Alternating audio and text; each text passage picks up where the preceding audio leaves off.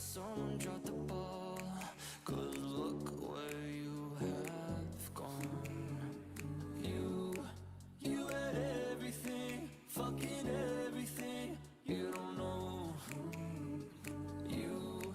You had everything, threw it all away. You don't know. You got everything that you need, everything that you need. Hold on. You've got everything that you need, everything that you need. Hold on. You've got everything that you need, everything that you need. Hold on. You've got everything that you need, everything that you need. Hold on. Feel like you were unaware of all the things you ever squandered. Feel like you could live a dream, but you just failed to see it. There is always another day. For you there's another round. No day is ever too late. There's always a way out. You got everything that you need, everything that you need. Hold on. You've got everything that you need, everything that you need. Hold on.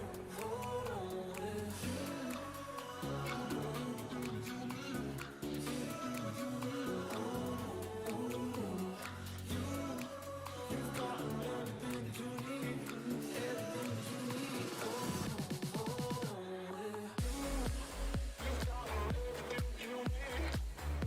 You've got everything that you need, everything that you need. Hold on. You've got everything that you need, everything that you need. Hold on. You've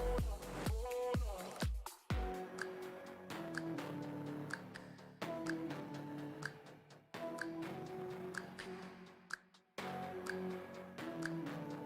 everything that you need, everything that you need. Hold on. You've got everything that you need, everything that you need. Hold on. You've got everything that you need, everything that you need. Hold on. You've got everything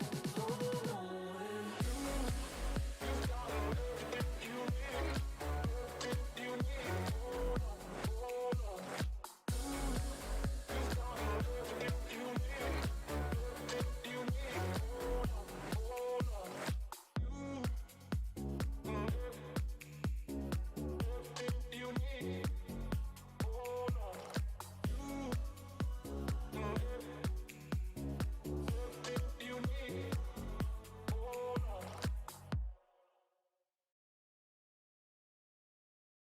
Great vision to find Paz. Oh shit. With the left skate. And just that little bit of time to settle. Oh boy.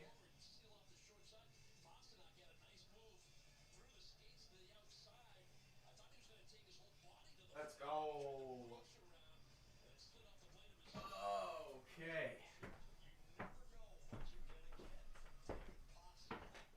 Wow, wee wah. Oh, wow, wee wah. Should mute that. Pog indeed, Spider-Man. Why is that guy so handsome? Years of practice. Years upon years of practice of being handsome. I am back. What up, Felipe? How are you, man? Got the Bruins game on because they're playing, and I gotta watch this shit show tonight. So I figured I'd watch something maybe good for a little bit. I don't know. How are we, everyone? How are we, early club? Usually about 20, 25 of you guys in here early. What's going on, everyone? Ice Cold Films. Been watching the... Oh, the Three Colors thing. I was like, you are fully speaking a different fucking language right there. I have not seen those films, no. Also, if somebody could tell me two things. One, A, if the stream quality is better, which it should be. B, if the microphone is crackling as much as it was last time, because I don't know why it was doing that. What's up, Bia? Early predictions? That there will be another tie of two people who won't win the Oscar. How much of your audience hits on you? Percentage-wise? I don't know. It's not that many. It's like a select few that I kind of know the names of, too, which is sort of funny. Oh, no way we got a fucking penalty called for that. That's crazy, ref! Open your eyes. Props to the Minari thumbnail tonight if you watched. Yet I did. I loved it. I loved it. Why did my preview just stop? Preview's still going over there, so that's what counts. London Calling, what's up, Jerry? Favorite drug addiction film? Just my life. No, Requiem is definitely up there. Look at that, we got another power play. Everything sounds good, thanks, Owen.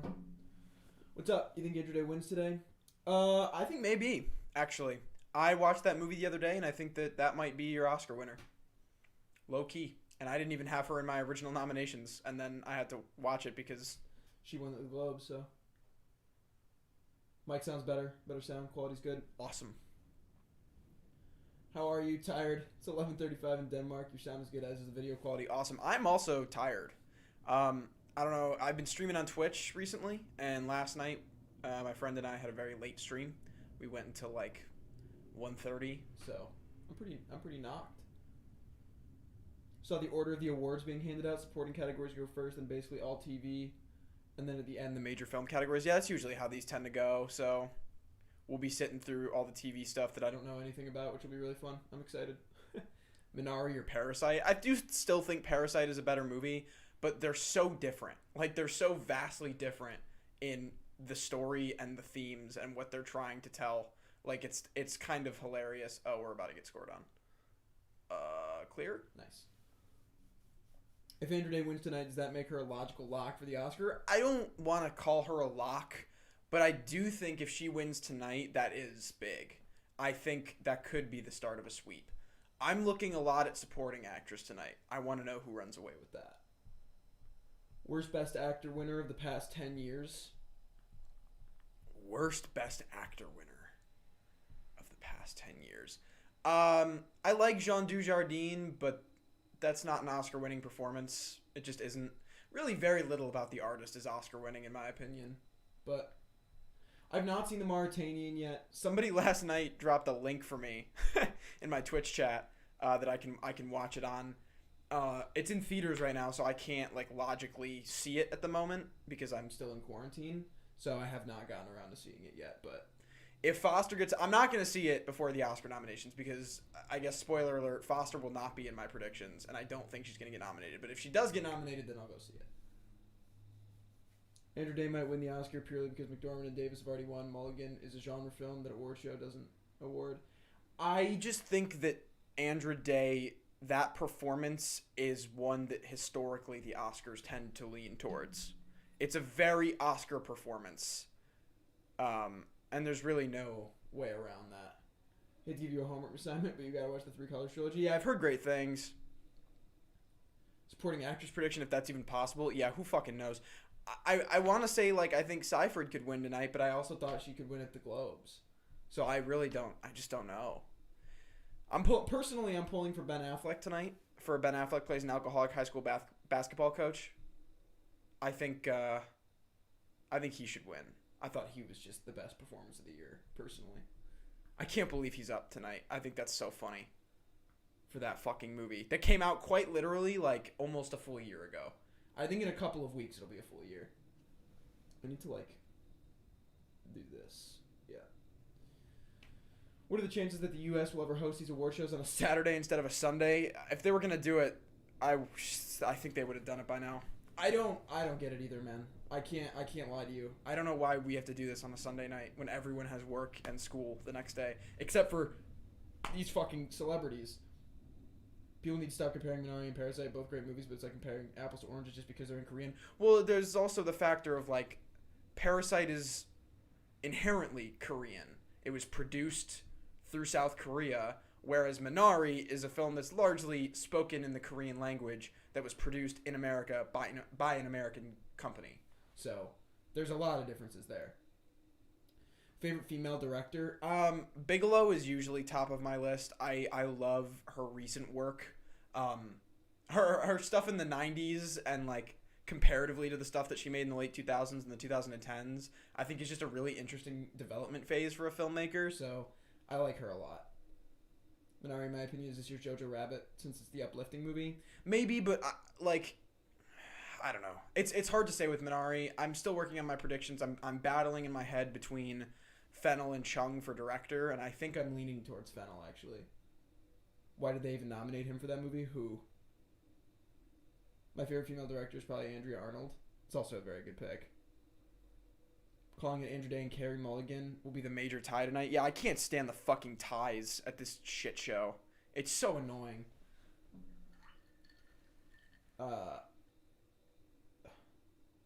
List 2 advantages of the... You're speaking German in my chat. I have no earthly idea what that means. When will the show start? I think it starts at 7. I thought it started at 6, so I started the damn stream at 5:30. So now we're all going to sit here and we're going to watch New Jersey and Boston play. You can hear me freak out when we get scored on. Good evening, what up? How you doing, dude? Do you actually think The Hurt Locker is her best film? No. I think you're either Zero Dark 30 or Detroit, for me, is her best film. Jojo Rabbit or Inglourious Bastards?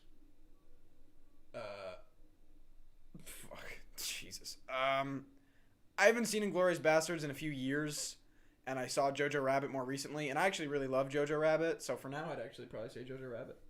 But I'd have to rewatch Inglourious. I haven't seen it in forever. Ben Affleck for basketball movie? You mean Ben Affleck plays an alcoholic high school Catholic basketball coach? I think that's what you mean when you're saying basketball movie, but I'm not entirely sure. I'd love a goal for the Boston Bruins before the first period ends, by the way. That'd be kind of tight.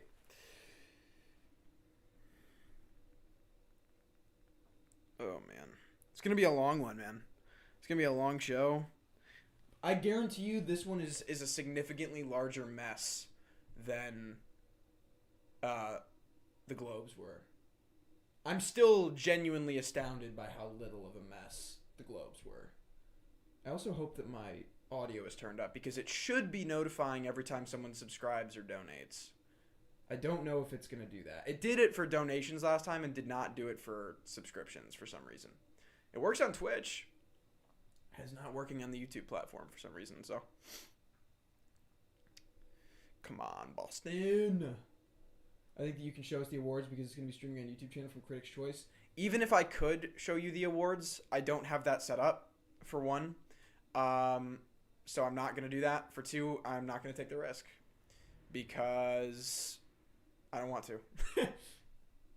My recommendations for you, 3 Colors, Double Life of Being There, Local Hero, Phenomenal. Yeah, man, I haven't seen any of those. I have seen The Holy Mountain, though. That I have seen. I really loved that movie, actually. I didn't expect to love that movie, and I really, really did. Mike's a little quiet. Can you turn it up a bit? I can. I just have to walk over yonder for a moment.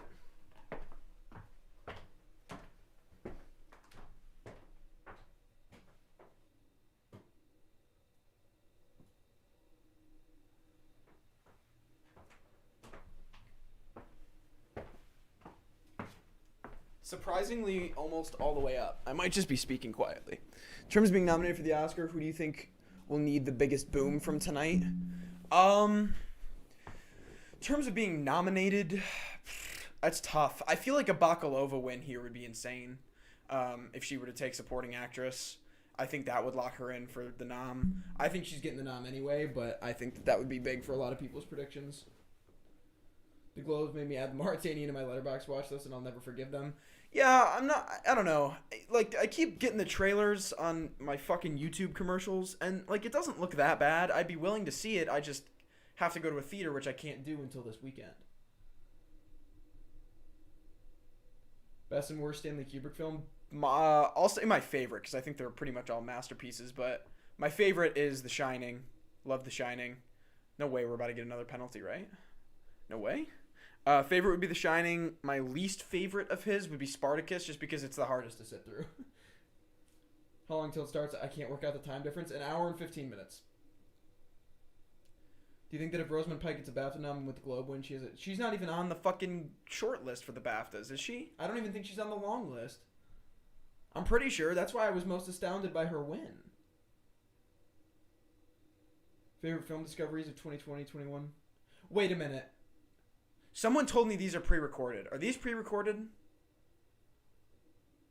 Because I might not be able to look at chat if they are. I kind of forgot, and I think Dave might have just spoiled something on accident. But I might not be able to look at chat tonight if these are pre-recorded, because people might know who won. Yeah, PGAs are tomorrow, BAFTA, DGA are Tuesday. Correct. Eyes Wide Shut is great. The Mauritania is comparable in quality to The Report. I have not seen either. But I did say last night in my stream that Jodie Foster's performance reminded me a lot of Annette Bening in terms of campaign. Someone said, I don't know.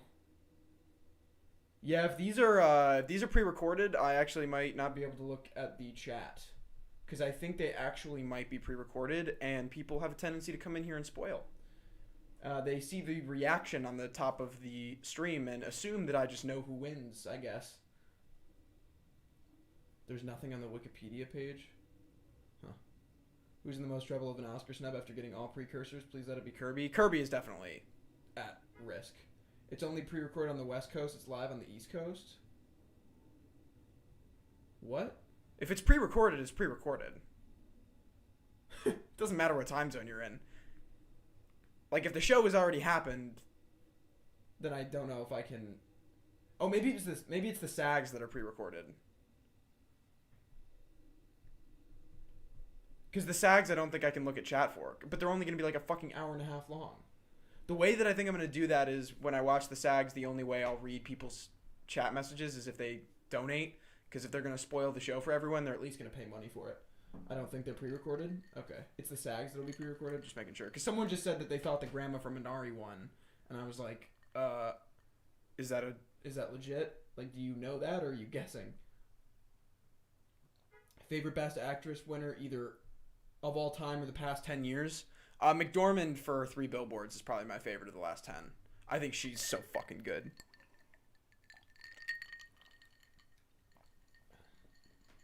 Major theme for the movies of last year was class warfare. This year the theme is nature. Yeah, but First Cow isn't like a contender, in my opinion, really, for anything at all. I don't think you're going to see First Cow. I just don't even think the voters remember that movie. Or the name of that movie. Quite blatantly. I don't think that's going to show up at all, but... Yeah, Nomadland and Minari are both very similar in their style and their tone and themes, for sure.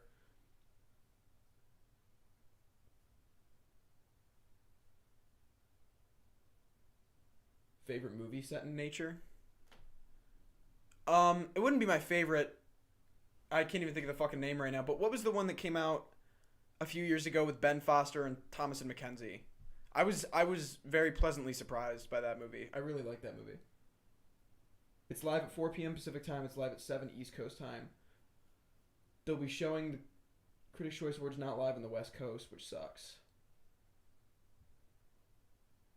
But that's the same time. 4 p.m. Pacific and 7 East Coast is the same time.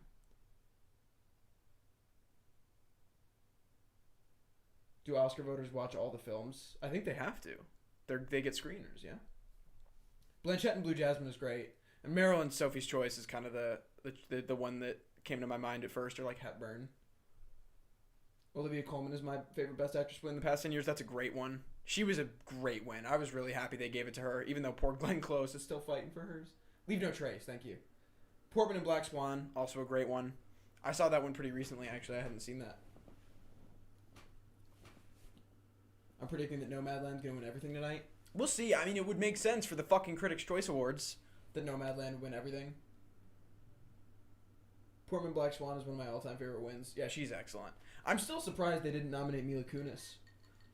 I wasn't doing this back then. Does anyone know who took her slot? Because I know she had the Globe nom.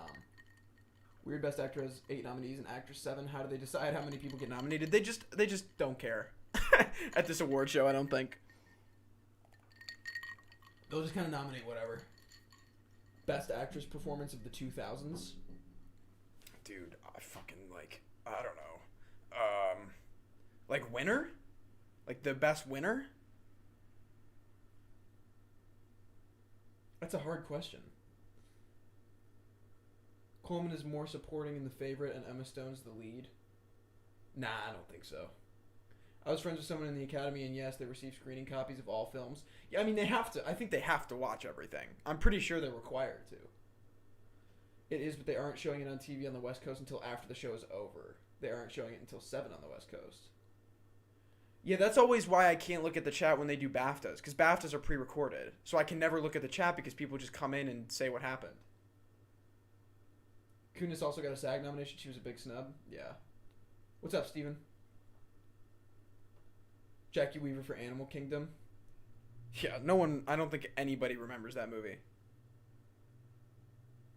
Considering the pandemic has postponed several movies for premieres, I can't help but think that some movies that were supposed to premiere this year will be delayed. Do you agree? Like in 2021? Yeah. I mean, yeah. They already have been. Have you seen What's Eating Gilbert Grape? I have. It was Steinfeld in True Grit? Since that film was not nominated anything at the Globes. Okay. Well, I mean, Steinfeld's pretty fucking good. Do you think Judas and the Black Messiah is getting into Best Picture lineup at the Oscars? No, but if they go for 10, maybe. I just don't know how many they're going to put. If they put like 7 or 8, no. If they put 10, I think it's got a solid shot. Jackie Weaver got no precursors and just showed up at the Oscars? Interesting. You mentioned Coleman and Close, and I recently saw The Wife and I liked it. Did you see it? And if you did, do you think the Oscars did the right thing? The movie itself was not my favorite. I thought Glenn Close and Jonathan Pryce made the movie watchable at all, but I do think the Oscars made the correct call. I think Olivia Colman was better, and if they were going to give it to Glenn Close, it was her career win. And I thought that Jonathan Pryce was just as good as Glenn Close, and it was a bit of a shame that he wasn't getting any talk. Can't wait for Dune. Dune is going to slap. I'm very excited for Dune. I hope Promising Young Woman or Minari spoil for Best Picture. That'd be crazy. Last year they chose Once Upon a Time, so it's possible. Yeah, everything that we see here tonight, guys, we have to take with a grain of salt. Everything we remember, this is the award show that tied Glenn Close and Lady Gaga, and then neither of them won the Oscar. Seinfeld or The Office? Seinfeld is better than The Office in every way, shape, form, and size. I hope Carrie wins tonight, but who knows? Yeah, we'll see, man. I don't know. I have lost a lot of faith in her winning the Oscar after she lost the Globe. Quiet Place 2 release was pushed up to May. I did just see that, and I kind of just don't care that much anymore about that movie.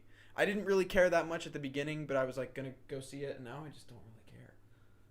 I think Judas is going to be the American Sniper of this year. Well, the thing with American Sniper, though, was they fucked up in their screenings. American Sniper didn't get anything before the Oscars because they, like, whiffed their screenings and they whiffed their release date. That fucking movie came out in January. But didn't they change the rules? The Best Picture has to be 10 noms. Also, hi from Sweden. What's going on, William? I had thought so too. I guess I did my research incorrectly. There was an Entertainment Weekly or a Hollywood Reporter article that said that it was coming into place this year. They must have changed that at some point because it's not. It's next year. Yeah, that comes into effect next year. Have you seen the original Dune? Yeah, the David Lynch one? I have. Justice for Toni Collette? True. Seinfeld is the best sitcom. The House That Hulk Built, you have to understand something. I hate The Office. I hate it. I don't think it's funny in any way, shape, or form. And I love, like, the entire cast of that show. I love everybody in that show. And I hate that show. In Close in that gold dress, she came dressed as an Oscar. Well, she fucking walked in there. I mean, Glenn Close is an intelligent person, right? She wins everything. Other than the BAFTA, which was expected. She wins everything coming into the Oscar. She's smart enough to know she's probably going to win. That's why Olivia Colman was so shocked. I've not seen Raya and the Last Dragon. I can't get out to theaters until this weekend, so anything that just released I can't see yet. So when I get out of quarantine, I'll go see that, and I'll go see The Mauritanian probably, and Chaos Walking, which I can't wait for. Denis Villeneuve, best filmmaker of the 2010s. Very plausibly. I mean, he made some probably classics. Best and worst Charlie Kaufman film. Again, he's kind of another one who doesn't really make anything bad. My favorite of his is John Malkovich. My least favorite of his, man, I don't know. I don't know what I would say for the worst. A lot of people like The Office. Oh, I know. I just hate it. I see most people predicting Yeo Jung-yoon for supporting actress tonight. Who do you think is the second slot? That category is so up in the air that I'm not even going to bother trying to predict it until we get at least past the SAGs. I see most. Did Jake Gyllenhaal deserve an Oscar nomination for Prisoners? Sending love from Newcastle, England. What's going on, Archie? Yeah, I would say so. I think he's phenomenal, but I think Hugh Jackman is just as good in that movie. I like Michael Scott. I'm reading Dune and it's dense. Don't worry, dude. You got plenty of time. You got plenty of time to read. I woke my family up when Coleman won. Yeah, that was the most insane reaction I think I've had yet. You say you hate The Office. How do you feel about Parks and Rec? Fun fact: I think Parks and Rec takes everything The Office does and does it right. I think Parks and Rec is a great show. I think it took everything that The Office did incorrectly and then just did it right. Who would you like to get that 5th best actress slot? It's going to be Andra Day. I don't even think it's a question anymore after having seen the movie. Prisoners was overall snubbed. Yeah, it was. But you have to also look at that type of film and recognize that that's just not going to really show up anywhere. It's the same reason that David Fincher, up until now, cannot get recognition. Because he makes movies like that aren't going to be recognized by the Oscars very frequently. When Dune was pushed, I was so heartbroken. If Andra Day wins tonight, do you think she'll win the Oscar? Currently, right now, I think she's going to win the Oscar. But I would like to see who wins this, actually. Being John Malkovich with Spike Jonze. Yeah, but who wrote it? Could Maria... I mean, how many movies has Charlie Kaufman directed? 2? 3? Could Maria Bakalova miss the Oscar nomination? I'm a little unsure about her. Now, I personally do not think so. I think she's in there. Like swimwear. Denis Villeneuve said that Dune is the best film he's ever made. I'll take his word for it. He seems like a relatively humble guy. Speaking of Dune and birthdays, it's been pushed to the 1st of October. My birthday is the 2nd, so great weekend for me. The new Bond movie is on my girlfriend's 21st birthday, and I'm going to force her to watch it. Family Guy or American Dad? Probably Family Guy. This is the best Oscar show on the air. Yeah, dude. Me? Denis Villeneuve is the 3rd of October. He's a Libra. Proud fellow Libra. Denis Villeneuve or Chris Nolan? I like Chris Nolan more, just because he has more personal meaning in my heart. Like, he really got me into movies and making movies. What's your favorite year of movies? Mine is 1999. Oh, man. 2001 is an easy answer, but it's a great answer. More recently, I feel like 2017 was such a good year. From Lima, Peru. I would try and pronounce your name, but I don't want to fuck it up, and I totally will. But what's going on? Personally, who do you want to win Best Original Screenplay? Do you think Promising Young Woman is a solid chance? No. Original is going Sorkin, hands down, tenfold. He is taking that Oscar 100%. My birthday is in November, the beginning of November. At this point, do you think Delroy Lindo could still get the Oscar nomination? No. I don't know. I want to see BAFTA noms, but not really. And I'll explain it more when I do my predictions video, but no. My favorite movie of 2020? Probably Minari, actually. I don't watch other awards-based movie channels because I don't want to try and sway myself on the basis of other people's predictions. Plus, there just aren't very many.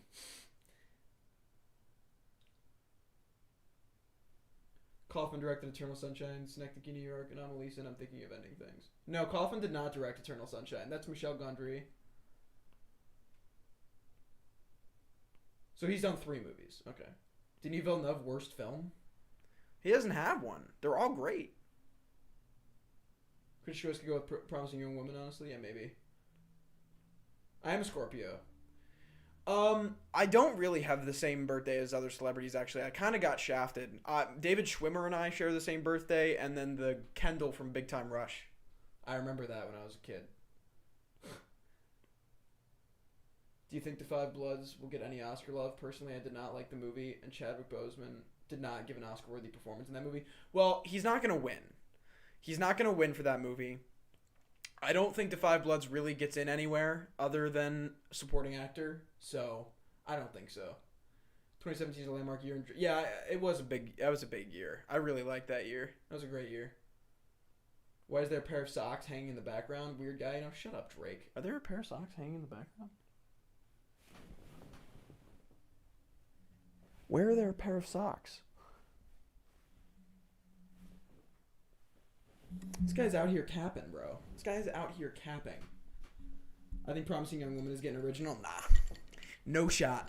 No shot Sorkin loses that category.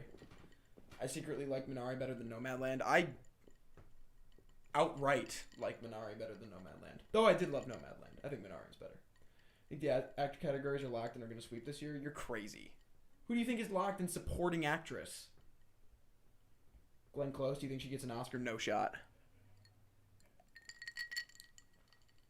The Five Bloods is completely dropped off, but now saying that it'll probably show up at the Oscars. I don't think it will.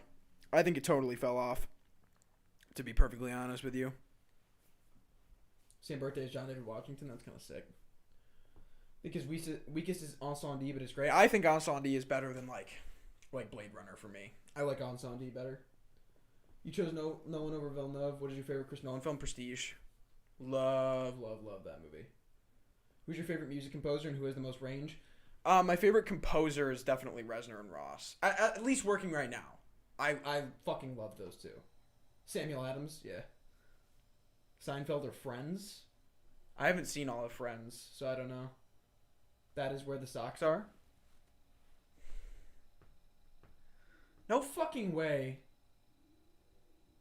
I'm like actually fucking looking around for jokes. Or for socks. You're such a douchebag, Drake. If Minari wasn't in Best Foreign Language, who should win? If they submitted The Life Ahead, would your choice change? But, well, The Life Ahead is also not foreign. It's not an international film, is it? Isn't that Netflix, technically? Tenet was never getting nominated. The order of categories is out. Yeah, people tend to tell me what's going on. I usually don't look it up. Not Best Actress or Best Supporting Actress, just Best Actor and Best Supporting Actor are locked. I should have clarified. I think lead actor is locked, and we'll see about Kaluuya. But I think he's looking good. My brother loves Ensemble. That movie's fucking awesome.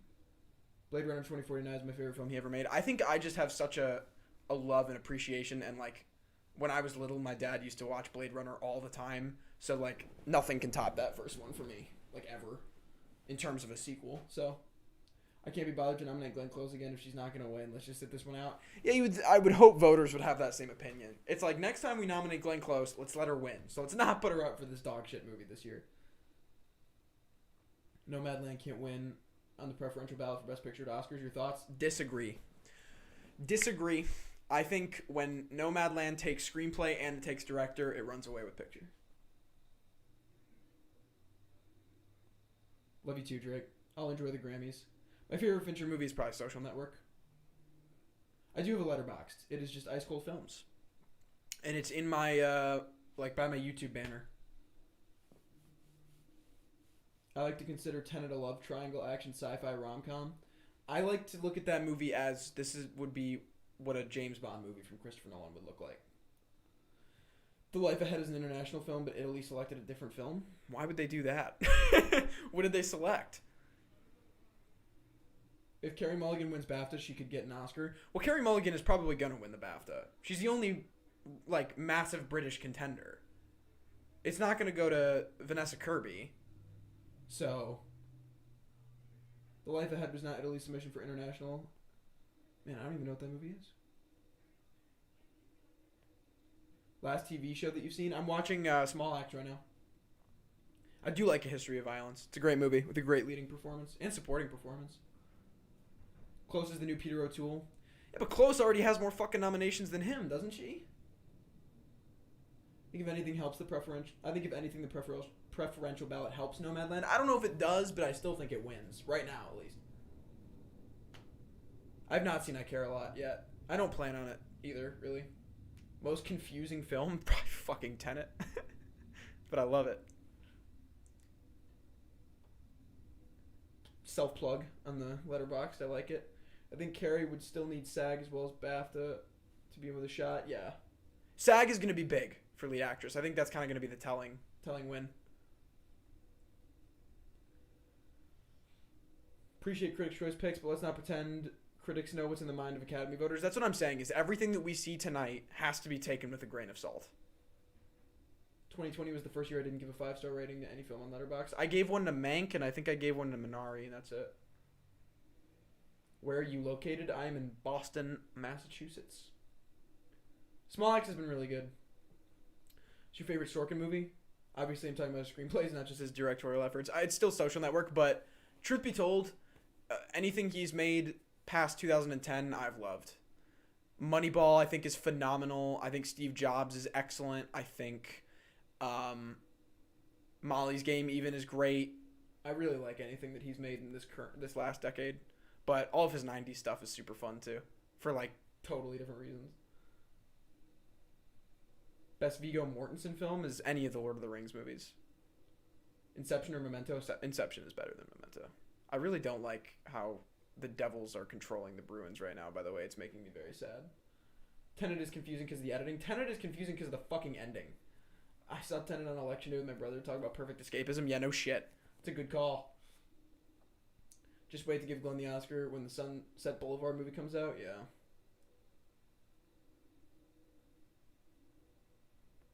Saul. I forgot about that. That was pretty good. Green Book or King's Speech. Two movies that should not have won Best Picture but are fun movies. King's Speech is a much better movie, though. And Tom Hooper is... Whoo-wee! Has Tom Hooper become a dog shit director, but that movie still... I like that movie.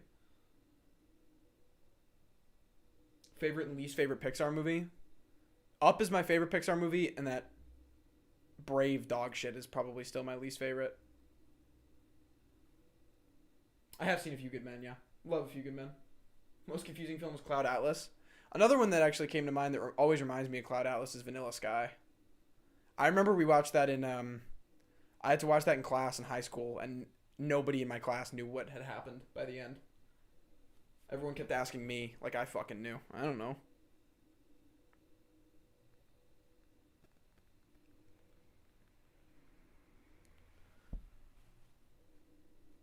I really would love for Boston to stop pretending like New Jersey is as good as them in hockey. This is very frustrating. I'm not gonna lie.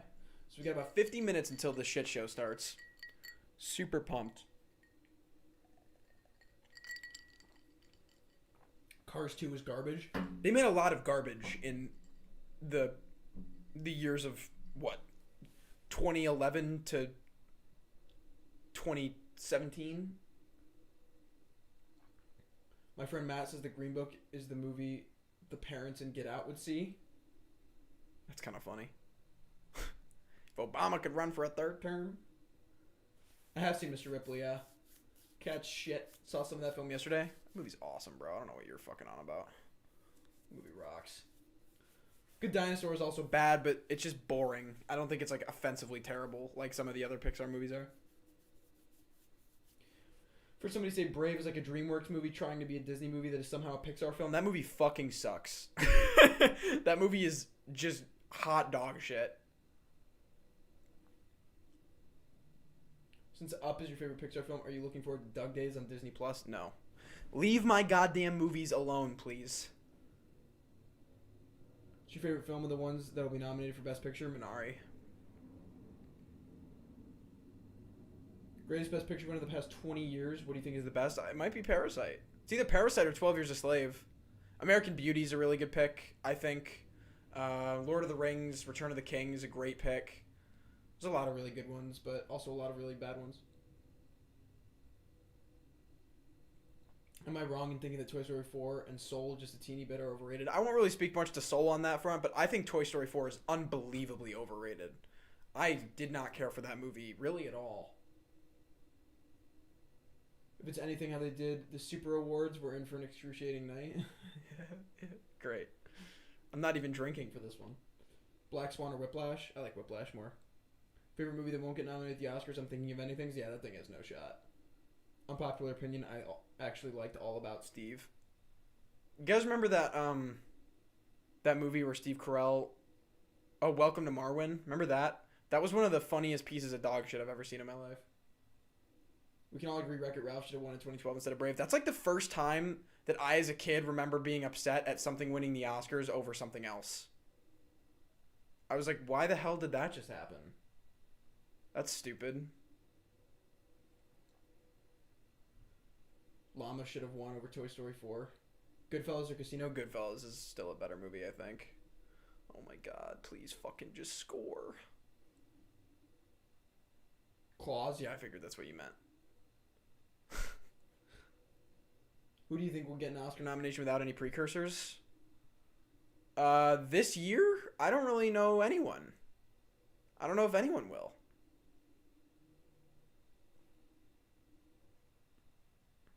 Are there any of the Disney live-action remakes that you would consider good? I haven't seen Branagh Cinderella. I thought The Jungle Book was alright. When I had first seen The Jungle Book, I thought it was okay. Haven't seen it in a while, though. Most polarizing film? I don't know. I wouldn't know. What is your guilty pleasure movie and TV series? I don't really know if I have a guilty pleasure TV series. Movie-wise... That's tough. Movie, like guilty pleasure... I don't even know. I feel like a lot of people hate The Fifth Element for some reason, which is one of my favorite movies ever, actually. Are you rooting for something in the TV categories? No. I just don't. I don't know anything about TV. I need to get better at that. I say that every year, and then I don't. I will see Toy Story as a trilogy. 4 is more of a quiet epilogue in my eyes. I just try to pretend that they didn't make it. Because it's just one of those things that it's like, why? I mean, I know the answer to why. It's a very obvious answer as to why. But it's just like, fucking leave it alone. Gladiator or Braveheart? Gladiator for me. Braveheart's a little taxing now. Out of all the precursors, which is your favorite to watch and why? I would say SAGs. I think SAGs are quick, close, and to the point. They don't fuck around too much, and when they do, it can actually be okay. Spirit Awards are really fun to watch, but they're not really a strong precursor to anything. As great of a year as last year in 2017 where the acting categories were so boring. Yeah, that's why I'm kind of excited about this year is the fucking acting categories might not be horrifically boring. Pokemon 2000 is my guilty pleasure. Man, I remember watching that shit when I was little. Oh my god. Cinderella and Jungle Book are the best live actions for sure. Riverdale is my guilty pleasure. I don't think you'd catch me dead watching that show. Drive or Mulholland Drive? Drive. Yo, Jung Yoon to win tonight. We'll see, man. If she wins, that's big. That'd be pretty impressive. Fifth Element, good answer. Very polarizing film. I fucking love that movie. Love that shit. Mother was pretty polarizing. True. So that means you're not looking forward to Lightyear? Nope. I see no earthly reason for me to go and see that movie. Oh, there's another penalty. Oh. Is that on us?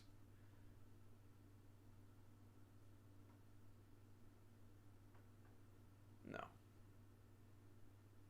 SAG this year is going to be pre-recorded and only an hour long, thank God. Yeah, I'm just not going to be able to look at chat for that one, unfortunately, but it's all good. If you don't have a preference for the TV, then root for The Crown with Coleman and Josh O'Connor, who is someone you should look out for. I've seen like a season of The Crown. I saw the first season and I liked it, but it's very slow. Like especially considering like the first 2 episodes of The Crown, I don't want to call them fast paced, but they're certainly better paced than the rest of that season is. 2018 acting categories were so predictably boring as well. They have been very, very predictable these last couple of years. Synecdoche, New York is very polarizing. Is it? I don't really think so. I feel like people love that movie. Way more than they dislike it. My guilty pleasure is Scooby-Doo 2. Is that the one with, who plays Seth Green? Critics' Choice Awards are super boring, so I never watch, but I usually like the winners. Yeah, sometimes this show can be a bit of a chore. We'll see if it's got some pace to it. Howdy do? What's going on, Jack? I'm watching this Boston Bruins game because it's at least energetic, you know?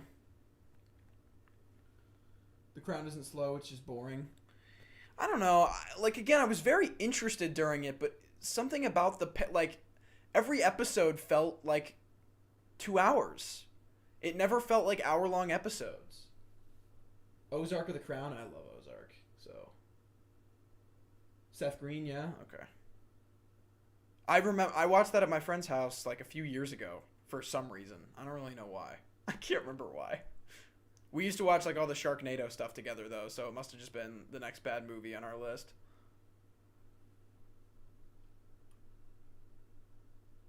Matthew Lillard, best Shaggy of all time. How many have there been? Are there that many Shaggies?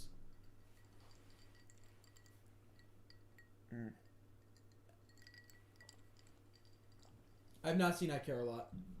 The god of animation? Do you mean like a person or a company? Like a particular animator, a particular director, or like a company? Because there's so many different styles of animation, right? You have you got Ghibli, you've got, oh fuck. We just got a penalty called on us. That's just so fucked. There's Ghibli, there's Pixar, there's, also, and even DreamWorks has a unique style. I've not seen Schitt's Creek. Imagine if the Oscars had relays and then announced all the winners at the end, like a high school competition. Sounds awesome. Let's go, Grandma from Minari. Yeah, I think a lot of people are rooting for her tonight.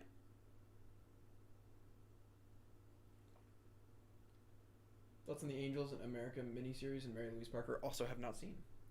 Critics' Choice and SAG had horrible EDM music when they announced the winners. Can they change that, please? I'm sure they will. At some point. Maybe not this year, but... I also only watched season 1, but the new season with Lady Diana looks interesting. I mean, again, it's a fascinating story. And it's just kind of boring. Favorite non-Disney animated film from this past decade? So that also excludes Pixar, correct? What do you think of 500 Days of Summer? It's a great movie. I've not seen Drawn Together. Who would be your surprise but well-deserved Oscar nom this year? I don't think we're going to get a surprise at the noms.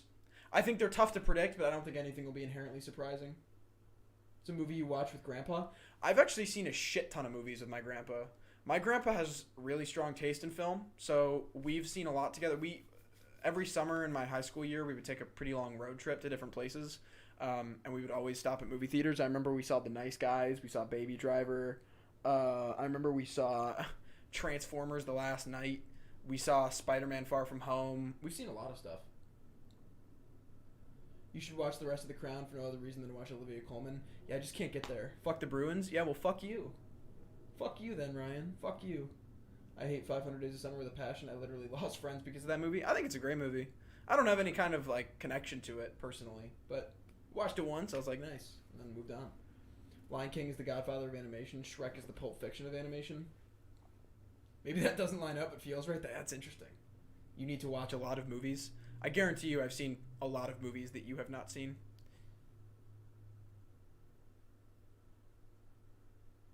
Favorite Ghibli movie? It's not technically, I don't think, originally a Ghibli film, but I think they bought it out at a point.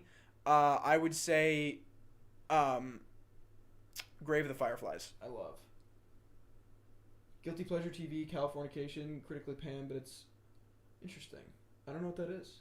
Which RV would you rather live in? The one from Nomadland or the one from Minari? Well, one of them is an actual home, and the other one is literally just a fucking van, so I'll go with the home. That's because they're American animated films, same way Godfather and Pulp Fiction are American. Is Spider-Verse top 3 animated movies in the decade? Yeah. I think so.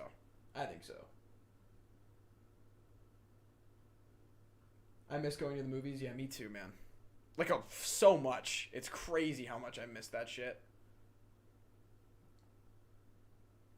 Mads Mikkelsen would be a nice surprise nomination. He's on the BAFTA long list, so he does have a chance still. No. I don't think so. Not yet. He'll get one. I know he'll get one. I just don't know when. Grave of the Fireflies counts as Ghibli? Okay. Do you take notes while watching movies? No. Unless I'm supposed to, but no. I don't think that's the right way to watch movies. For me, at least. Grave of the Fireflies is the only movie that's ever made me cry. I sobbed like a little bitch. Have you read about the new BAFTA voting process? Yeah. You know, I'd like to see how it goes, I guess, before I really comment on it. Marnie Was There is a really good one. Favorite Best Supporting Actress nominee this season that you'd like to see win the Oscar? I think Seifert would be really cool to win, but Ya Jung-yoon is probably the best performance. Best and worst animated film of the decade? You mean of the 2010s? I would still say Brave is like the fucking worst. And best is probably Into the Spider-Verse. I might argue that that's the best. Which movie would you like to see as a remake, and what movie are they not allowed to touch ever? There's a lot of stuff they should never touch, but a movie that I kind of continuously say needs a remake is The Breakfast Club, which I think is great for its time and is extremely dated now and could be done again with a really interesting spin. I want like a Ryan Coogler to direct a Breakfast Club remake. I think that'd be really cool. Is there a Streamlab link? I'm outside the US and can't send Super Chat. There's a PayPal link somewhere. If you go to my Twitch channel, twitch.tv/Ice Cold Films, cold to the zero, you can donate there, but I won't be able to see it. So don't worry about it. Keep your money, man. Keep your money if you can't Super Chat. Don't worry about it, brother. Worst Disney Channel show? Fuck if I know. No idea. SpongeBob movie Sponge on the Run got withdrawn for the animated feature submission list. Bummer. I'm mad at SpongeBob right now. I'm not happy with Nickelodeon. Thoughts on the Oscar diversity rules? We'll see if they work. We will see if they work. There'll probably be a tie, but in which category will it be? Who cares? Of course there's going to be a tie. There's always a couple of ties. So we'll see what they do. I don't know. Maybe leading actress. I think Andrew Day could win at the Oscars, Jason. Food Fight, easily the worst animated movie. Have not seen that. The Emoji Movie. Well, see, that goes to show because I don't even fucking remember that movie. I don't even remember it coming out. I saw it in theaters. People who don't cry during movies are weird. Watched Minari last night and I got teary-eyed watching that little boy run. Yeah, I don't really cry very frequently. It's pretty rare. I miss the feeling of the air conditioning in a summer season movie theater. Yeah, it's just such a shame. It's such a fucking shame. Ryan, I'm about to ban you from my chat. Do you know how many times in my life I've heard that? If I had a nickel, they should remake Death Note again. Not the turd they released like 4 years ago. Wasn't that what's his name? Adam Wingard? He's doing the Kong versus Godzilla movie. Can't wait. Super pumped for that one. After seeing The Guest. I have seen The Handmaiden, yeah. Favorite Glenn Close film? I don't know. That's a hard question. Cried during The Elephant Man. That's pretty brutal shit. What's up? I'm watching the Bruins game until fucking the show starts. Yeah. It's tied up. This is Oliver, everyone. Hey, chat. Everyone say hi to Oliver. You finally get to see my face. Yep. I don't know. Hopefully they can hear you, but... So he's... Hello. There you go. Just start screaming. But yeah, so we're hopefully, like, when more award shows start up, I want to get, like, a bunch of people here to watch them. Kind of like we did last year with the SAGs. Once we're not in quarantine. Yeah, once we're not in quarantine, then we could definitely have people here. I'm gonna make some chicken. Alright. It is, yes. It is the same.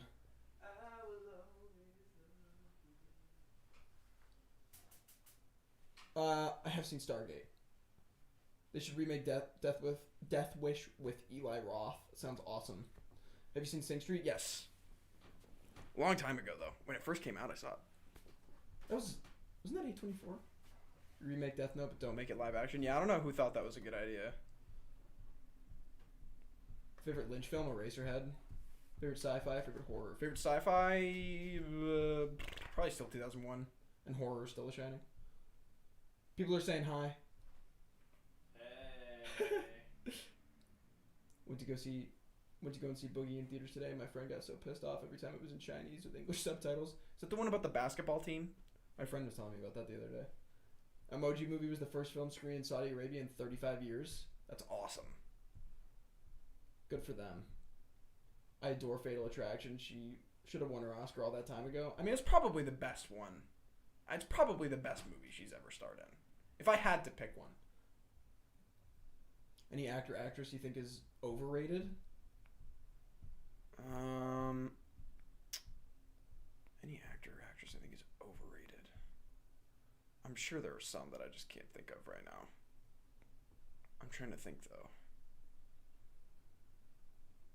I think... No, I'm not going to say that. I said that. Anyone who's been around for a couple of years will probably know my answer and know why I won't say it. All my friends were done with the Oscars when they snubbed The Dark Knight for Best Picture. Yeah, it fully changed the fucking rules of the Oscars. One movie fully changed the course of the Oscars. It's pretty nuts. Yes, Dave. Yeah. If you had a Critics' Choice ballot, who would you vote for in the main categories? Ryan? Ryan? You best keep your mouth shut down there. How many people are you allowed to be together right now? 0. What's up, Jack? What do you think tonight is going to tell us Overall, probably not much. I think it'll tell us if Kaluuya is really going to sweep the whole season like we think he is. I think it might give us a little bit of clarity in supporting actress. And I think it could tell us if Andra Day does have the real shot that I think she has. I'm not going to say it, Spider-Man. I'm not. I'm just not. No. You guys. I'm going to start banning. I'm going to start banning. Start banning people out of this chat. I'll fucking do it. I don't want to do it, but I'll do it. Is it underrated? I think Billy Crudup is a big underrated performer. He's usually like the first one that I kind of point out when people ask me about underrated performers. I think he's a really, really good one. Do you fit in with the Oscar caliber? I don't know what that means. I think he's the most overrated Film as of late, fucking Joker. Fuck that movie. Mulligan is taking actress, right? I don't know. What's your favorite category that always piques your interest? Just like a crime thriller is always something that I'll watch. I'll always watch a good... Good crime thriller. That's why I'm a big Fincher fan. Most underrated, The Lady in the Farewell. As in the grandma? Or Aquafina? Can you believe the only televised Below the Line award is going to be Song, according to someone on Twitter? What do you mean? I think Jodie Foster will get BAFTA and Oscar nominations. I saw the movie and she deserves it. Interesting. I hate Billy Crudup, that guy just really sucks. I love Billy Crudup. I think he's a great actor. Do you agree with Cuba Gooding Jr. winning the Oscar for Jerry Maguire, or would you have rather given it to William H. Macy in Fargo or Edward Norton in Primal Fear. I personally think they're 3 great performances. It's tough. Yeah, to be honest with you, I don't know. I could give it to any of those 3, and I think I'd be satisfied. Saw a Crudup one-man show in New York City. Awesome. Rooting for Minari and Promising Young Woman tonight. I feel like you're alongside a lot of people who are rooting for those 2 films as well.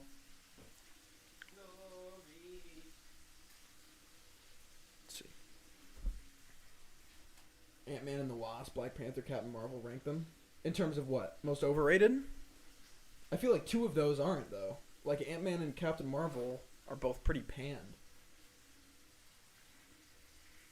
Norton and Primal Fear. It's a great performance. Plus, it's a Breakthrough, so.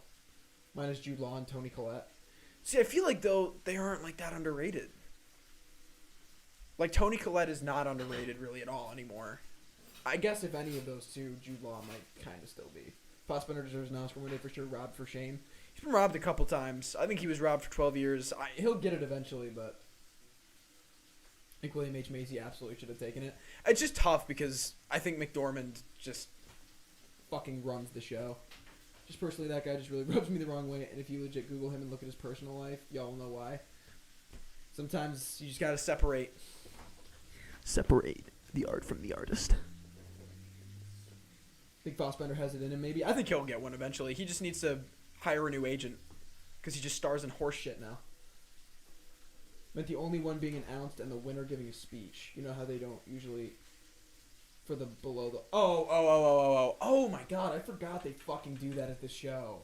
Or at the commercial break, they'll show you like who won. Don't they do that with screenplay?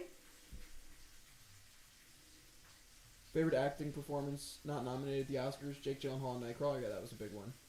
I appreciate the Martinian for not holding back on how fucked up America is, but it could have had better execution. Acting is great though. Similar to like Zero Dark 30 for me. Sounds similar. Oh, no doubt McDormand ran the show with Fargo. Just should have won everything. True.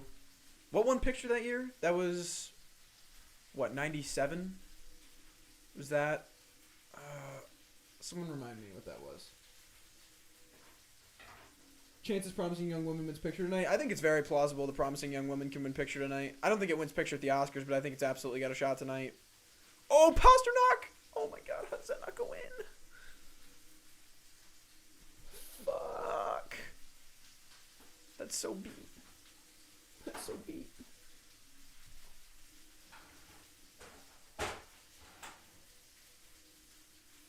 The English Patient. Fuck. Yeah, yikes. It's like one of the worst Best Picture movies ever. Sucker Punch or Batman v Superman? Look, man, as bad as Batman v Superman is, Sucker Punch is, like, unwatchable. Sucker Punch is agonizingly miserable to watch. Oops. Sorry about that. Oops.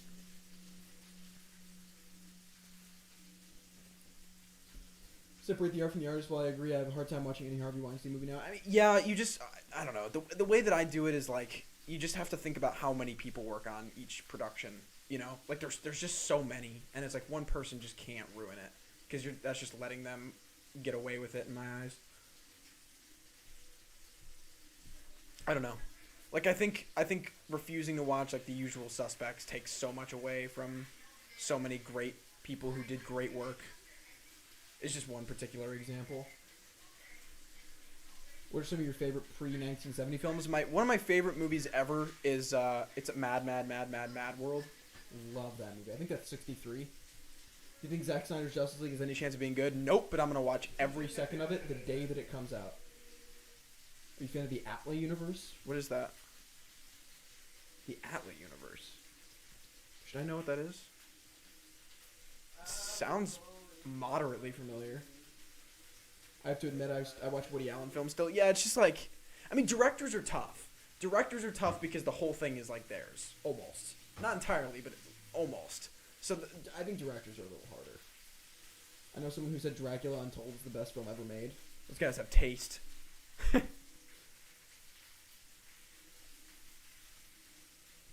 Last Christmas, I watched one of the worst movies ever, the Rob Reiner film North. I don't even know what that is. I have no idea.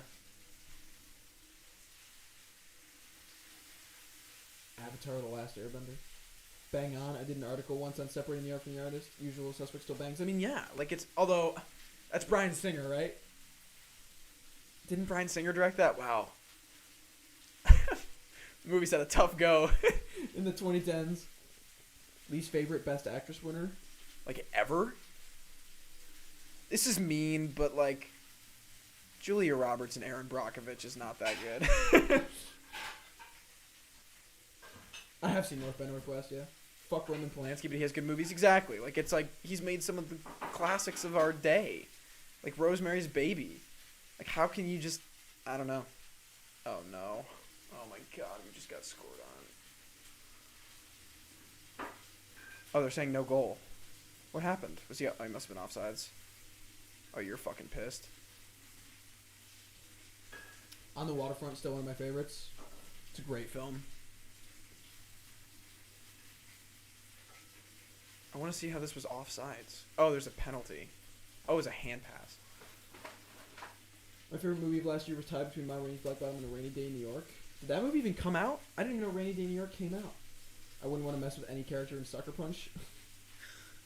I have seen Crimes and Misdemeanors, yeah. Yes, that was Bryan Singer. That's tough. Atlas, Avatar, The Last Airbender, bro. Oh. Gotcha. Again, I'm not a television guy, so I have not seen it. Favorite sports movie? Moneyball. Still through and through for me.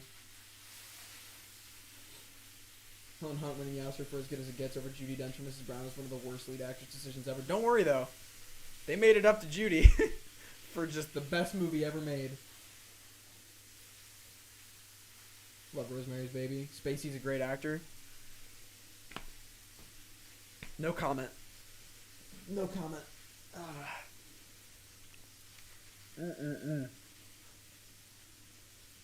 How long we got? We got 24 minutes? Okay. It's coming up. Streetcar Named Desire and Taxi Driver are my two top all time. Those are really good picks. Very, very good picks. I think Scorsese would probably agree with you on the first one. Is your family big on the Oscars and film? like you or just you. My dad is big into film, and my mom is big into Oscar stuff. She's kind of how I got into it, was because she always liked following the way that, I don't know, like the way that the whole season went. So she kind of got me into it, actually. But she doesn't like really predict anything. I kind of got into that. I don't understand how we're getting our shit rocked by the New Jersey Devils, by the way. My comment too funny for the algorithm? I didn't even see it. What'd you say?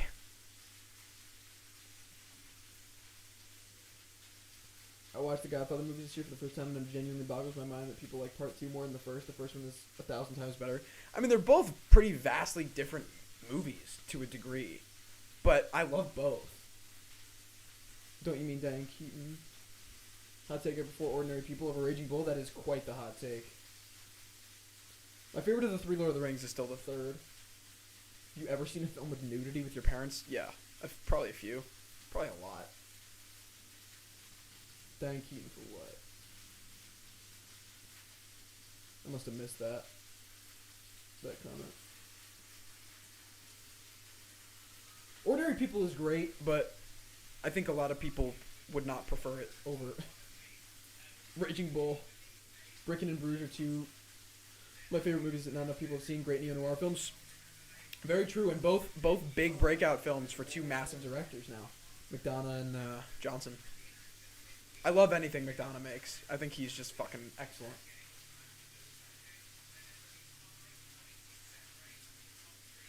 Thought you mentioned As Good as It Gets. Oh, someone did. Someone mentioned As Good as It Gets.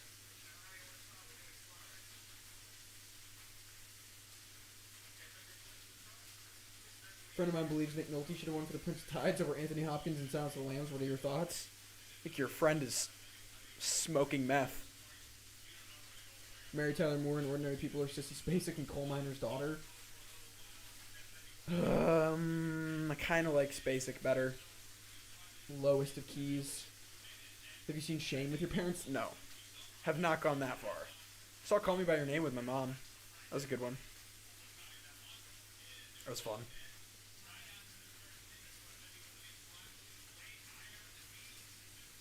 Diane Keaton snubbed for Godfather Godfather Part 2. She got snubbed all across the board for those movies, didn't she? Is the streaming available somewhere? Someone was saying it might be on YouTube, but I don't know. Who's Afraid of Virginia? Virginia Woolf is my all-time favorite. McDonough's making another film with Colin Farrell and Brendan Gleeson. Gleason, yes sir. I can't wait.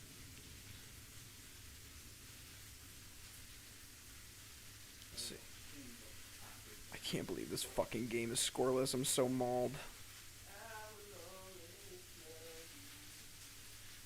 Any of the early Malick films? Films. I really like The Thin Red Line. I think that movie's really good. Although I don't know, is that even early Malick, technically? I feel like it's kind of early Malick. It's what, 98? It is on YouTube, cool. I watched The Favorite with my mom, too. That one wasn't that bad to watch with your parents. I highly recommend the Mike Lee movie Secrets and Lies if you haven't seen it yet. I need to get better with Mike Lee's filmography. I watched Naked recently, and I want to get more into his stuff because everything he's ever made is very well regarded. Other than the newest one, Peter Lou is kind of mixed. I have seen Leave No Trace. I was actually talking about it earlier. Grandma from Minari is showing up very strongly here at Ice Cold tonight. True. Do you still speak to Max? No. Have you ever watched Reds? Diane Keaton is fantastic. I actually think I have, but it's been a long time. I like Badlands. Secrets and Lies is fantastic. Francis steals all the lead roles in award-winning films. Leave No Trace reminds me of Nomadland, but I think Leave No Trace is better. Interesting. 1998. Okay, cool. I watched The Favorite with my dad. Same year as Saving Private Ryan. Okay. Rest in peace. No Badland is a funny typo. Is Nomadland winning at all? We'll see. As of now, I think so, but we'll see. Mulholland Drive with my dad, that's probably interesting. I'm ready for this to start. Can't watch this fucking hockey game anymore. I'm gonna lose my cool. Oh, Michigan State's about to beat U of M basketball-wise. That's actually insane that Michigan is about to blow that game.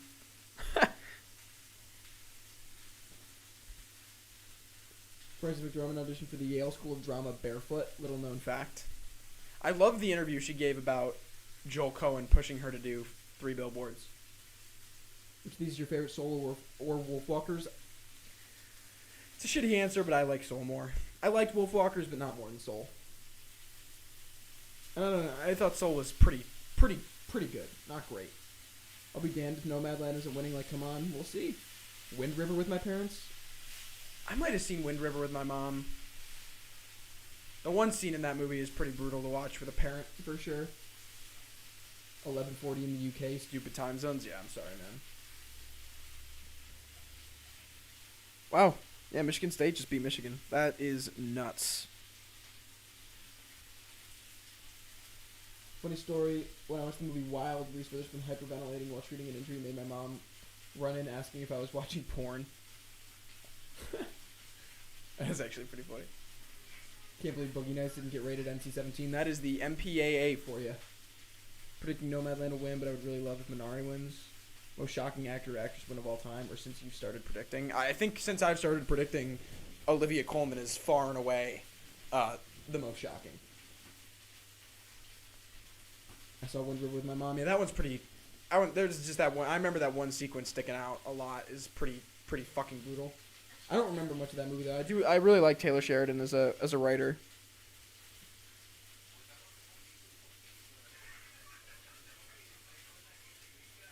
Let's see.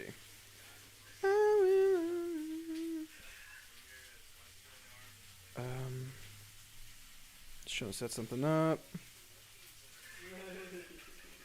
How's it going? What's going on, Blake? Are you the Blake that I know? Do I know Blake, or do I not know you? No, I think the Blake that I know, his full name pops up. Julianne Moore should have won for Boogie Nights over Kim Basinger for LA Confidential. Yeah, they finally gave Julianne Moore her career Oscar. I just Unfortunately, don't remember anything about Still Alice. Illinois is probably taking over Michigan's number one spot in the Big Ten. Looks like it, man. Because Illinois beat Michigan, but then Michigan State beat Illinois. It's been a weird NCAA year. Boogie Nights is really good. Boogie Nights is excellent. Anything PTA makes is great. Taylor Sheridan has a new movie coming out with Angelina Jolie. I heard he was working on a new show. Do you support a football team? You have to be specific on the football that you're talking about. Julianne Moore and Still Alice or Rosamund Pike and Gone Girl, Girl. Rosamund Pike is better, but Julianne Moore needed that Oscar. Truth be told. Although, to be fair, I have not seen Still Alice since theaters, which was, 2015? My long shot for the night is Ellen Burstyn to win. That is Quite the long shot. the only Mike Lee film I saw, I think, was Meantime. And Sheridan is writing the Without Remorse movie with Michael B. Jordan. Is he actually? I didn't even know that. Far From Heaven is one of Julianne Moore's best. That's true. I have seen The Master, yeah. I'm glad Julianne has an Oscar, but Rosamund Pike should have won. Yeah, but she was never gonna, because it's a fucking Fincher movie. Fincher movies can't win. Favorite Steven Spielberg movie? Jurassic Park. I think the worst PTA film is Inherent Vice. I don't think many people would disagree with you. American football. I don't have a football team I really support, but I'm from Michigan, and I enjoy actively rooting against the Lions, because fuck them. I hate that the ceremony held at 7 a.m. here, so I need to prepare to work while also keep updating. Man, if you're going to miss any show, I think this one's alright to miss. I watched Wind River, and for whatever reason, that scene wasn't in the version my brother watched, so when he watched it with me, he was completely shocked. How did he watch it? When did you start covering the Oscars? I think 2015 was the first time. Low-key feel like all the Globe love over the years for Pike is them trying to make up for her not winning that year. Maybe. Globes do really like her. Globes love Rosamund Pike. That's a big reason I don't know if Olivia Colman is set to win supporting actress is because the Globes love her and they went with Foster over her. My favorite Spielberg movie is Raiders. Fall quickly by Catch Me If You Can. Chicken's ready if you want some. I'll probably eat in a little bit. I had like a later lunch, but thank you. I appreciate it. You're a champion. Topsy Turvy is my favorite Mike Leigh film. No, there's just two different award bodies. I mean, no, but you're correct. Social Network won Best Screenplay. That is true. Still Alice is really sad. I watched it when I was like 14, so I didn't really get the full impact of it. I don't think. Sheridan's having a year. He's also got another season of Yellowstone coming out. I heard that show was getting canceled. But I hear it's also like the best show on cable. But it's not even. Is it even on cable anymore? Because Paramount Plus is a thing. I don't know. Pike got that surprise Globe for A Private War. Yeah, I remember her getting nominated for that. I remember like having seen the poster for that movie, and that was like it.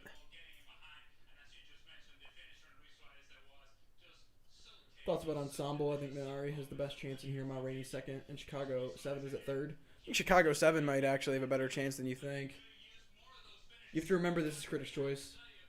I've not seen that movie, though. If you could erase one movie from existence, what would it be? One movie from existence. Man. That's tough. It's a tough question. I'll go with the Emoji Movie just for fun. I don't know. It's I feel like every movie... I don't think there's a movie that I would just, like, fucking destroy. You know, even, like, the worst of movies are fun. Yeah, Mark. I love Adams and Close, and while I think they're really good this year, I just want them to win for something else. Yeah, it'd be such a shame if they win for this fucking thing. They're not gonna, but it would suck. 4 seasons coming out, and then it'll be done. Gotcha. Going back to actors who deserve more attention, we don't talk about Ray Winstone enough. He is really excellent, and it's funny because I think people in the industry recognize him as being such a good actor, and for some reason he just doesn't get cast in things. He's so good in like Sexy Beast or in The Departed. He's excellent. Are there any films you didn't like at first but liked after a second viewing? Tenet was actually one that I did not love on the first viewing and liked a lot more on the second. Pike deserved that 9 for A Private War if you've seen it. I haven't seen it. Best and worst M. Night Shyamalan film? Well, the one fully good film he made is The Sixth Sense.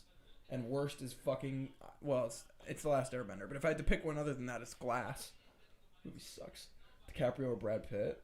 What, is like a better actor? Which one is the better actor? Probably DiCaprio. Best and worst Adam Sandler film? I'm not an Adam Sandler fan, so I'll just say that. I don't like him at all, really. But Punch Drunk Love is his best. How long did the broadcast for my UK bros? I think it's 3 hours. I think. Supporting actress, will they go with the critics' favorite, which is Yeo Jung-yu, trying to boost Glenn Close? I think it'll go Yeo Jung-yu tonight, but we're going to find out. We're going to find out. And it'll be quick.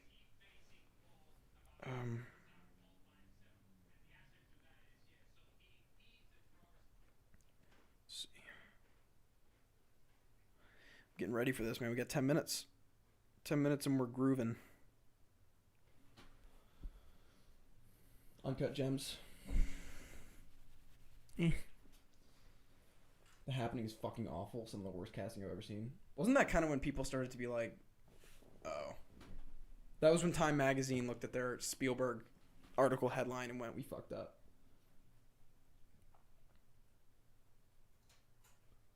Good Time or Uncut Gems? Uncut Gems is better, I think. Hello, what up, Ozybeastius? How's it doing? How's it going, Maine? I think Trial may be the Birdman of this year. We'll see. We'll see. I don't know. Rob Schneider or David Spade? Probably David Spade, I guess.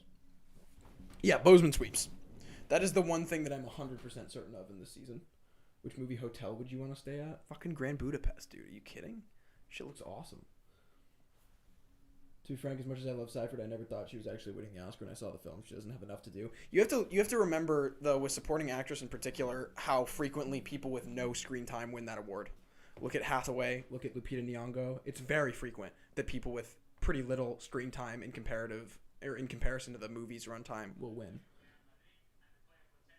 Which movie restaurant would you want to eat at? Dude, the steak that Joe Pantoliano eats in The Matrix Is the greatest looking food ever. Video streaming you are subscribed to? What do you mean? I had my first burrito today? Dude, nice. The Revenant or Birdman? I think Birdman is a better movie. Yeah, I like Wes Anderson. I think the preferential ballot can help Minari because it's uplifting. I think if the preferential ballot really helps anything, it is Trial of the Chicago 7. But we will see. Because, again, I still think Nomadland might be a runaway. Personally, I really want Pike to get that fist lock because she's just so great, but I also want Day to get in there too. I don't think Pike stands a chance. Again, she's not on the BAFTA long list, and she's British, so I don't know. I don't think she's got a shot. Glenn ends up winning. I'm not allowing them to engrave Hillbilly Elegy to her 4-decade in the making Oscar. Not that she will win. I feel like Glenn Close wouldn't want them to do it either. She would just ask them to put Fatal Attraction on it.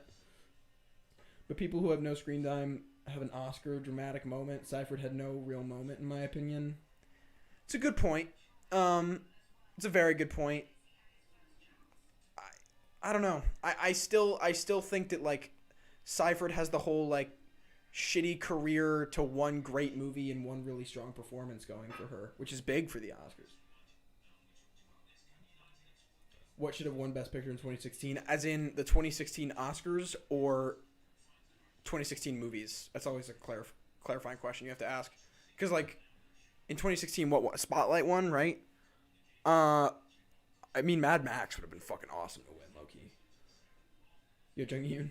I mean Netflix. Oh, I see what you mean. I am subscribed to Netflix, HBO Max, Disney Plus, and I use my girlfriend's Hulu. I think that's... and then I have Apple TV Plus for some fucking reason. I don't even know why. What other ones? I actually think I even have CBS All Access, too.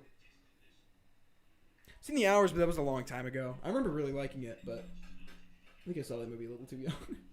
Mad Max by far. Yeah, that was a really great one that year. That would have been really cool. I don't see how anyone could ultimately upset Kaluuya if he's beaten Hubai. Leslie Odom Jr., I think, gives him a decent shot, maybe.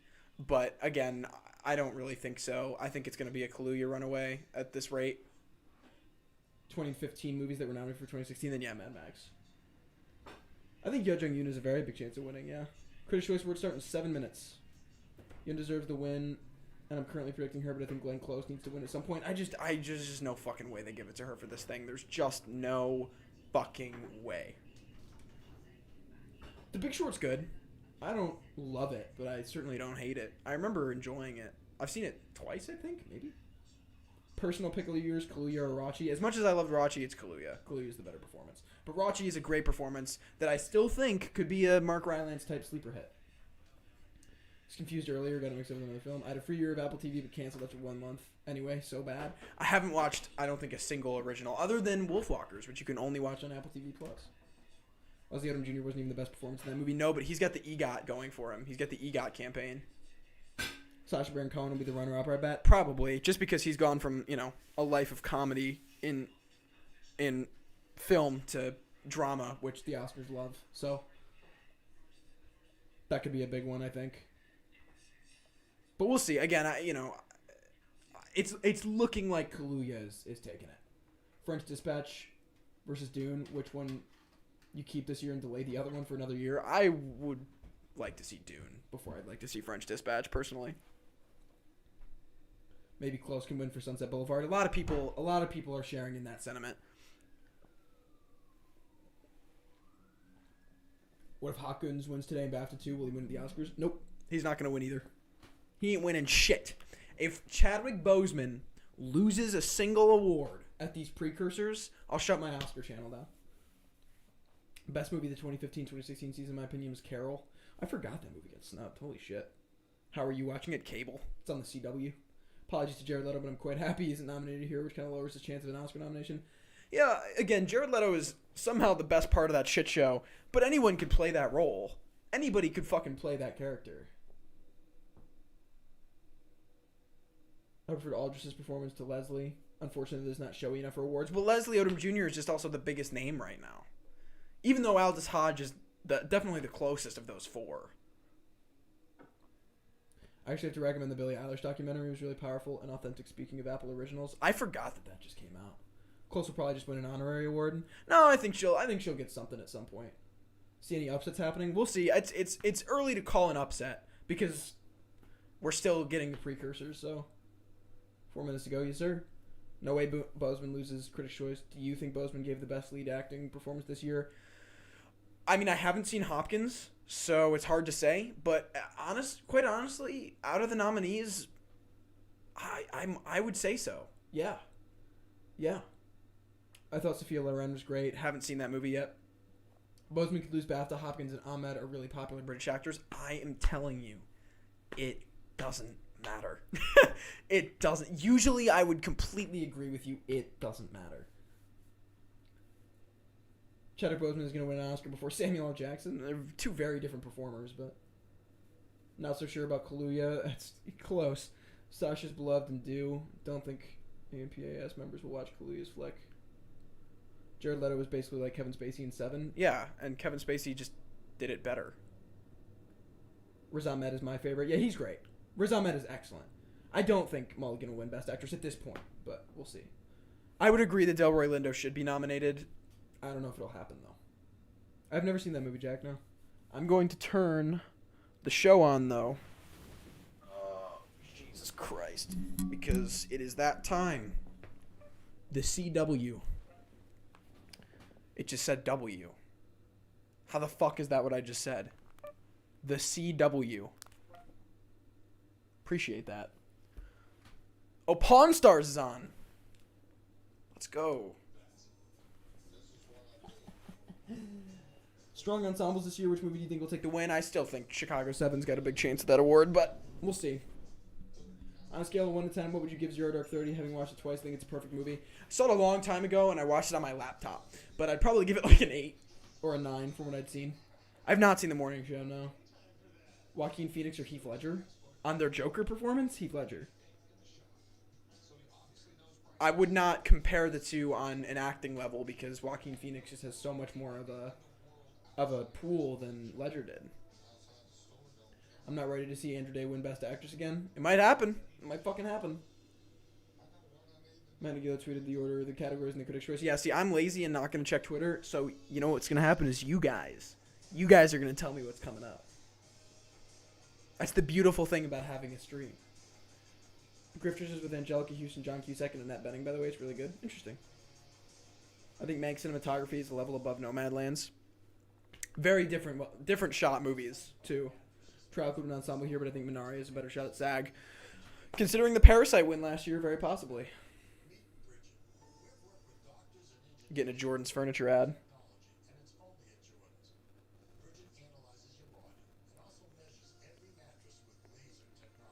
Oh, man.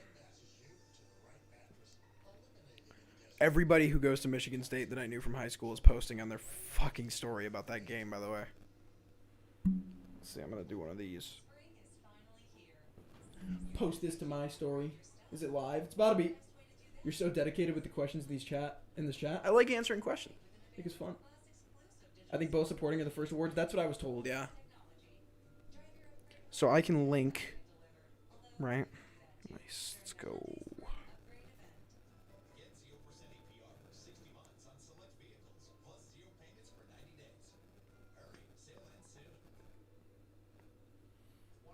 Favorite Todd Haynes film? Probably Carol, actually. I have not seen the new Coming to America, no. I agree that Minari has a better shot at SAG. I can't find it, so I'll just watch it here. Sounds perfect to me, man. I don't know why you wouldn't.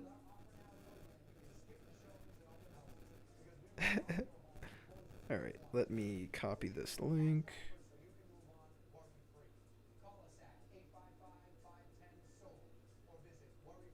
The fuck?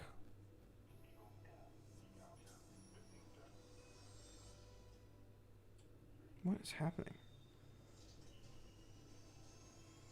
All the supporting categories across TV and film are first. Cool. Personal favorite film of the year is Minari.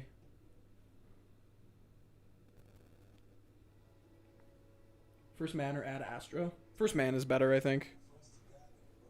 If Andrew Day wins here, is she winning the Oscar? I wouldn't. Oh, it's starting. Fuck.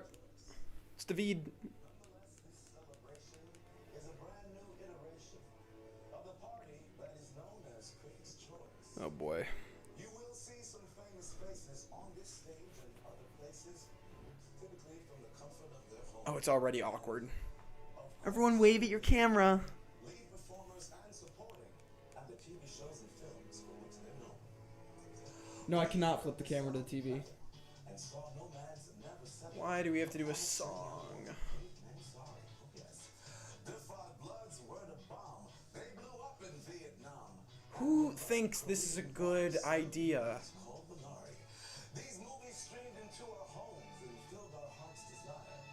And this year's series offerings were also full on fire. The Crown reshot the wedding of Prince Chuck and Lady Di. Lovecraft Country made us wonder. Boy. So Goodman's life was complicated, scary, and absurd. The Mandalorian was loved by every Star Wars nerd. The Undoing saw Hugh Grant doing something pretty drastic, and our obsession with the Queen's Gambit was simply pornographic. It's just not relatable. Like, just stop. It's so. Check out all these shows. See what else we have in store. So there you go. Just start it with a fucking montage. It's the prom. Like, this is great. Start it with a montage. Excellent. You want to be somebody. Hillbilly Elegy, let's go. I got my time coming to me. It ain't about whether you win or lose. What's important is being in the room. It's time that I do something. What's going on? You know, it's like it's an age thing. I love the way you see the world. Like, this is solid. It's just a good way to start the show. Give a good little montage. We don't need a Fucking song. I'll see you down the road. This move is called a struggle because we are fighting for our lives. I am These are stories of men and women. news of the world. King of Staten Island. What a piece of dog shit.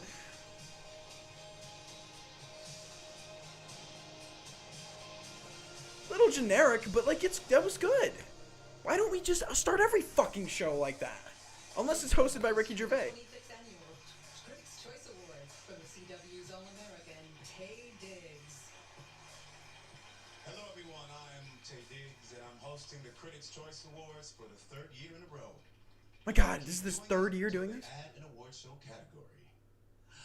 This year's show is What? obviously a little different.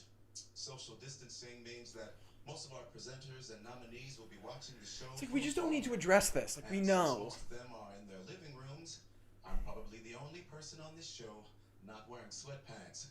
I call it award show casual. Good Lord. Formal on top, comfy on the bottom. Another great advantage of beaming into the show is that you can be anywhere. Well, anywhere with Wi-Fi. We have stars in England, Germany, Israel, Australia, and all over the USA, even Hawaii. And we have more live nominees Okay. attending. You just name like all these countries and and Hawaii, by the We way. still have tables full of celebrities and filmmakers.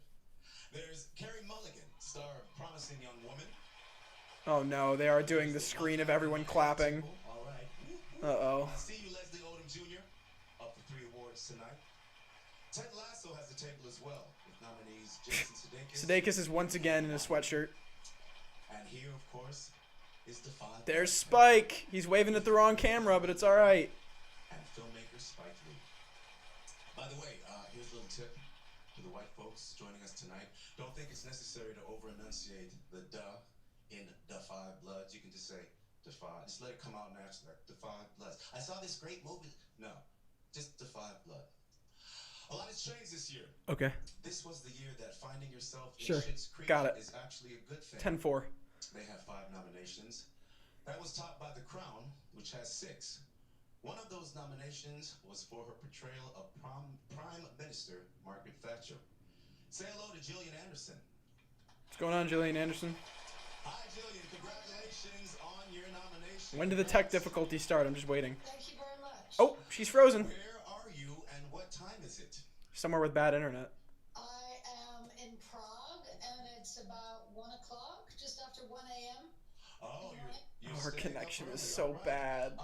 Did you dress head to toe for tonight or just waist up? And she's I gone. did actually put an entire. Yes, I did. Excellent. Excellent. They don't test this What was before your the favorite show. part of playing Margaret How do they Thatcher? not test What was this? your favorite thing about it?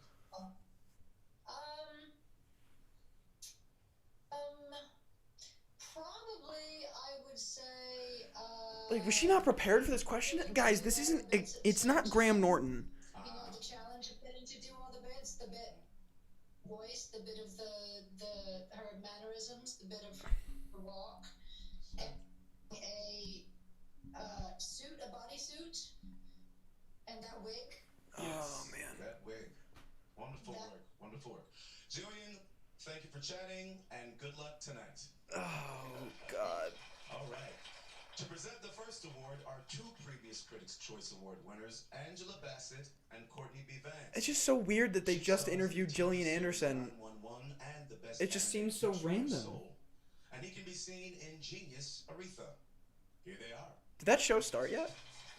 Hi, Okay, so the presenters aren't there. Courtney B. Vance. and we're here to present the Critics' Choice for Best Supporting Actor. Which I'd like to point out is that the Coens In a film? have been supporting each other as husband and wife for over 23 wonderful years. And what's our secret? Trust, open lines of communication, and each week we make sure to have a date night. That's right. In fact, you all are witnessing our date night right now.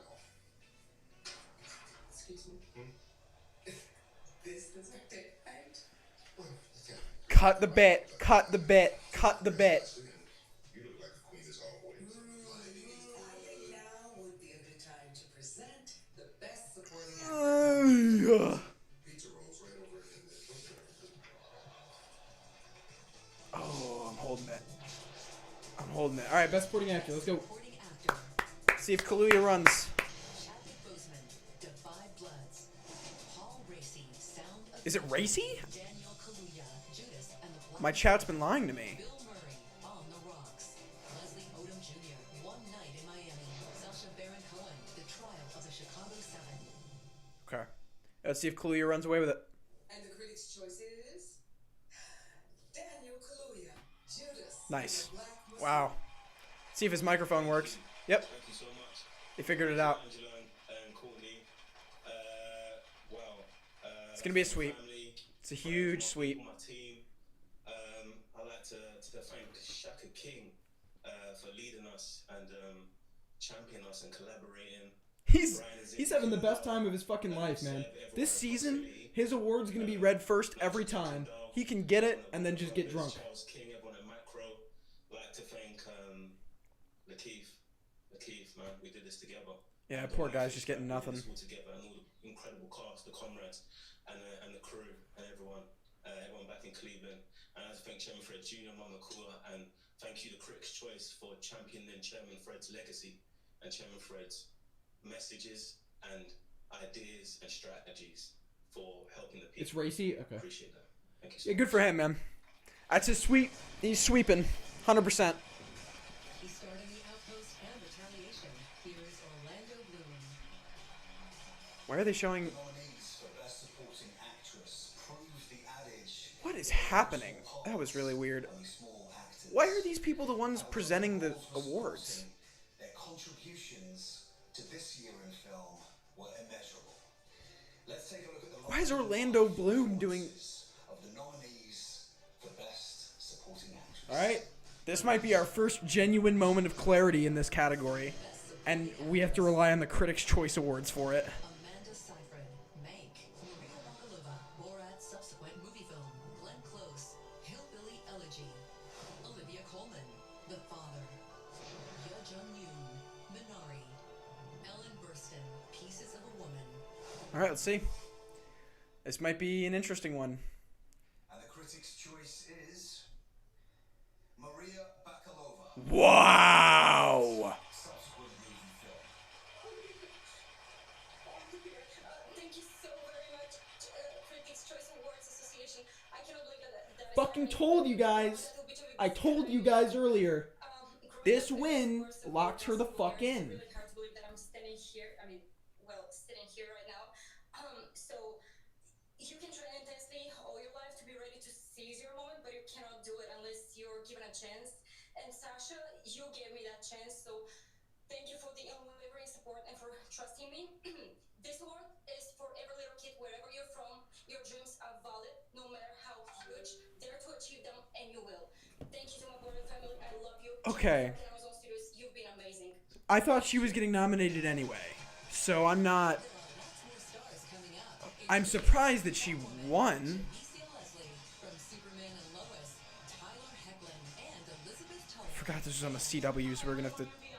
I'm Leslie Jordan. We're on Call Me Cat. We're going to be presenting Best Supporting Actress and I can't. Hold on. Just hold on. Just shut the fuck up for a second. Because, again, I knew, I still firmly believed Bakalova was running away with the nom. But for her to win? Man, that category is just... I don't think she's winning the Oscar either. But at a point, when are we going to hit the Oscars and every single precursor might have gone a different way than the next? Every precursor very likely will have a different winner for supporting actress. Yeah. So we might go into this category for the first time in a long time genuinely having no clue. But anyone thinking Bakalova wasn't going to get nominated, sign that down. I mean, I think right there Bakalova just took Burstyn's spot. 100%. Wow. What the fuck? I really did not expect that. But I did say, someone asked me earlier, they said, what would be a massive upset win that would lock somebody in for an Oscar nomination? And I said Bakalova. Jodie winning the Globe is good for Maria. Whoever wins SAG wins Oscar. I don't think that's entirely true. I don't think that's true at all. Unless it goes the way that like Mahershala Ali's year went, which was similar to how this is going. Quite literally very similar. Where Aaron Taylor-Johnson won the Globe. A lot of people didn't think he'd be nominated for the Oscar. He wasn't. We'll see if that happens with Jodie Foster. I don't remember what Critics' Choice Award went to that year, to be entirely honest with you. Someone could check for me. But Mahershala won SAG, and then Dev Patel won BAFTA. I already had Young, Close, Coleman, and Seyfried. Yeah, I mean, the question was fifth slot. A lot of people are wondering if it was Burstyn, if it was Bakalova, if it was Foster. I've thought it was Bakalova even since the Globes when Foster won. I still didn't think Jodie Foster was getting in. I now think Bakalova is 100%. This isn't. It's commercial. It's muted. They just did supporting actor and actress. I'm not muting any of the show. This is just. Why are people doubting that she could win this? Well, because she's not inherently a front runner. Right? Like, on paper, the frontrunners, to me at least, look like Seyfried, Yo Jung Yoon, and Olivia Colman, maybe. Like, Bakalova is somebody that when I was making these predictions and writing these down, her getting nominated for an Oscar is inherently like her winning to me. Felipe with the 8, you're a fucking champion, dude. Here's some cha-ching for your great videos. Keep it up. What are some films that genuinely offended you or pissed you off? Welcome to Marwin. I remember I was like, the person who stars in this should be angry. But thank you for the fucking 8, man. Or the person this movie's based on should be pissed. But thank you for the fucking 8, man. You're a hero. Love you, man. It's the largest and most diverse Mahershala won Critics. in the world. Yeah, that changes. Yeah. Welcome our next presenters. She's a 2-time Critics' Choice winner for The Big Bang Theory. He is in the 3-time nominated film The United States vs. Billie Holiday. Together, they star in the hit comedy Call Me Cat. Here are Mayim Bialik and Leslie Jordan. I think it's Bialik, but it's alright. Who is he? He's in the United States versus Billie Holiday? Something extremely fitting for the two of us. No, he's not. Who is that? Some pretty memorable supporting roles and I love drama. Is that true? Maya. Cypher and Miss Sag, so she's potentially not even a lock. Tell that to Regina King, Ryan. Wait, I got a text. Sorry. This is very unexpected for a number of reasons. I think we need a minute to process this. Let's take a look at the nominees. What is this bit? Stop! Holy fuck. Best supporting actress in a drama series. Gillian Love your super chat graphics. Crown. Thanks, homie. Those little men. And you want me to get on my Why do these guys get clips? Ray Seahorn. Better Call Saul. Leave him out of it, okay? Try a wire transfer. Try a shell company or you've heard of the Cayman Islands, right? Like, these guys get clips? This show doesn't make any fucking sense. Regina King won Globe, Cypher didn't. So what? Not every year Year is is the exact same. No, you lied to me. Julia Garner. Ozark. Should be an awesome win again. You to stop lying and tell me why Ben is dead. Cynthia Erivo. The Outsider. Perhaps the first step to seeing things clearly is not to find a way to dismiss. I hope this shit is better than Harriet was. Because she's such a good actress, and I can't believe she got her first nom for that garbage fire.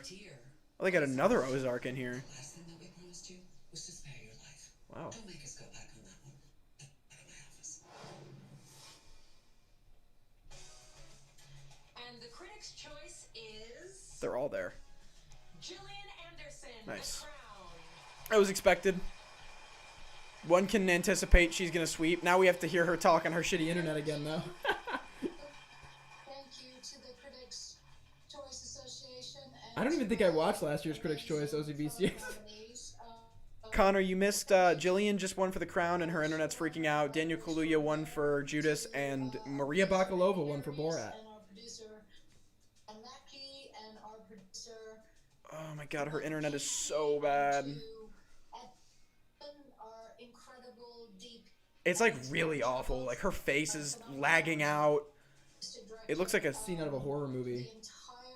Still don't get how Bakalova won here, but she lost Golden Globes, and that category wasn't even competitive. You have to remember that, like, the Globes love Rosamund Pike too. That's a huge thing. So I was also though very surprised that Bakalova lost the Globe. I thought she had that category locked in. And particularly boxer who played my hubby, Dennis Thatcher, for Critics' Choice has had the same and very supportive, supporting actress for 11 years. Wow. interpretation. And I love you all. I love everybody on the planet. So thank you very much. Okay, I know we left on a bit of a cliffhanger last time, so I'd like to let everyone know that Leslie is not pregnant with my baby. It was all just a big misunderstanding. What is this? It turns out it was just some bad shrimp backstage. Oh my god. Cut the fucking bit, please. God. Let's take a look at the nominees for Best Supporting Actor in a Drama Series. I don't understand what the joke is. Best supporting actor in a drama series. Tom Pelphrey. Ozark. I think Young will still be nominated, Black Toad. God, he had a great year. Jonathan Banks. Yeah. Paul Saul. If you manage to dig a hole big enough for those two bags, you might as well dig one for yourself. John Lithgow. I don't understand why these guys get clips and the movie ones didn't. Fight. Because I believe in you, yes? John Lithgow will always be nominated for something. Hear you say it. Tobias Menzies. The Crown. Architecturally, there is little that is normal about this family. But Daddy knew my own father. This award show is freaking cringe. Lovecraft. It's just weird. Like, it's just put together so weird. Huh? That white folks got magic on their side too? Justin Hartley. This is Us. That show is still on. I think the worst thing that happened to me was the day that Dad died. It's the day they brought you home. That was a bad clip. Yikers. And the critics' choice is Michael K. Williams. Nice. For Lovecraft Country, too. Wow. Jonathan Banks is Frozen. But, ooh, look at his setup, too. What a suit. What a backdrop. Holy shit. Thank you to HBO for this amazing journey over the years, to Warner Brothers, to Monkey. I really like Pelphrey. Bad Robot. Thank you to all the amazing producers, the showrunners, He's a great actor. I like Michael Kenneth Williams a lot. Without your words and your guidance, none of this could be done. To the amazing cast that I consider my family, I want to give you guys a special shout out. SC with the 50 from Hong Kong. Support from Hong Kong. Thanks for the great videos. Love your live reactions for all these awards. Thank you, homie. Appreciate it. Is there any chance that Minari... Is there any category that Minari still has a chance in tonight?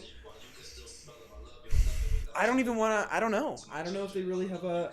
I don't know if they have a huge chance in cast anymore. Since they didn't throw it to Yo Jung Yoon, I really don't think so. You take the journey of Lovecraft Country, the stories that we are telling, and see a sense of pride. But thank you for your 50, dude. You're a hero. I appreciate you. Thank you, man. Thank you to everybody. Good night. No idea who's winning Supporting Actress at the Oscars. Yeah, that's gonna be one hell of a difficult category to predict, man. Lin-Manuel Miranda.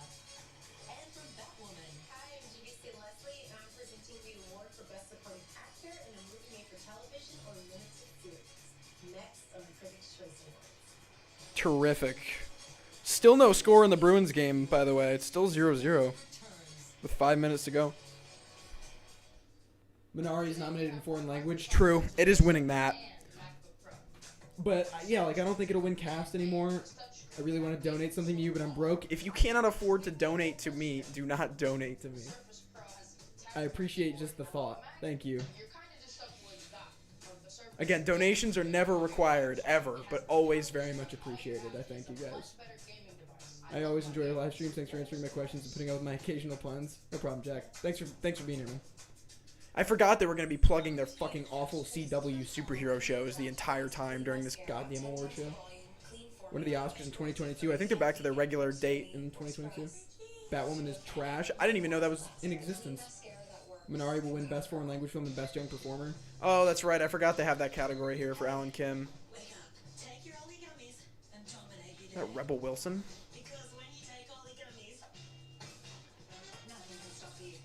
Did people get mad at her for losing weight like they got mad at Adele? Remember that horse shit? That was the stupidest thing I'd ever seen in my life.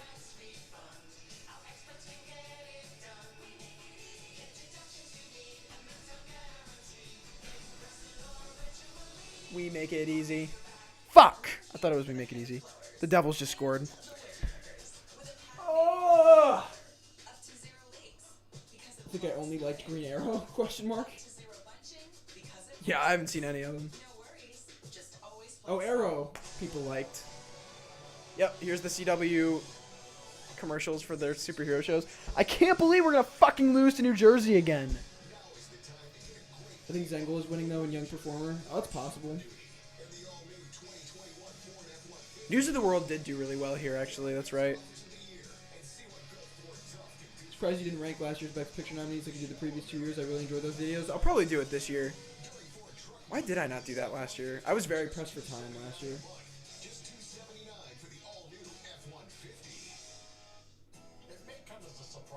It's Jordan's furniture.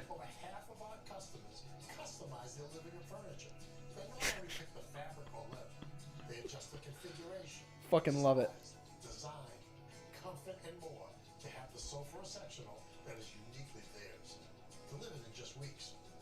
Right now, I think it'll be closer, Young, but I have no idea Anymore. I still don't think it'll be close, but So if you have a vision, bring it to us. I don't know. I don't know. I really don't.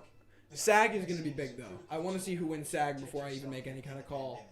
I don't think Close is strong. I don't ever think Close had a chance. I didn't really think Bakalova had a chance either, though. Tens of thousands participated in vaccine trials to prove it's safe. I don't know if you remember last week with me talking about having not seen Ma Rainey, but I finally saw it and it was pretty good.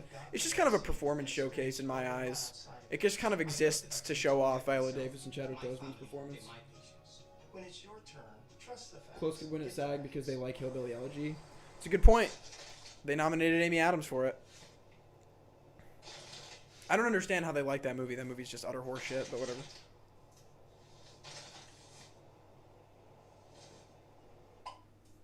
There's a lot of ads on this one. Maybe you didn't want to rank them because it was obvious you would have ranked Joker last and faced the wrath of their opinions. I was dealing with that anyway, though. That wasn't going to change, so. I am loving it. Why are there so many fucking commercials? Holy shit. Zengel is amazing. I think SAG could be Glenn Close. I think BAFTA could be Coleman, but then I would have no idea who's winning. I really think this category is going to be super up in the air. It's going to be really, really hard to predict this one. Really, really hard. I don't see Bakalova taking the Oscar, though. I just really don't. Months on select vehicles, plus 0 payments for 90 days. Hurry, sale ends soon. Well, warmer weather. It is warm, it is humid. This is weird. Oh. Fuck your local ads. Just get me back. The Father comes out this week, I think. This coming week.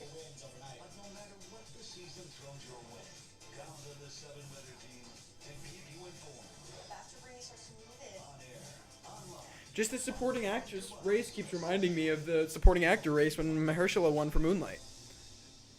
It just keeps screaming it to me. Even though Mahershala won the Critics' Choice. Andrew Day could totally win again.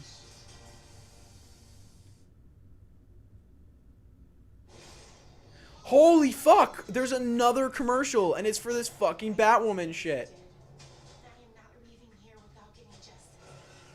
Justice! Oof. Yikes. I see why people are talking shit about this show. BAFTA is big with noms, yeah. That's why I'm waiting for them before I finalize my predictions. Tonight, for the 5th consecutive year, the Critics' Choice Association is presenting the See Her Award. See Her is the Oh, I forgot about this. advocating for accurate portrayals of women and girls in media and entertainment, so they can be seen as they truly are. Led by a coalition of media and entertainment leaders and Who is this year? they are In committed Moonlight. to eliminating gender bias in our industry. In Close addition like to Sleek and the award Slim. Thanks, man. presentation to the 2021 honoree this year, we will also be featuring some special See Her moments throughout the show. Here's the first. Who is the win? Who won? Who is this? I don't know.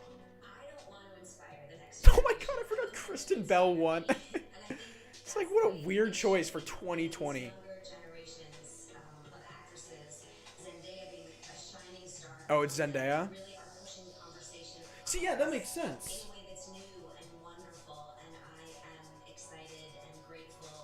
Zendaya makes sense for this year. I don't understand how Kristen Bell won.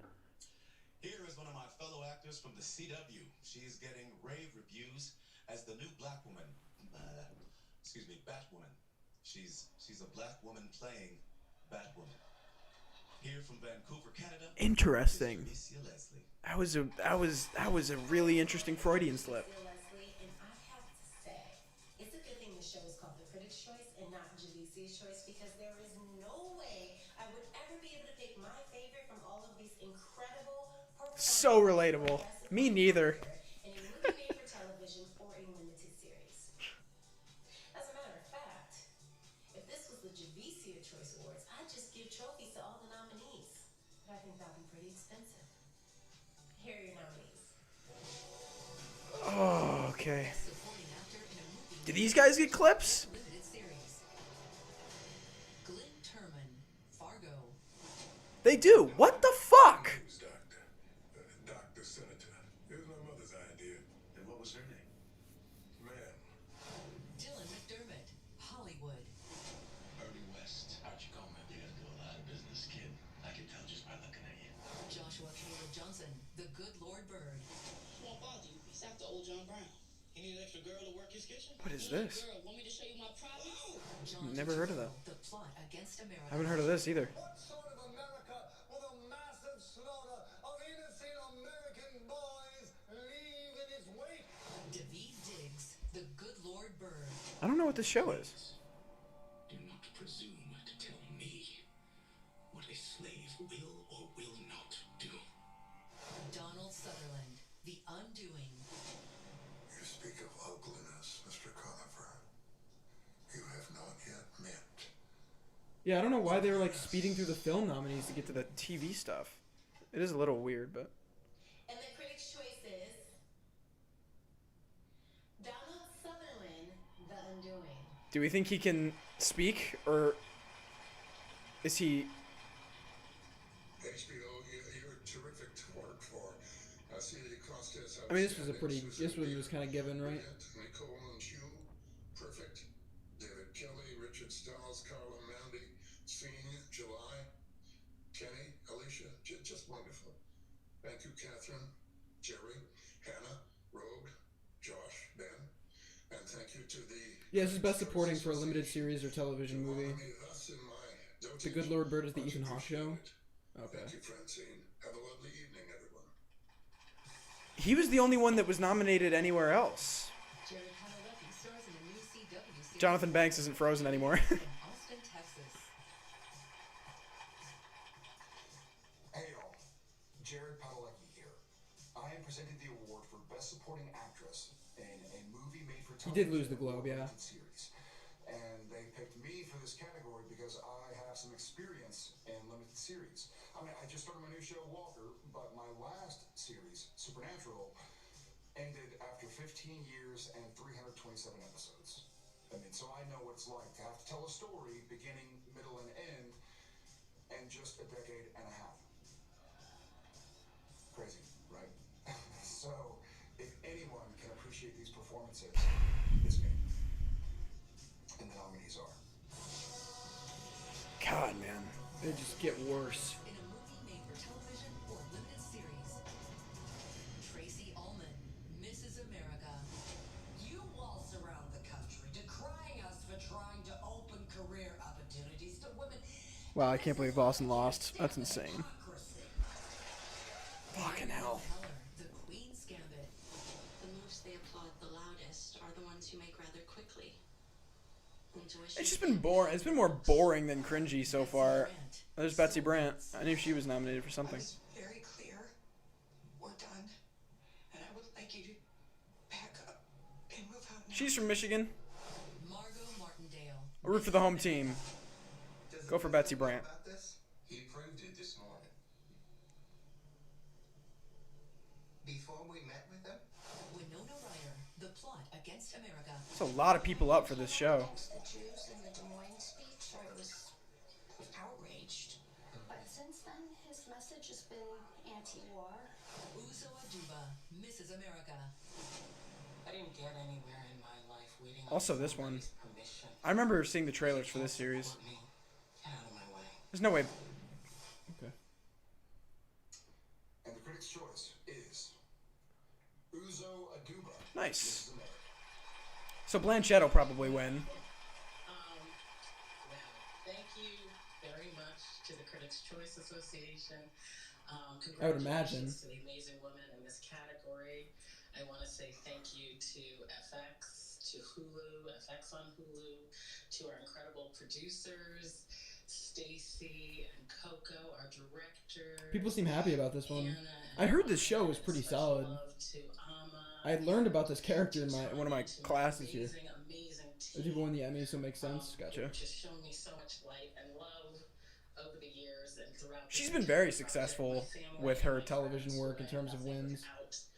And I want to give extra special love. Oh yeah, that's right. I forgot Anya Taylor-Joy and her will be up in the same category. You're right. You're right. For being the remarkable trailblazer, pioneer, force of a woman, and voice in her tenure in Congress, and the remarkable change. I think Anya's still winning it. Feels unanimous. Yeah, I kind of Forgot she was in that category. what we can do with Especially for Critics' Choice Awards. so much. I'm forever grateful. Thank you. Thank you very much. God bless. All these people have to pretend like they care about winning a Critics' Choice Award. No one cares. Other than like Maria Bakalova, who is genuinely up and coming. I'm presenting Best Young Actor and Actress. Coming up next. Hoorah. 26th Annual Critics' Choice Awards continue. Everybody wave! Everybody wave at your cameras! Everyone say hi! Ingredients in one cream? Yeah. Anya is really good. I haven't seen the show. It just, like, shows that get so hyped up like that, I genuinely struggle to watch. Because they're just so, like, I almost kind of know everything about it already, you know what I mean? So my drive to watch it is sort of low. Hope Michaela Cole wins. A lot of love for Anya in the chat. A lot of love for Anya in the chat. It's just been a lot of love for her across the board, though. She's one that I'm really glad managed to break out this year. I liked her a lot in the past couple of years, and I'm glad that people are kind of growing to appreciate her as a performer, because she is really, really good.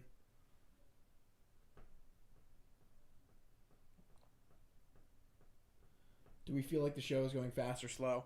Feels like it's going slow, but they've actually gotten through a lot of awards for it being 35 minutes. But this shit is supposed to go till 10, right? I think. Let me see. Yeah, 10. Oh my god. Wow. Oof. It was a little amusing. Was the year at Globe SAGs as they were going through Comedy Actors Noms. You thought Brosnahan had it until they announced. Yeah, I remember that. I was like, yeah, I forgot about that shit.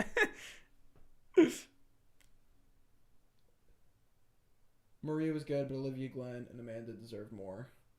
I think Bakalova's better than Glenn Close, actually. I don't know if she's better than Seifert or Coleman, but I also haven't seen Coleman yet. Michaela Cole absolutely killed it. I loved Anya in Split. That's where I first saw her. I first saw Anya Taylor-Joy in Thoroughbreds, I think. I think that was the first movie I saw her in. Because I hadn't seen The Witch at that point. But yeah, I'm glad she wound up breaking out this year. Isn't she in the New Mutants? I was worried that was gonna ruin her fucking career. It is 7:30 p.m. in the my time zone. Will you do Razzie live stream? Maybe. I was thinking about doing a Kids' Choice Awards live stream next Sunday just for fun. Thought it would be fun. I don't know if I will though. Anya, the actress who drives me crazy. Fleabag is phenomenal, by the way. I recommend it. You could binge it all in 6 hours. Yeah, I just have so much to watch. Oh, we're back. Shit. Welcome back. Thank you. Let's check in with another nominee. Say hello to Journey Smollett. Journey. Oh no, her internet's bad too. Excellent. You look wonderful tonight. Thank you. All right. And congratulations on your nomination for Best How do these stars have such bad internet? I have a question for you. That show's pretty out there. How do you prepare for a performance like that? Oh, in all ways. I mean, I try to open my creative channels to This stuff is a little weird. I don't know why we're doing interviews like this. Like, this is not an interview show. It's an award show. I think this part is weird. Don't know if I'm gonna stay up. This is 12:30 a.m. Yeah, fucking. Or the writings of Lorraine Hansberry gave me insight into our humanity and a woman who's battling both white supremacy and the patriarchy. Absolutely, absolutely. Did you? I'm just curious. Did you watch any of my performances for inspiration? Big Houses. All of it. Okay. I mean, I thought I could see. Yeah, I thought I could see little bits of. All right. Well, people might not know that you've already won a Critics' Choice Award for Best Child Performance in Eve's Bayou back in the day, 1998. Do you remember anything specific about when you won that back then? Well, it was my first time winning an award, so I was very, very excited to win it. I just remember being. Yeah, I don't know why this is happening. This is why these shows are 3 fucking hours long.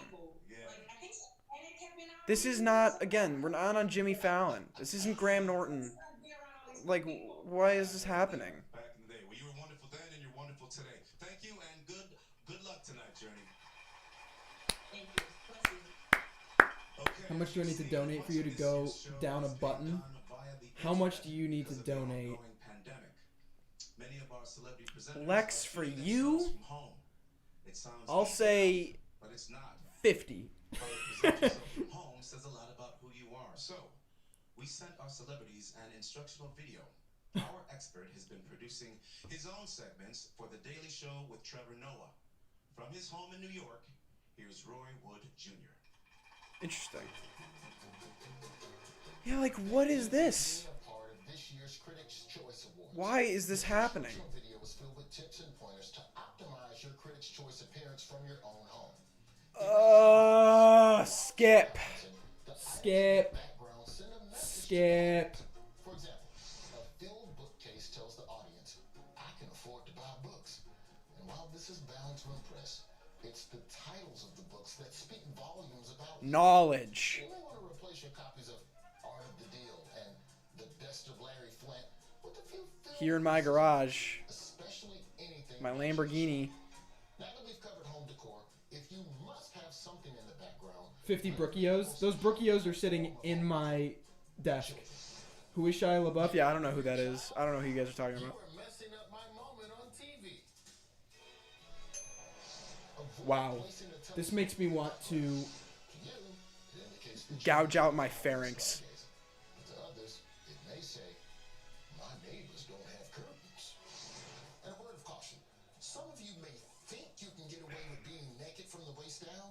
based on personal experience, I would advise against it.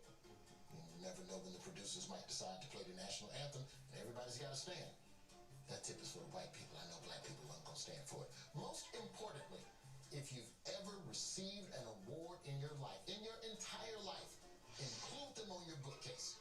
Could be a Nobel Prize or a Pee Wee soccer participation trophy. It don't matter. An accolade is an accolade. And subliminally, Oh, I'm so bored. the audience, hey, you look at me. I'm an achiever. So fucking bored.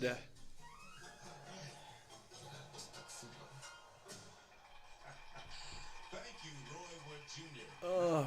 You've probably seen our next presenter on Blackish, Mixed-ish, and Grown-ish. I wish I could dish out an ish joke here without looking foolish, but I can't accomplish that, so I'll just finish with a straight-ish intro. Here's Yara Shahidi.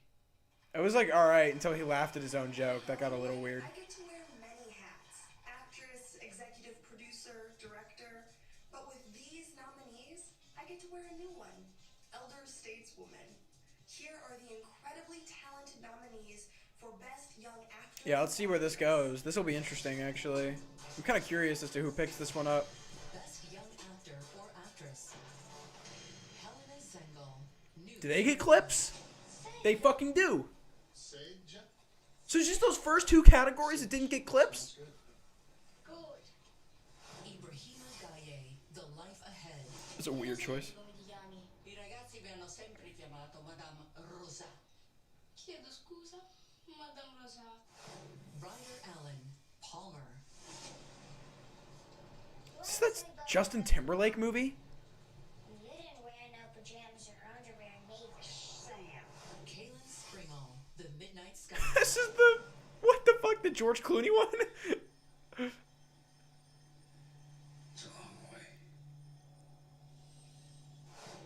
She didn't even do any acting in that clip. She just pointed at a fucking map.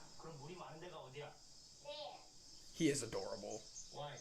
Because trees like water. This is also not the best clip to show of him. I know people are pulling for her in the chat. Nice. Nice enough. She's also significantly older than the rest of the nominees, it looks like. How do we classify young? Oh my god, look at Alan Kim. Alan Kim. Wow! That's so sick! Thank you. First of all, I'd like to thank the critics who voted and my family, Isaac, Christina, Doug. Oh my goodness, I cried.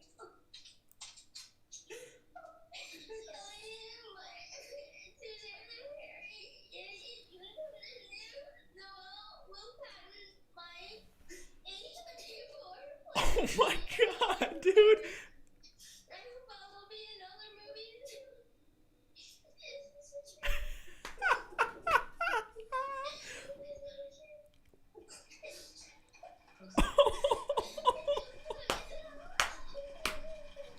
Bro! I think he's done. I think he's done, guys. I think you can cut. He's the creator of the phenomenon known as Hamilton and Holy shit. That made the night. That made the fucking night. Oh my god, that was funny. Holy shit. Whew! When it is possibly one's finest work, the wave of pride and sense of accomplishment is indescribable. That's what tonight's nominees for Best Song are feeling. This year we're going to spotlight each one of our nominees one by one before we hear which is the critics' choice. Our first nominee for Best Song is Husavik, My Hometown. His best song. Song Contest, The Story of Fire Song. My favorite category. Rikard Goranson and Fat Max Jesus. Will Ferrell and Rachel McAdams play Iceland's entry into this over-the-top competition. Rachel's vocals are actually sung by Molly Santana. Fuck! This is gonna give me copyright! God damn it! Shut up! Fuck off! God damn it, dude. My stream's gonna get shut down. What is this shit? This looks like fucking garbage.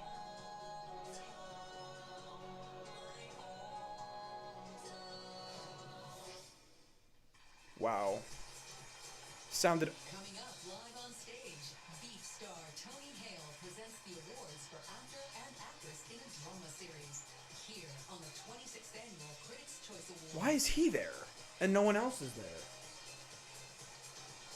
I do want original song dead. Mute it. Yeah, I'll probably have to be honest with you. Look, this is a Billie Eilish commercial. Gotta mute that. Fuck me, man. I just hate that category. I don't care for this category at all. I don't think that people who only know things about film should be voting on original songs when the pool is typically 8 songs in a year. You're so funny, bro. You earned a sub. Dude, you know it. Fucking love it. Wow. So they ran with Alan Kim, which is interesting. So they gave Alan Kim that, and they didn't go for Yo Jung Yoon. They went for Bakalova. Huh. They didn't even give the award. Yeah, I don't know. I don't know what That was. I guess they're just introducing the songs. At least they're not singing them like they do with the Oscars. That takes up about half an hour.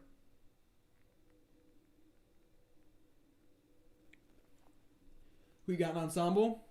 Thinking Chicago 7 right now, man. I know you didn't think Once Upon a Time in Hollywood was great, but I've now watched it 3 times. I think it's better each time. I've always loved it, but now it's within my top 3. Man, yeah, I have no drive to watch that movie again. I didn't dislike it inherently. I thought it was a well-made movie, but nah, yeah, I just didn't. I didn't find it excellent in really any way, shape, or form. The Eurovision movie was actually alright.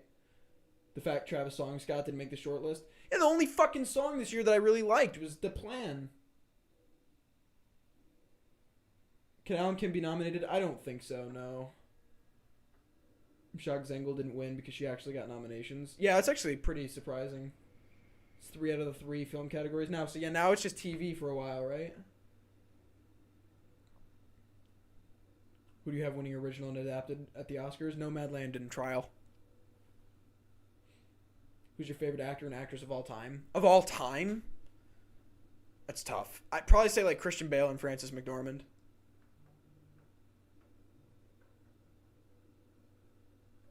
Yeah, I'm just not a Once Upon a Time in Hollywood fan. Personally. Original song category is literally the most irrelevant category because it doesn't have anything to do with movies. And my biggest problem with the category is they only nominate 5, and there's like 8 or 9 every year. So there's always a shitty one or 2 that get in there, and it's always a fucking runaway. It's so stupid.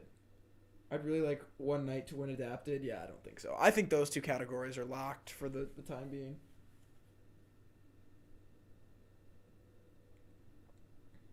Four more TV awards. Okay. I don't know if Promising Young Woman winning here would be a surprise, though, for Picture. Again, Picture here is usually kind of weird. It was Once Upon a Time in Hollywood last year, which stood no chance of winning Picture last year at the Oscars. Once Upon a Time in Hollywood is just a vibe. Yeah, it's total. Again, I totally understand why people enjoy it for that element. Like, again, it's. I walked out of it going, the only plot line that had any impact on anything happening was Brad Pitt's, and I didn't enjoy it as a result. But I understand why people like it. One Night in Miami for the screenplay upset. I think Promising Young Woman is winning screenplay here. A lot of people are coming out for that film here. A lot of people. Dude, I gotta do this. My neck needs to crack really bad. It's really uncomfortable, so I gotta... Oh. I don't like doing that on camera, but sometimes you just gotta do what you gotta do. Oh, fuck. Film awards are comedy and ensemble after the drama and limited leads. Okay. If Trial wins, we might have a race for Best Picture. I think we have a race for Best Picture either way. I think Sorkin is winning the Oscar, though. I would agree. How about doing shots as you watch? Bro, I got a meeting at like 9:30 tomorrow. I don't think One Night will win it, but I'd like it to. I think they'll only get Song. It's starting to look that way. Some ASMR shit. Jack Nicholson's son was one of the guys in the opening scene of Promising Young Woman. I don't even know that. Oh, there's still one in there. Oh, I got it. I think it's coming back. I didn't think Zengel was going to happen in supporting actress anyway, personally. We're back. We told our next presenter that he could do it from home, but he insisted on the full Critics' Choice experience. He's been entertaining us for years on comedy modern classics like Veep and Arrested Development, and will soon be seen in the mysterious Benedict Society. Please welcome a 3-time Critics' Choice nominee. Shot every time they interview some random dumbass, so that's at least 2, right? I've already got 2. Yes. How you doing, buddy? I'm fine. I'm fine. Did you get COVID tested on the way in? Yes, I did, Tay. Excellent. Yes, I did, because I have something to say, and I felt it important to do it in person. Oh, no. I did the math, and because of quarantine, I have lost 640 hours of my life watching these performances. 640. Remember when he was in Alvin and the Chipmunks 4? I mean, a lot of that is I accidentally watched the original Perry Mason first. All of it. And I learned This Is Us is not about time travel. Who knew? But, what?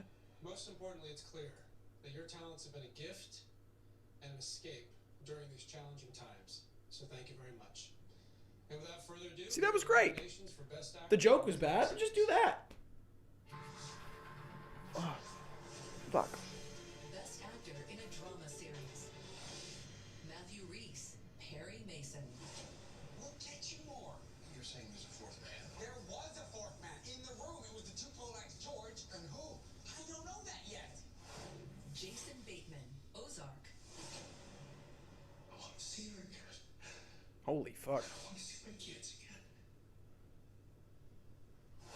Jonathan Majors. Some of them get like 15-second clips and others get 3. Go on adventures in other worlds. Staying the day. Little Negro boy from the south side of Chicago with all the toys to get to do that. I like him a lot. I like Jonathan Majors. Oh yeah, he's winning. I forgot about that. It's supposed to be my tour. My tour is Prince of Wales to show one of the key countries in the Commonwealth at a very delicate moment politically. Bob Odenkirk, Better Call Saul. Mr. Nobody right here, ladies and gentlemen. Sterling K. Brown. He doesn't act in that clip. Things like this have been happening to black people for years, and we've never talked about it. Not once in 40 years. Yeah, their clip selection is awful. And the critics' choice is Josh O'Connor, The Crown. Congratulations, Josh. He ain't there. Tonight, so I will be accepting this on his behalf. Nice. Move it right along. Nominations for Best Actress in a Drama Series. Excellent. Keep it rolling. Best Actress in a Drama Series. Claire Danes. And this is Homeland. Coleman, I assume. I won't. But in between the black and white, there is a lot of gray. A lot. Laura Linney, Ozark. This should be pretty neat. Don't you look at me with that bloody in your face. I've spent my whole life protecting him. This is yours. Emma Corrin. Or Emma Corrin. Not Olivia Colman. Resents me. Anne resents me. And is it possible that you resent me too? Journey Smollett, Lovecraft Country. Is there any relation to that guy who made up that crime? Remember that? I know his last name is Smollett. I don't remember his first name though. Who's our favourite? My favorite or your favorite? All right, you first. Who's yours? Anne. You said that alarmingly quickly. Well, because it didn't require thought. Fuck. Christine Baranski, The Good Fight. Tell him we love his movies. I will. Because I feel like they always find something to nominate her for. Christine Baranski. I feel like she's always up for something. And the critics' choice is Why is Olivia Colman not there? Emma Corrin, The Crown. Yeah. Thank you so much. Thank you so much. So the next drama show that everyone who's always nominated is waiting to fucking end, so that other people can win. That didn't make much sense. She's his sister. Sick. Good for these guys. They're just sweeping every year. Thank you so much for all your talent and all the stories that you're telling. thank you so much to Netflix and to my incredible family on The Crown and at Left Bank, Suzanne, Peter, Ben. She's got an interesting top going on. I'm not sure. I'm not sure what. It's very three-dimensional. I don't know what. I don't know what I'm looking at. I'm trying to figure it out. Just the best gift, and yeah. I've not seen Broadchurch, no. I miss you all a lot and wish we could be celebrating. Juicy Smollett, that was his name. Yeah. Our next two presenters are married to each other, but are presenting separate awards. Hi, I'm Kira Sedgwick, and I'm presenting the award for Best Actor in a Limited Series. That was such a weird way of saying that. Are married to each other. Probably just say they're married. In a movie made for television or limited series, coming up next. When the 26th Annual Critics' Choice Awards continues. Nice. All right, I'm gonna run to the bathroom real quick. I'll be back. Muting up for commercials. 1 sec. Ugh.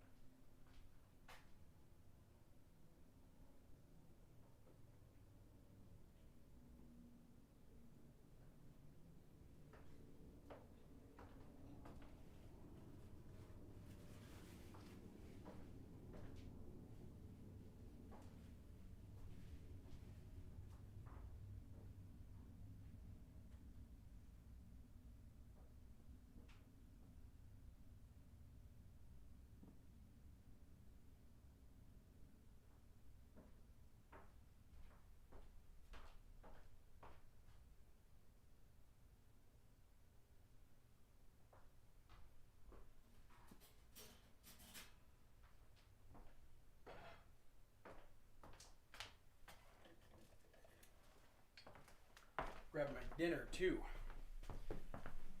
so that Dad can eat.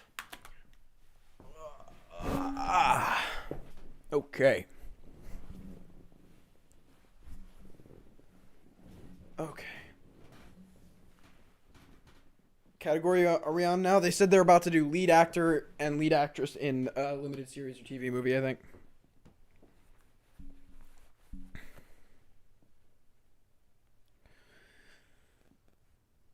Oh, man. Man. So we're what? An hour in of 3? The next two human beings have been bonded by the construct of marriage. Yet they're married to each other. I figure if they had just said they're married, people wouldn't have gone, oh, to who? People would probably assume, yeah, to each other. That's how people talk. Oh, more CW ads? Hold on, I gotta unmute this shit. The Flash. That looks so bad. VFX. People actually watch this week in and week out? Have you ever used a golf simulator? I don't think so. Everyone wave! Wave at the camera! Hey, welcome back to the Critics' Choice Awards. I'm sure you know I'm still your host, Tay Diggs, and I am not a moose. Anyone else regret letting their kid use their phone during the commercial break? No? Just me? Okay. Anyway. Excellent zoom filter meme. In season 2 of the series, Can Promising Young Woman take a screenplay win? Here at the Oscars. Not at the Oscars, maybe here. I'm Kevin Bacon. Look at my guitar next to me. I play music. Since I handpicked each and every one of the nominees, in fact, not to brag, but I had a hand in each of these 6 stellar performances. Oh, it's such a bad joke. Why does everybody have to try to be funny? Just read the fucking nominees, Kevin. Anyone who could inhabit this gritty superhero who was married to America, it's you, KDB. And now, here are 6 of my best friends. The nominations for Best Actress in a Movie Made for Television or Limited Series. So dumb. Actress in a movie made for television or limited series. Tessa Thompson, Sylvie's Love. I didn't know that a Negro woman television producer even existed. And all my life, that is all I've ever wanted to be. Shira Haas, unorthodox. I'm getting married, don't you get it? I'm going to make a family with Yankee Shapiro. I won't ever need anyone else. They like took a clip out of the trailer for that one. Like, what the hell? This is the one people were talking about in chat. Michaela Cole. So if you were to suddenly not affirm me when I needed affirmation the most, She got snubbed somewhere, right? Maybe the Globes? This is America. Women are like tea bags. You don't know their strength until they get into hot water. Daisy Edgar Jones, normal people. There's no way Blanchett is there. No. Joanna does. Sort of. Anya Taylor. It's definitely Anya Taylor-Joy. I would say that it's much easier to play chess without the burden of an Adam's apple. That's a good line. And the Critics' Choice is my best friend, Nice. Anya Taylor-Joy, the Queen's Gambit. Who gave this son of a bitch his green card? Birdman! Anya, you don't need to pretend to be surprised. Take this opportunity to thank our incredible crew in Berlin. This show just wouldn't have been the same. Good for her. without you. It's awesome. So I would love to thank Gabrielle and Daniel and my Claudette, who did 2 movies with me in 2019. Meisler. Oh, I like how they didn't like give her as insane of a setup as they did for the Globes. Remember that whole Twitter video that was going around of them like setting up her background and shit, and here she's just in front of the fucking fireplace. She was like, fuck it. Nice. Good for her. You know her from Brooklyn Nine-Nine and The Closer. She's currently starring in the new comedy series Call Your Mother. Here's Kira Sedgwick. What is this like? In our house, we are big fans of movies made for television and limited series. In a short period of time, Yeah. they deliver compelling stories and top-notch performances from actors we're often used to seeing on the big screen. And when they're over, we check and check again, hoping that we missed an episode. That's the beauty of a movie made for television or limited series. They always leave you wanting more. And so do the actors who star in them. Here are the nominees. Great. Look at that. That's a great intro to a category without making a stupid joke. These, I don't know why there's such a drive to make these funny. This much is true. is going out of this house today. That was an accident. An accident. That's what we say. Morgan Spector, The Plot Against America. God, yeah, this show is everywhere. They're the others. Lindbergh is the other. Paul Mescal, Normal People. They're going to think that people like me that much. Chris Rock. Such a weird out of context clip. We got to get right in now. But not for long. So we play along or keep cutting each other's throats. There's just no way that's his best clip. There's no way. So I came back, which may have been selfish again, but you see, I wanted my family back. John Boyega. I haven't gotten to this episode yet. Fuck. I agree with you 100%. I think we need to look each other in the eye, man to man. Given a chance, we'll soon realize we're not different. I'm not there yet. And the Critics' Choice is John Boyega. Wow. Small Axe. Good for him, man. He swept. Well, thank you so He's much. swept this season. Foremost, I'd like to thank the critics for this choice. I'd like to thank to BBC and to Amazon, and a special thank you to Steve. Mark Ruffalo wasn't even there, guys. Man, and for giving me this role and for sharing so much of yourself on set on a day-to-day basis. I haven't seen the episode yet.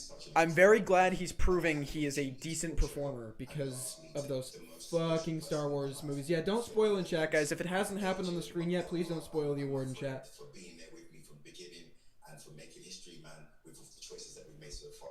Thank you guys. He's got such a badass accent. So happy. Hello, it's me again.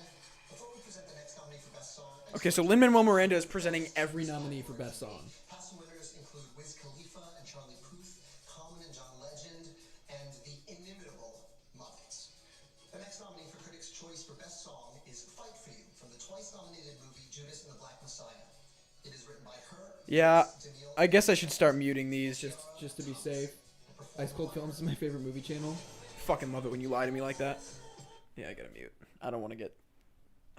I can't lose my money. My well-earned cash. I can't lose it. I am a revolutionary. Like, these clips are so long. They show the song for like 45 fucking seconds. Make mods to stop people from spoiling. I mean, there are a few people that I could make mods. I don't know. Is that a thing on YouTube? Bye, Christian. Comedy special. And Hi, I'm Morgan Freeman, and I'm presenting the award for Best Comedy Film. Next, on the Critics' Choice Award. He has no idea what he's presenting. He's just hanging out. 26th Annual Critics' Choice Awards returns. They just gave him money. So you gave Billie Holiday a 3.5 rating on or 3 out of 5 rating on Letterboxd. I haven't seen it yet, but what's your brief review of it? Better than I expected. Weirdly enough, thought it was gonna be way worse. For every moment that Lee Daniels does something interesting and unique, directorial wise, he does something awful and like unwatchable. Anything that Garrett Hedlund is in is fucking terrible. Just fucking awful, and that sucks. But there's a lot of really bad direction and weirdly like some good direction.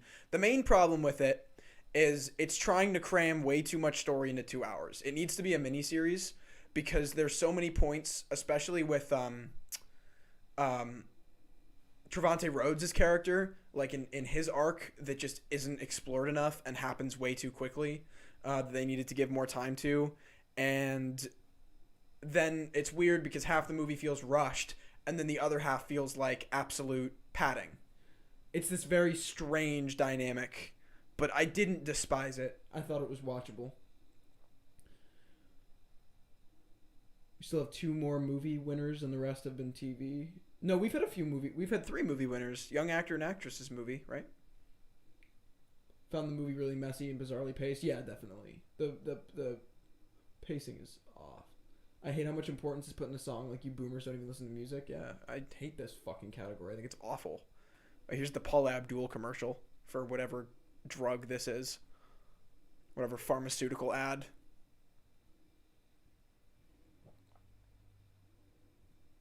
United States versus Billie Holiday is not good. I don't know. I didn't hate it. I really did expect to hate it. I really did. I went in and I was like, this is going to be miserable. And I didn't. Andrew Day was great.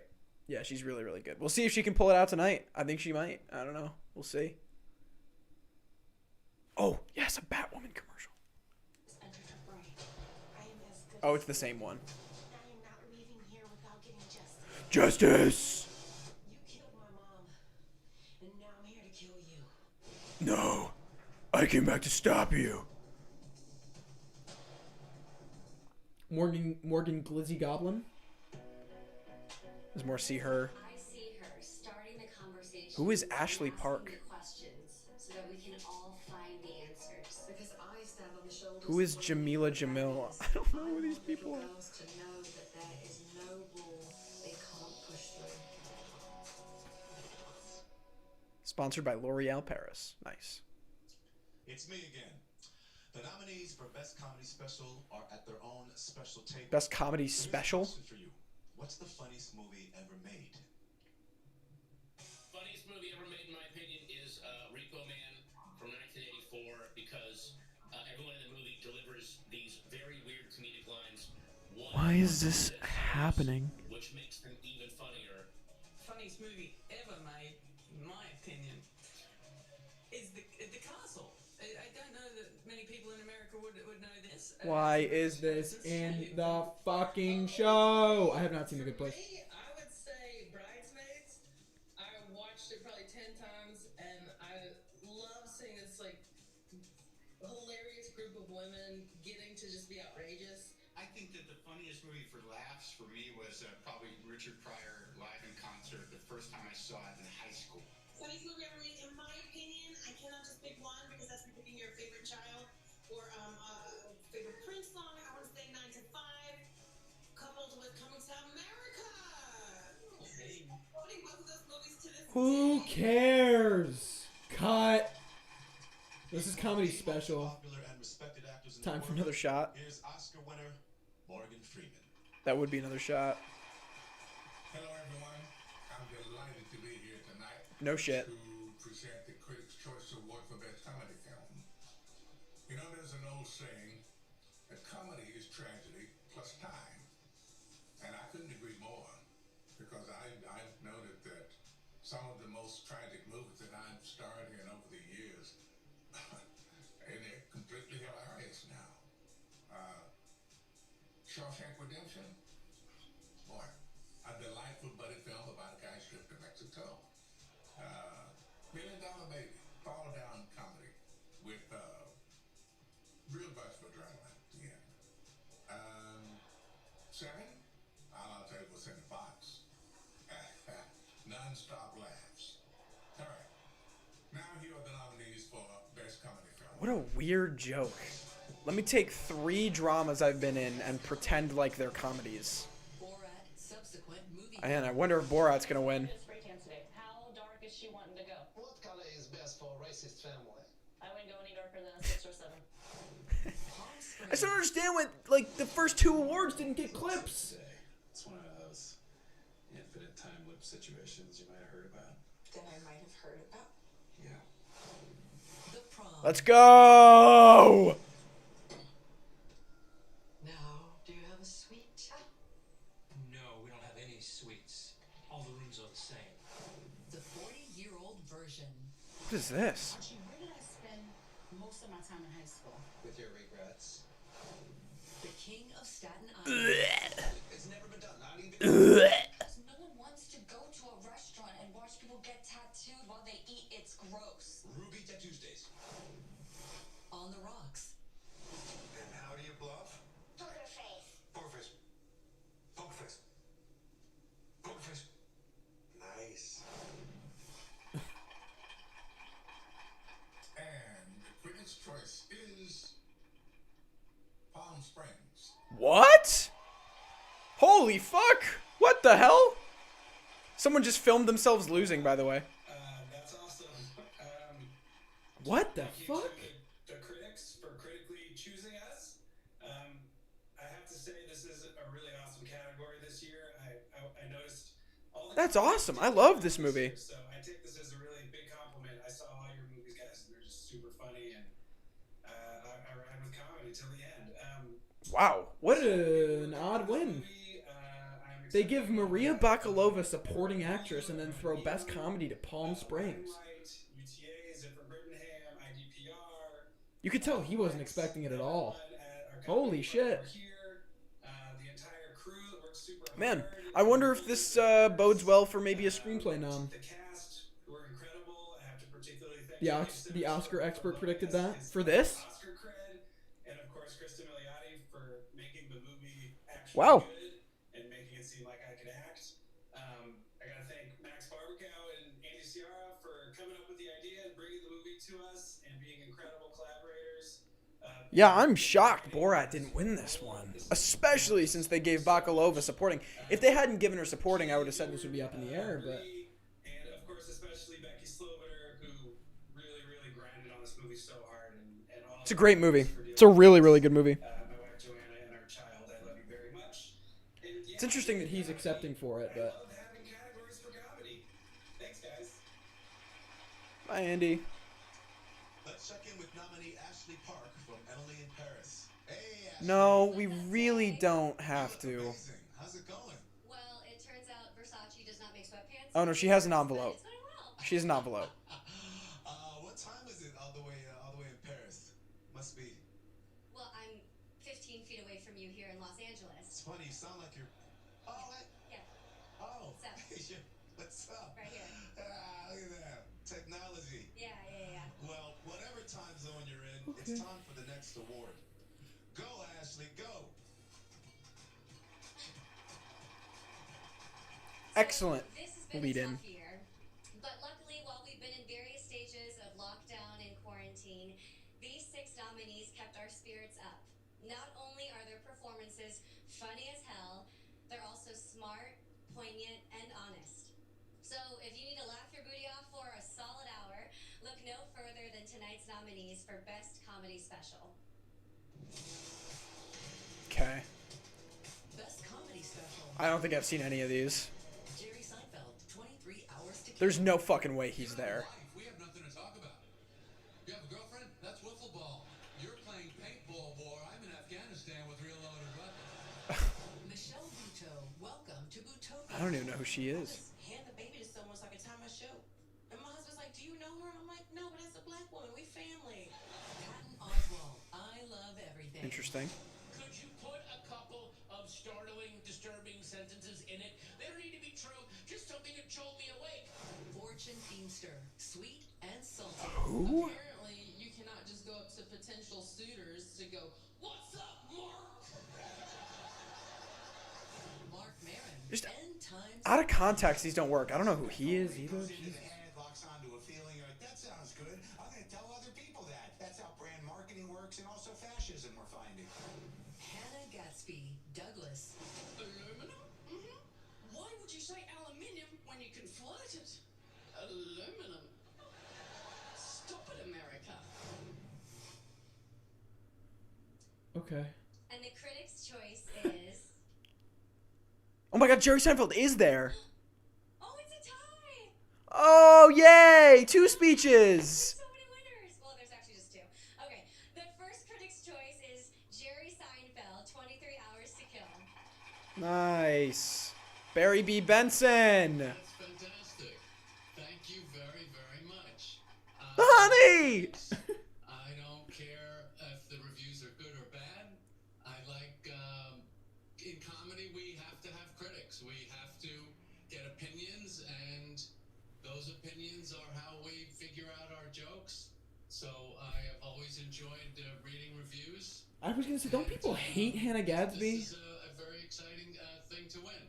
It's our first fucking tie of the night. Critics, and as much as it's nice to get this, I know what we really want. Speaking for Fortune and Hannah and Patton and Mark and Michelle. Got it. There you we go. want to be on stage somewhere making people smile and laugh.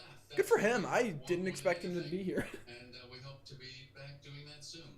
But in the meantime, thanks a lot. I like him a lot. Another winner because it's a tie. Right, yeah, yeah. And the other critics' choice is Michelle Buteau. Welcome to Butopia.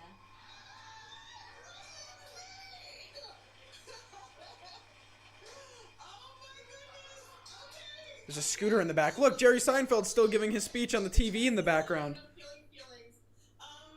There's a dog! I picked this date, March 1st, to film this special because it was my grandma's birthday, and I don't know anything about numerology. You guys should turn the TV off because it's going to show her. It would be nice to celebrate Vegas in this way, and I'm so glad I did because I just got the special tape so I could share it with the world. And thank you to the critics, big up to you guys and everybody else that watched it. And I just want to say, if you want to do something in your life, anything, you do it because you are enough. You are always enough.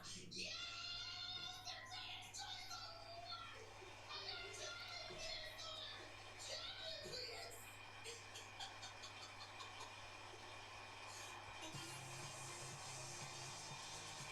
All right. And the stars of Superman and Lois, Tyler Hoechlin and Elizabeth. Spike Lee! Spike, just clap. Everyone clap. Good claps. Good claps, guys. Good claps. Keep clapping. Yep. Oh, my favorite commercials.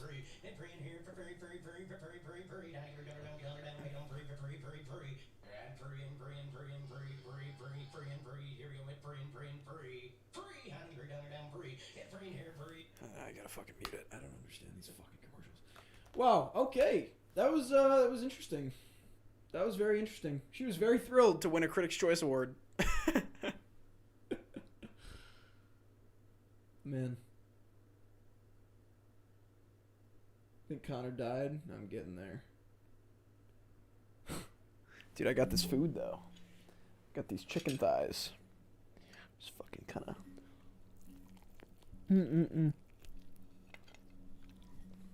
I haven't eaten. I'm fucking starving.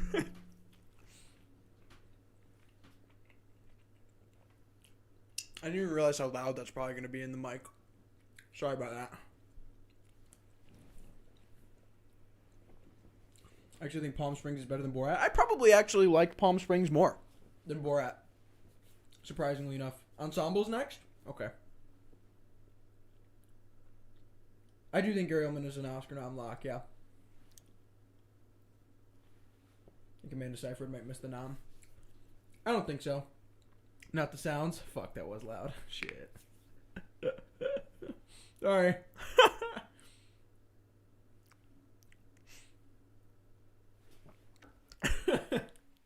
Didn't mean it. Okay. They're doing more pharmaceutical ads.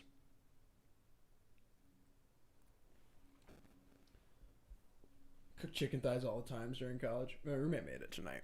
They're really good, dude. Food slaps. ASMR. That's what you're all here for, right? That's what you pay for without realizing you're paying for it by giving me ad revenue. You eating chicken thighs reminds me when Timothy Chalamet got his nomination snubbed by Sam Rockwell, Mahershala Ali, and Richard E. Grant eating fried chicken. True. What if Minari wins here?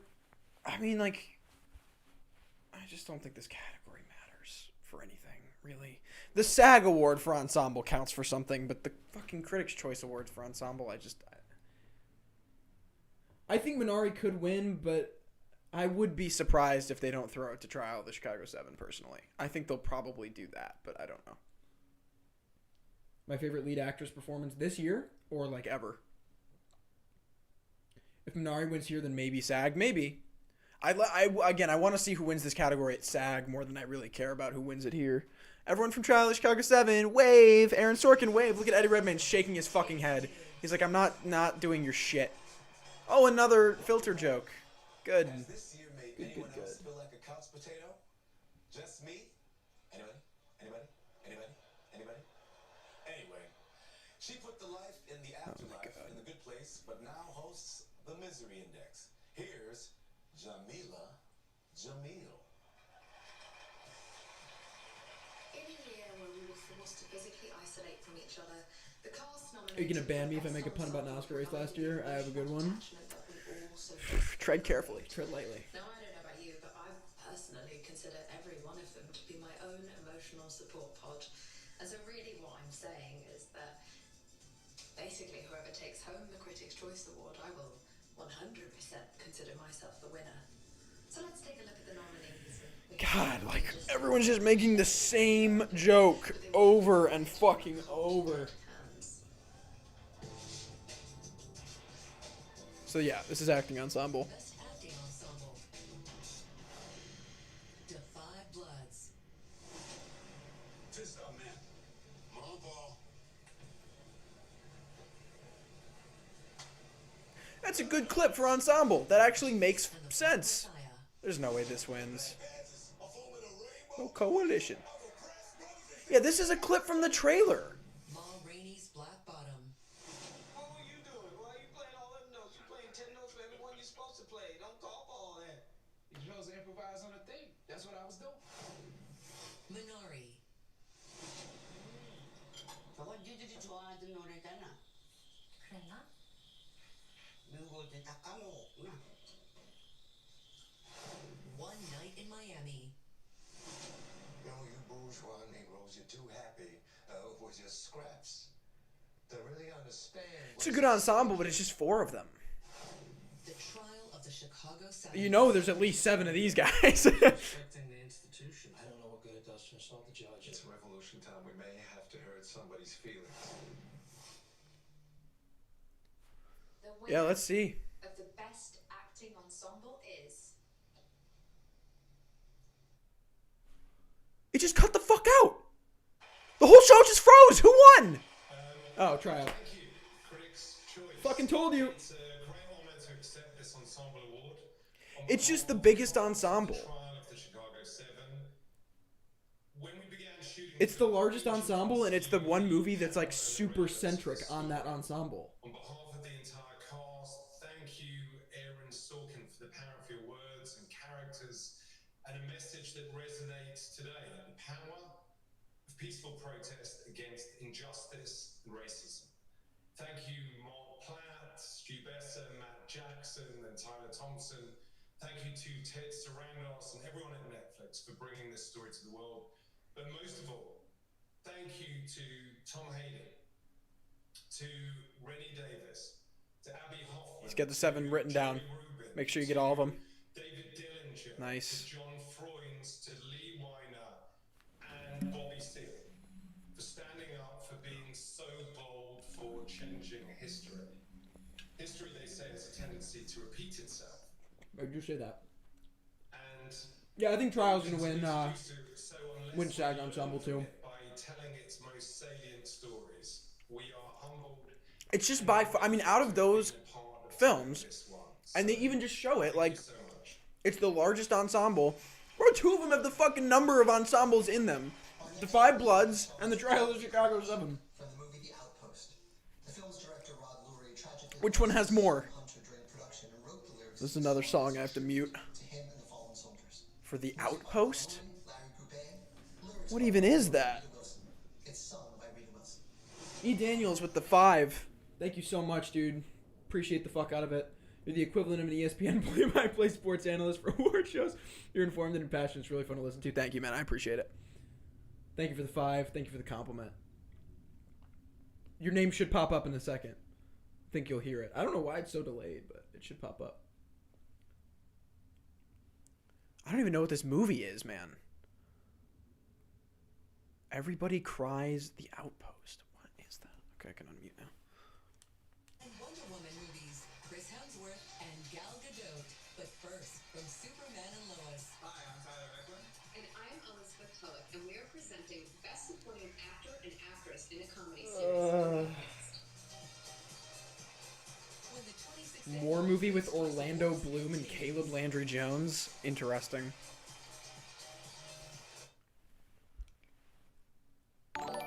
There's your name. Yeah, the winners are mostly great so far. Yeah, it's been a boring show, and it's kind of always boring, but the winners have been solid. The winners have been interesting. Maria Bakalova is definitely an interesting winner. Daniel Kaluuya picking it up is great. Gonna see a sweep out of him. Trial of the Chicago 7 for ensemble was expected. We'll see that probably going the way of the SAG as well.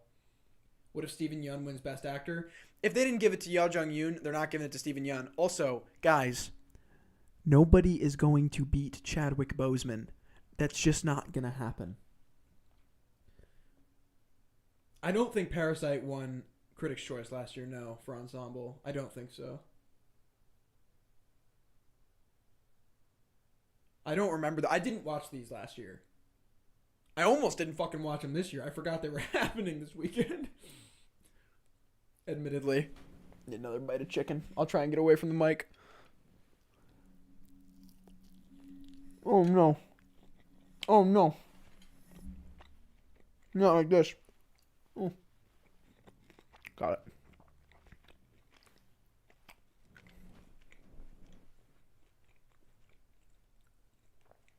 Yeah, Sudeikis is probably the likely bet here for comedy.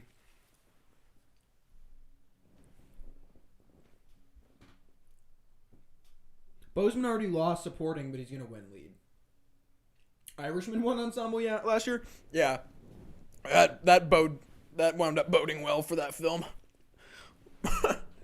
Did super well. A bite sounded juicier.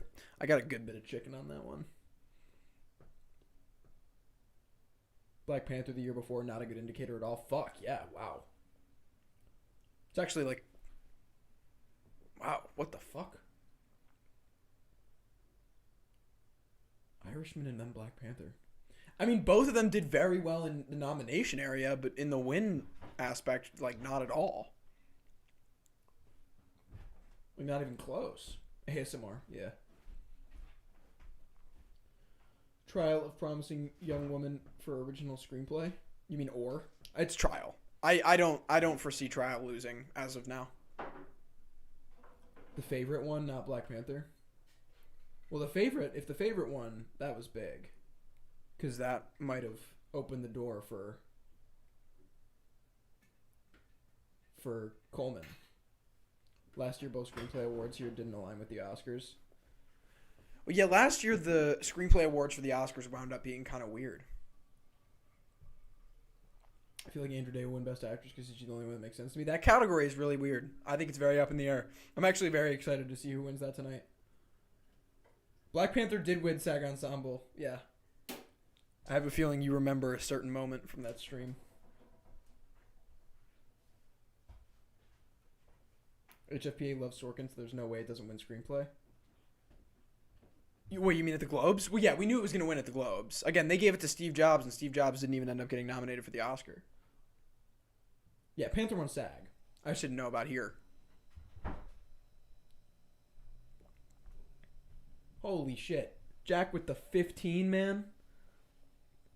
I always enjoy your channel, man. Happy to have been a viewer for 4 years. Rock on. Thank you so much, dude. Appreciate it. Holy shit. Thank you, dude. You guys are awesome.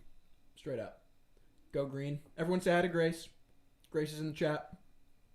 Everyone give a big hello. Do it like they're doing here at these awards. Big waves. Big waves, everyone. Between Mulligan and Day, I think Andrew Day is better than Carey Mulligan, but I do think Carey Mulligan is really good. Day, Mulligan, and McDormand all have a chance of winning. Yeah, I think Steve Jobs should have been nominated, but it just wasn't. Don't know if I can watch the whole stream, but your commentary makes it more enjoyable. Appreciate that, man. Greetings from London. What's up, man? All right, we're back. We're back. Welcome back. Okay, everyone.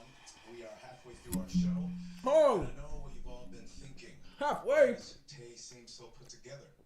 How is he vibrating on such a high level? I'll tell you how. I spent 2020 mastering some skills I've always longed to master. I thought I was going to say I spent 2020 masturbating. In less than 1 year, I absolutely crushed juggling. That's the first thing that's gotten even a giggle out of me. Oh, but now it's getting worse. Oh, it's getting worse.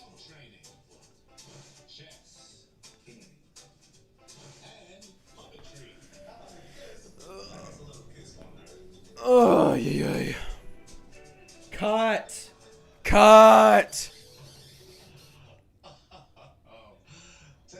hours, my ass.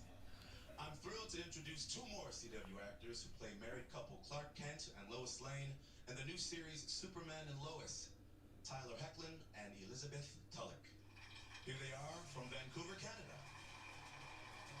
Hi, I'm Elizabeth Tulloch, and I play Lois Lane on the new series Superman and Lois on the CW. And I'm Tyler Hoechlin, and I play Clark Kent. He looks exactly like Henry Cavill. What? Well, somebody else plays Superman. No, it's I play both parts. I mean, Superman's slightly better looking, but okay. Shut Anyway, here the are fuck nominees for Best Supporting up. Actor in a Comedy Series. Holy fucking God. Best supporting actor in The show would be over if they didn't have half this shit. Harvey Guillen, What We Do in the Shadows. Salida.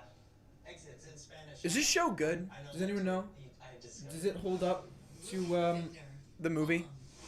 turn on the Sam Adams light lamp behind you? I will after this commercial. Game and then the whole late game. William Fichtner. Actually had a successful onside kick. I mean, you just don't see it since the rule change. Really? Andrew Reynolds, Black Monday. Well, I just like to touch this for luck before I grab my real club. Yeah. Yeah. Mark Brookt, What We Do in the Shadows. How was everyone's weekend? What We Do in the Shadows. It's like the more I feed, the more I It's need. okay. Never felt so alive in my life. Alex Newell, Zoe's Extraordinary Playlist. Somebody to lean on.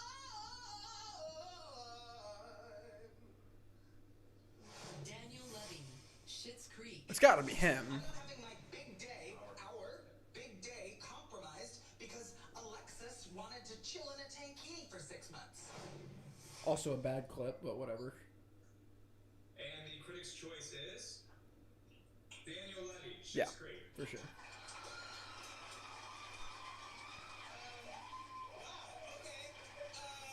Thank you so much to everyone at the Critics' Choice Association. My head again, maybe. Your support You have to remember there's a little bit of a delay on the stream, though. Pivotal role in helping to keep our little show on the air, and more specifically, thank you for supporting and championing a character like David. I have so appreciated reading all of your thoughtful and encouraging words. Glenn Close nominated for Razzie? Wait, really? Did the Razzie noms come out? That much on screen, you have to take a risk and make it happen for yourself. So thank you so much for this. It means the world. Really appreciate it. Thank you. And now on to Best Supporting Actress in a Comedy Series. Here are the nominees. Best Supporting Actress in a Comedy Series. Rita Moreno. One Day. Wow, Jesus Christ. How old is she, man? She's got to be like 85? Good for her. The Connors. It's 3 in the morning. This show. Bar and you see him scratching his head with a fork in the cutest way. Ashley Park. Emily in Paris. You told French people this? No wonder they hate you. Oh, not just this. That's the French way. They're very disagreeable. Hannah Waddingham. Ted Lasso. This would be a cool win. You're fired. She's great. Yeah, right. And I'll be buying out the remainder of your contract, so wish you the best of luck. Annie Murphy. Schitt's Creek. This is not a wedding dress. It's a white floor-length gown. It's very different. Did it come with a veil? No, it came with a headdress. Jamie Presley. I mean, I'm assuming it's her because she's in Schitt's Creek. Down your deepest fears, and we are going to set them on fire so they lose their power. And they can't all be, I'm afraid Margie's going to die.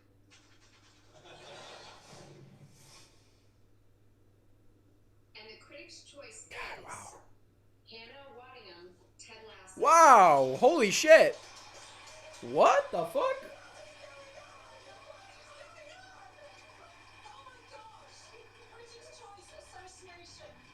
Huh.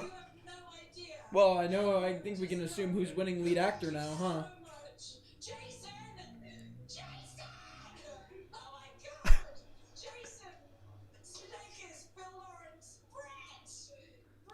See, this is like something that's genuine shock. She did not expect to win this.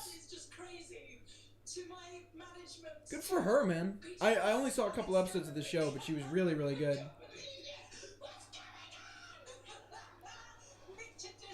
Holy fuck. Yeah, Jason's definitely winning. My dad, Harry Waddingham, who's the greatest force in my life and shows me how to behave always like a lady, apart from now. And to my beloved girlfriends who keep this single mama going when I've had a bit of a crap time and help me bring up my baby girl. Sausage face, single mommy's done! Oh my gosh, thank you so much. It means the absolute world, and I can't believe I'm in the same breath as these glorious women. Thank you so much. And somebody get me a drink before I swear. Thank you. Okay. Wow. Holy shit. Oh, look, he's another filter. Yay. Guys, but I'm starting to see the appeal of these filters. I get it. These can be a Jason's definitely baked. You catch that, mama? Slippery. Yeah. You know that. Still to come, Jesus. comedians Jim Gaffigan. Jim Gaffigan. But next, This Is Us stars Justin Hartley and Chrissy Metz when the 26th Okay. annual Critics' Choice Awards returns. Nice. Good little win there. We're getting closer to the movie awards again. Slowly but surely. Oh.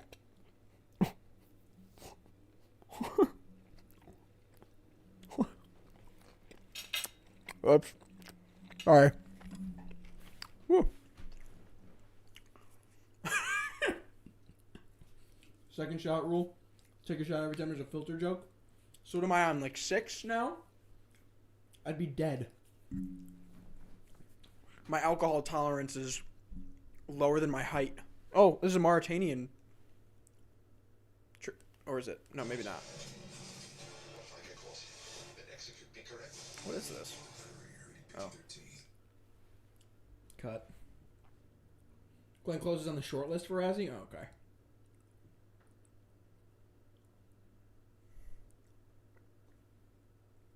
Drawing this out. What awards are left? I think we have a lot. We still got like another hour. I've not seen any of Schitt's Creek, no. We got another hour and 20 minutes. They still have to do the rest of the comedy television stuff. They did all the drama performances. So we're getting there. We're getting there, slowly but surely. They just have to get through all the TV stuff before they get to movies. I feel really bad. I always think people come in here like looking for reactions to television, and I just don't have the first fucking clue what's happening. I will say I know the Timmy fans are annoying, but I can't wait to see him play Bob Dylan. He's good. He's very good casting for that. I will say Timothée Chalamet is very good casting to play a young Bob Dylan. I like the fucking kid, but you know, a fair amount of people may have ruined him for me a couple years back. That was pretty fucking awful.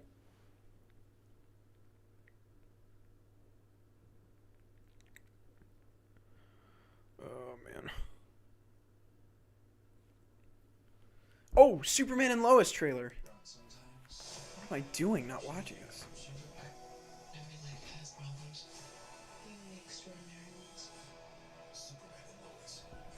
Wasn't there... What was the old show that was about Superman and Lois that was called, like, the same thing?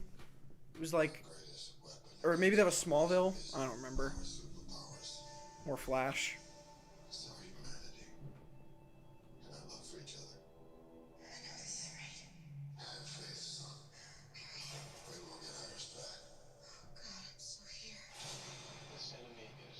Fuck is happening? Yeah, James Mangold directing is awesome. We've seen him do musical biopics very well, so.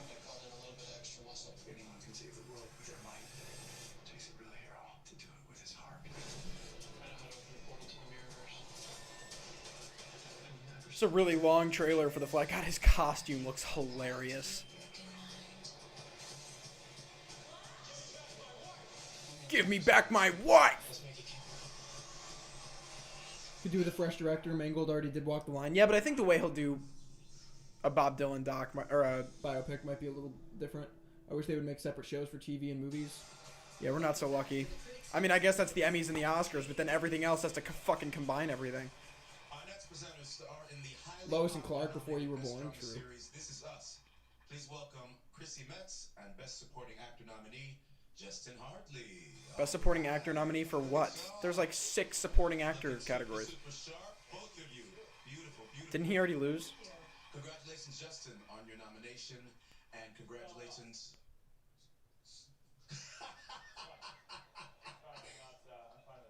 But it was an honor to be nominated, is what he means. Absolutely, absolutely. It feels good to get dressed up, right? It feels good to get dressed up. Right. I don't understand. These like don't look rehearsed. Like it looks like he's. It looks like an interview show where he's just dropping this shit on it. That's right. That's right. You guys are also. I wanted to congratulate you on the tremendous success of This Is Us as well. It's a great show. Thank you. It's also nominated for Best Drama Series for the 5th time tonight. Yeah, we're kind of cool. That makes sense. I can't believe we've been doing it that long. That's insane. Yeah, very does it make you feel like a little bit of a winner 5 times? It does. No, it feels great just to be surrounded by these people. What the fuck is this? Be surrounded by me. Well, I wish we could get closer, but you know, with the whole thing going on. Yeah, the mask. Anyway, I'll let you guys do your thing. Please do. Oh no! Hold on, Chrissy. We're not doing a scene from This Is Us. We're doing the nominees for Best Actor in a Comedy Series. Oh, okay. I actually have to mute this. I actually can't listen to this. I will crawl out of my fucking skin. I'm waiting for this to stop, and then I will unmute.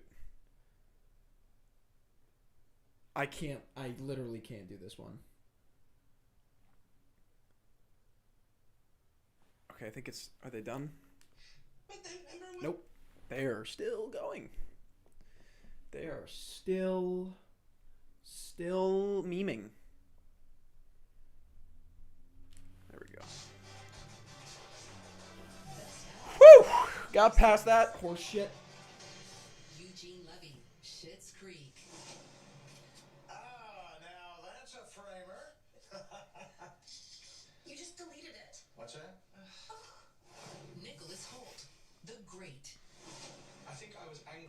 no one. He just keeps starring in these kinds of period pieces. Pretending to. Tush. Matt Berry, What We Do in the Shadows. I did take a brief sojourn to the Golden State. I'd agreed to meet the devil at an intersection of roadways where I would become a much better guitarist. Rami Youssef, Rami. Wish one of my parents would die just so I could have like a thing, you know? Like, you know, there's always like that kid in school who like, oh, his dad died and he had kind of like an edge.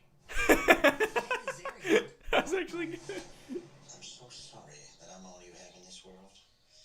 Hank Azaria, God. No two ways about that. He's still just going strong. Jason Sudeikis, Ted Lasso. It has to be him. Love that name. Hey, love your hot dogs. Yeah, no, I know. Oh, good, good. You all got Nathan's hot dogs here? No? Okay. And the critics' choice is It has to be Sudeikis. Jason Sudeikis. Yeah. Back in his sweater, high as fuck. Hank Azaria's got his dog though, dude. Thank you guys. Thank you very much to the Critics' Choice Association. Yeah, where do I start? So honored to win this award. I want to thank everybody at Apple, Warner Brothers, for getting this TV show out there, having it find its way to your laptops, phones, televisions, etc. Also want to thank my manager, Jeff Chetty. I want to thank, all the writers on the show. You know, starting with Bill Lawrence and my pals and co-producers, Brendan Hunt, Joe Kelly, but then our whole, our other dirty dozen of writers and writers' assistants, because they make the job a lot easier and a lot more fun because they write such great stuff. And then all my everybody that I get to act with. He's so high. To get to perform with you guys on a daily basis. So again, thank you. Thank you one more time. See you soon. Have a good night. And now, Best Actress in a Comedy Series, here are the nominees. At least they do these in quick succession, you know, when they have the comedy and the drama split up. Comedy series. Natasha Dimitriou, What We Do in the Shadows. How can I rest until you do something with your eternal life? What, like learning to This show just got nominations all across the board and won Jack. The Flight Attendant. How funny it would be to be arrested in a foreign country where it was funny, we were laughing really hard about it. Yeah, no, totally. That sounds super funny. I don't understand. Every clip of that show, Before we rebaptize like, ourselves, I'm going to call my that doesn't look like a comedy. It looks fucking dark as shit. She has a life to live. Issa Rae, Insecure. Yeah, there's no way Catherine O'Hara loses this one. Speak up. I said self-care Sunday. It's when you take care of yourself on a Sunday. I know what that means. I read too. Pamela Adlon, Better Things. Why are you good at those sound effects? No reason. Christina Applegate. Christina Applegate. You're my problem, Tyler. I'm not paying for that. She's had a very interesting career. I always see her and think of the living in a van down by the river. Catherine O'Hara. Yeah, Schitt's Creek. for sure. Now let's not have her husband do the phone thing again. That's funny. That's funny. Celebrating all these beautiful, funny women. Thank you. That's a good meme. I like that one. That's funny. Boost your support for our show, and thank you. It's a nice slight thing. With this lovely Schitt's Creek parting gift.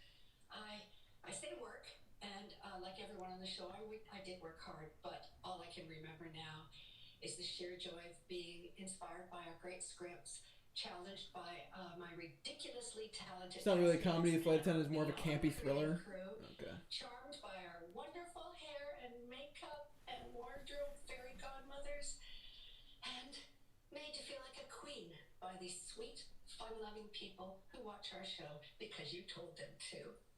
So thank you, Eugene Levy, thank you, Daniel Levy, thank you, Fred Levy, thank you, Deb Devine Levy. The meme is the lipstick on the Dear husband's husband and son lips. For 6 years. Thank you so Flight Attendant is dark comedy, but it's definitely more on the dramatic side. They probably thought it had better chance as a comedy. Yeah, I guess.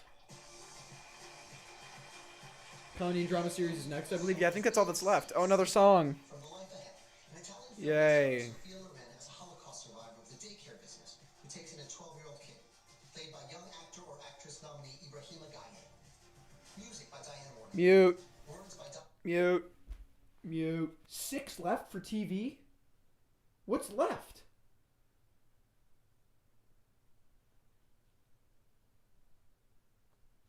What the fuck? There's like an hour left. This movie does look really good. I kind of want to see this. I have to check it out.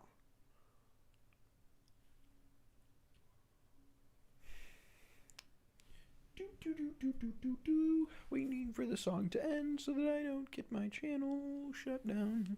More Best Song nominees. Bridgerton star Evie Diniver. But first... Hi there. I'm Matt Mikkelsen and I'm presenting the award for Best Drama Series. Next, our Critics' Choice Awards. Interesting. Mads Mikkelsen is presenting talk show, limited series, short form series. I'll be observing your safe driving. Holy crikey. Let's roll. Hey, check it out. Mute. Mute. Next year will be interesting with all the delayed films. Yeah, it's going to be interesting for a race next year. Yeah, non-actor awards, I guess. It looks like we're going to do six dramas, baby. Or 6 TV. Let's fucking go. Eat some chicken to prepare. You know what I mean? No award for best game show contestant? Nope. It's been Call Me By Name. I remember when you predicted Hammer to get in for supporting actor, but I'm so happy Harrelson got in instead. Yeah, it was that was one that demonstrated how much steam Call Me By Your Name had lost. I was, again, when people were still predicting Chalamet after that, I was astounded. I think Harrelson was definitely better. For some reason, I thought Sam Rockwell was such a runaway nominee that they weren't going to throw Harrelson in there with him. Can we mute until they get to the movies? I can't talk for that long. Surprised we haven't seen a montage where they announce winner after winner before commercial. Yo, when are they doing that? Aren't they supposed to do all the week film categories? When does that happen?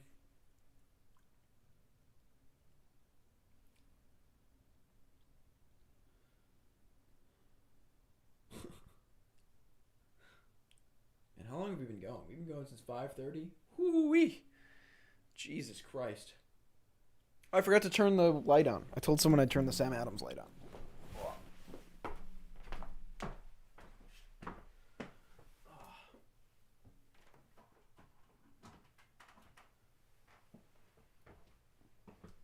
There you go.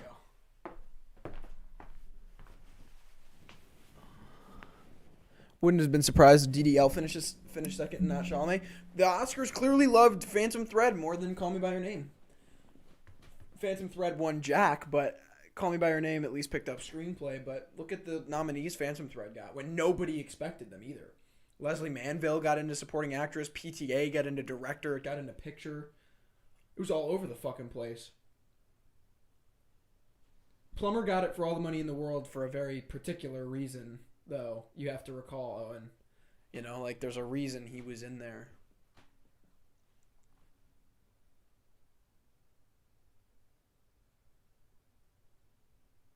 All the film awards are after TV is done? Yeah. So we have to sit through the rest of the TV ones first before we get to the stuff that I know anything about.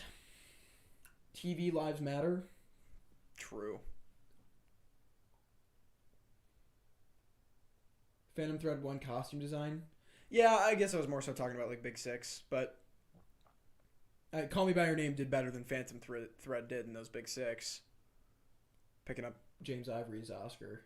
But that was like the surest bet of that season, and those 4 nominations, or those 4 performances were all completely locked. But there was no way James Ivory was losing. Yeah, Plummer was great in the movie, but, you know. Phantom Thread is your favorite PTA film? Probably the one I enjoy the most, truly.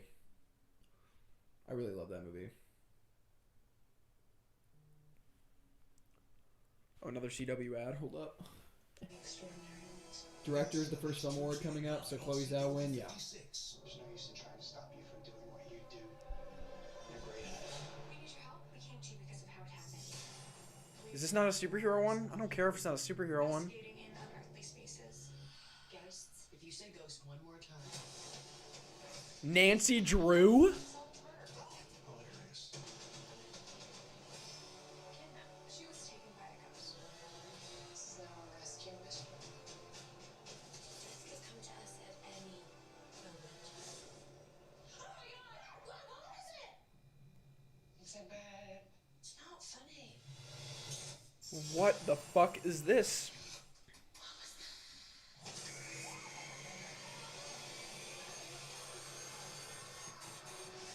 You exposed the town to unspeakable beings. What is this fucking trailer? Tell your story.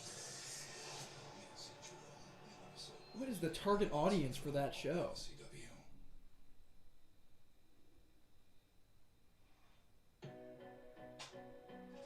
I see her taking up space, embracing her power, and being unapologetically herself. I forgot they still had to do this one. Telling the stories that need to be told. Bringing light and complexity to the screen. I see her bringing authenticity to characters so real women everywhere can see themselves. Welcome back, welcome back, welcome back. Here from the upcoming films, Luca and Linoleum is one of my favorite comedians. What up, Jim? Hello, Critics' Choice. I'm Jim Gaffigan. I am coming to you from my home where I've been writing out the pandemic with my family.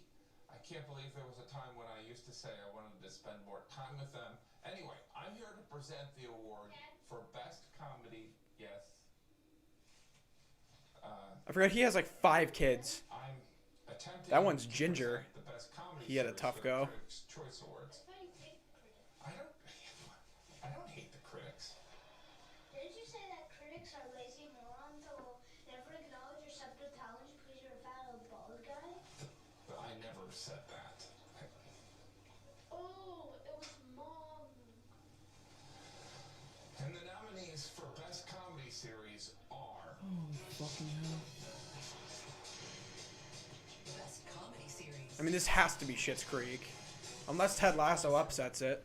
Which it could. Figured the tea was just gonna taste like hot brown water. And you know what? I was right. Yeah, it's horrible. No, thank you.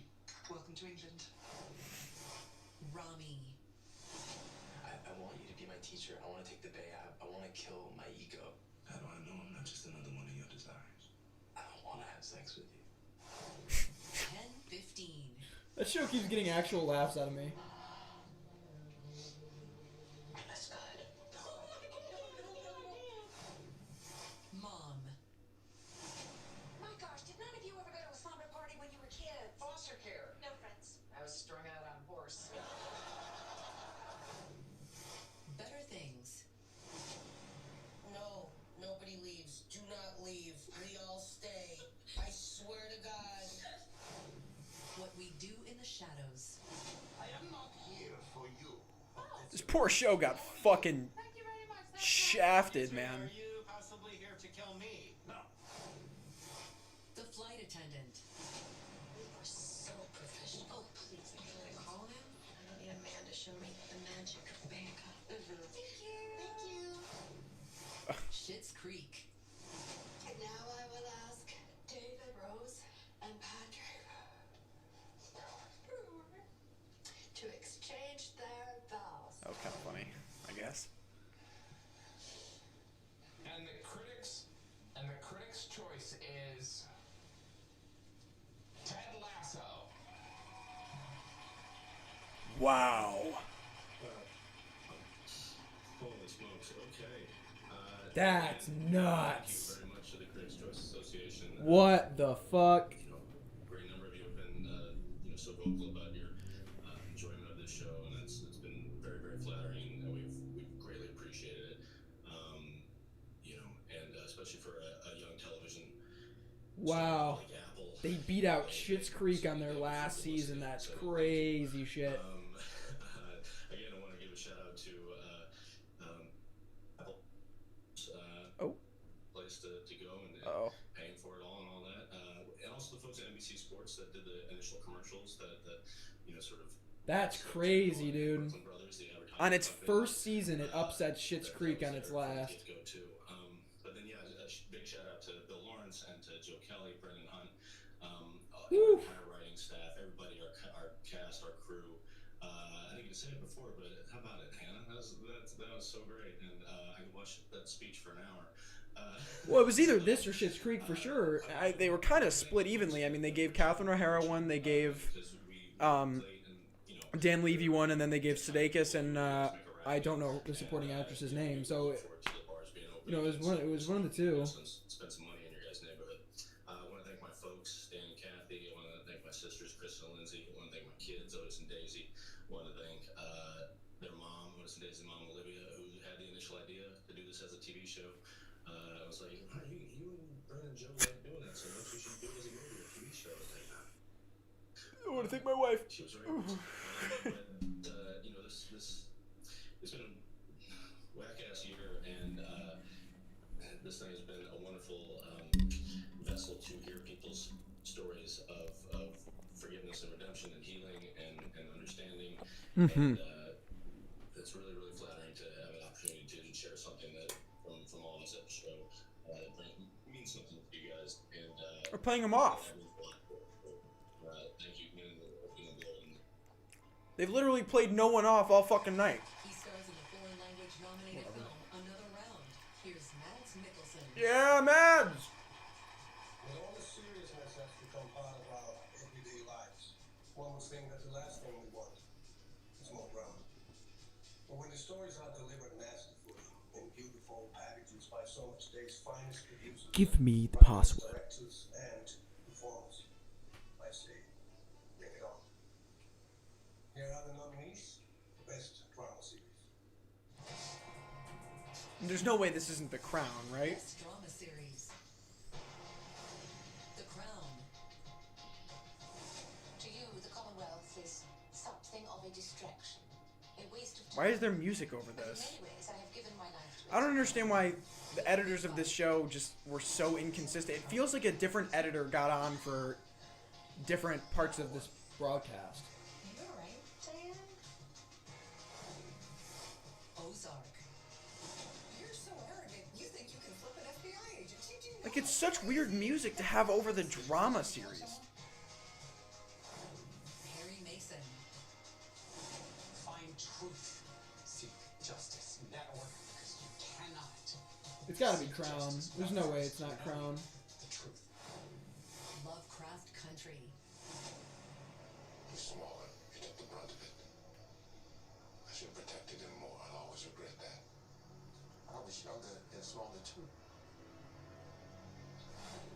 Better Call Saul. I'll always root for this, but Either we end this now and enjoy the time we had and go our separate ways, or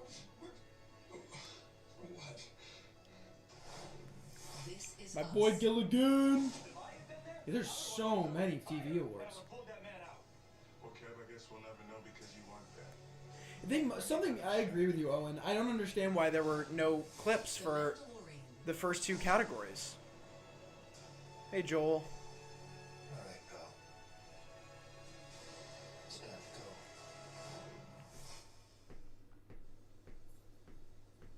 And the critics' choice is The Crown. Yeah. Right on. It's very expected. Couldn't be with us, so we accept the award on their behalf. What? What do you mean? For best song is Speak Now. Emma Corrin was there. What the fuck? What do you mean? There's totally... Whatever. I mean, I don't care. Fuck it. Go ahead and skip it. It's one less speech, but... okay. Leslie Odom Jr., who also performs. Fuck. Shut up. Shut up. Mute. Mute, mute, mute, mute, mute, mute. Can't listen to that. Can't listen to that, or I lose my money. So.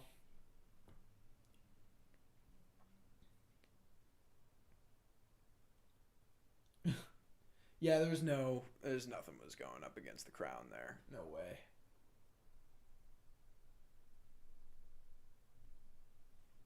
Cool. Gonna mute. Coming up, a special award to Zendaya. But first, we have this star of Bridgerton. Hi, I'm Phoebe Geneva, and I'm the for Best Limited Series, coming up soon. Okay. When the 26th annual Critics' It's probably what, Queen's Gambit, I guess? Yeah, I guess Corn just dipped. She's got the fuck out. Little insight from last year from a friend who's well connected to the Oscar voters. Only acting category that could have had an upset was supporting actress. Bates and ScarJo had strong support. I mean, I guess, yeah, without Lopez there, the only other ones I would have thought would win would be ScarJo, but Bates is shocking to me. It has to be a showrunner accepting, I think. No way, Jason Sudeikis accepted for... Oh, I guess he is a showrunner. True. But what about, like, fucking Andy Samberg for Palm Springs?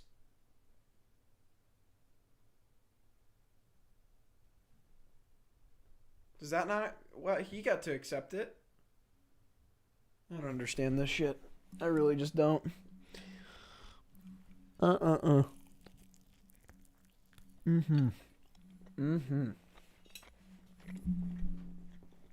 TikTok ad.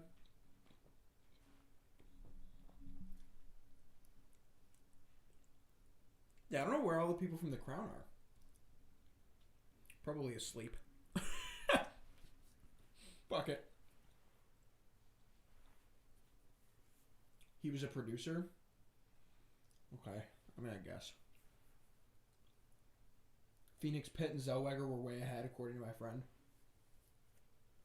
Yeah. No bread juice tonight, Ozzy Bestius. No bread juice tonight.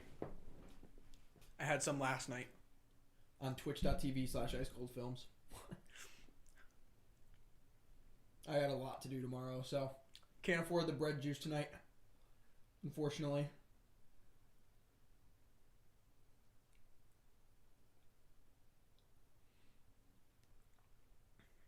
Another Microsoft Teams ad. Think Thelma and Louise? If so, who do you think gave the better performance between the two? I think they're equally as good. Are they doing the technicals live? There's no way. There's 53 minutes left in this show. They're totally going to put up The graphic, which is going to be super fucking annoying because they give out every TV award, but whatever. It is just so weird.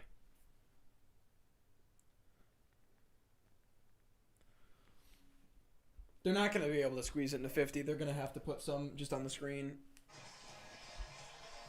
Hey folks, let's take some time to speak to another one of our nominees. No! Here's Riz Ahmed, who's nominated for Best Actor for Sound. Why the fuck is this happening? We have 50 minutes left. Thank you very much. Likewise, man. Good to talk to you. All right, I'm going to read your lips because I'm not getting any sound. But as long as you can hear me, we're good. For your role. Was that a joke from the movie? Research? Yeah, I did. I'm not sure if you can still hear me or not. But the role kind of required learning a lot of skills. So I had to learn American Sign Language. It's another shot. And I also had to learn how to play the drums. So those two things was a kind of 8.5-month process, kind of full-time, every day. Yeah, week in, week out. So it was quite intense. But it was... Okay. It was something I was grateful for, you know, learning the drums and learning sign language. It kind of changed. Isn't a fucking chat show. All right. You'd be proud of my lip reading right now, man. And I know that you're a rapper. Were you just a natural musician? Did you have to learn how to play the drums, or how did that work, my man?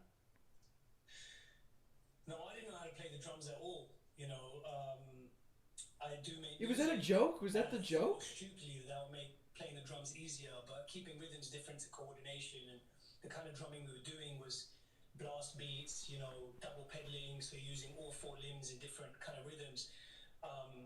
And it's really, I blame Darius. Why is this in the show? Insane writer director who said, you know, everything in this film I want it to be as for real as possible. I just don't. So when you're I playing don't the drums get on it. screen, I want you to be really playing the drums in front of a real audience, a real. They did like 5 of these. Myself and Olivia Cook kind of had to go on that journey of 5 of these interviews instead of doing the nominee, like the technical stuff. All right, well, keep doing your thing, man. Wonderful work. Her latest stand-up comedy special is called Chelsea Handler Evolution. I've listened to all of her audiobooks. I'm a fan as well. Here is Chelsea Handler. I am here to present the Critics' Choice for Best Talk Show. And I have to say, this talk show format really has expanded since I was hosting my first show. Back then, I was the only woman in late night. It was mostly middle-aged white dudes named Jimmy. Now, half the nominees in this category are women, and 2 shows feature people of color. And guess what? Both the Jimmys are still here, which goes to show you that when you make room for women and for people of color, no white men have to give up anything. There is room for everyone when opportunity is given to everyone. And here are the nominees for Best Talk Show. What if one of the Jimmys wins? That would be funny. Talk show. Late Night with Seth Meyers. Senate Majority Leader Mitch McConnell's home in Louisville, Kentucky was vandalized over the weekend, and the whole incident has McConnell questioning whether America is even worth destroying. Desus and Mero. Who? Let me just say that I saw some of the footage of y'all with Booker. Before you say anything, that was a deep fake. Oh, it's these guys. The Kelly Clarkson Show. What? Oh, wait, don't do that.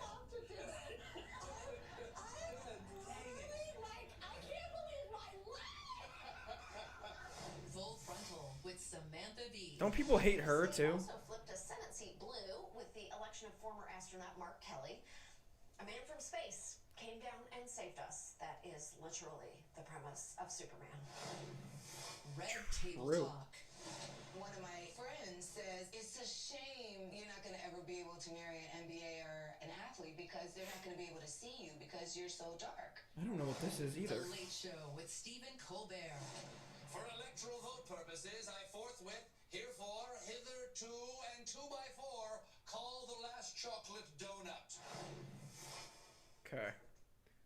And the critics' choice is Late Night with Seth Meyers. The white dude always wins.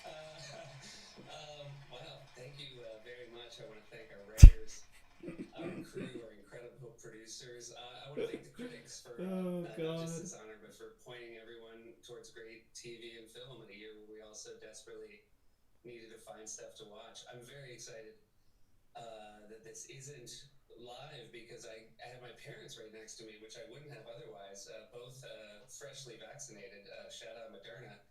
And Shouts out Moderna. My mom and my dad are my earliest critics. We have less than an hour left and a shit ton of awards to give. So I'm ready for the graphics. All she ever tells me is that I'm crushing it, and she's taking 10% of everything I've ever made. Fucking headed. Good job. I don't have a TV background. Oh man. Thank you so much. I'm really flattered and honored. If you're a fan of Bridgerton, you'll know she played Daphne Bridgerton in the Sure am. Love it. Hi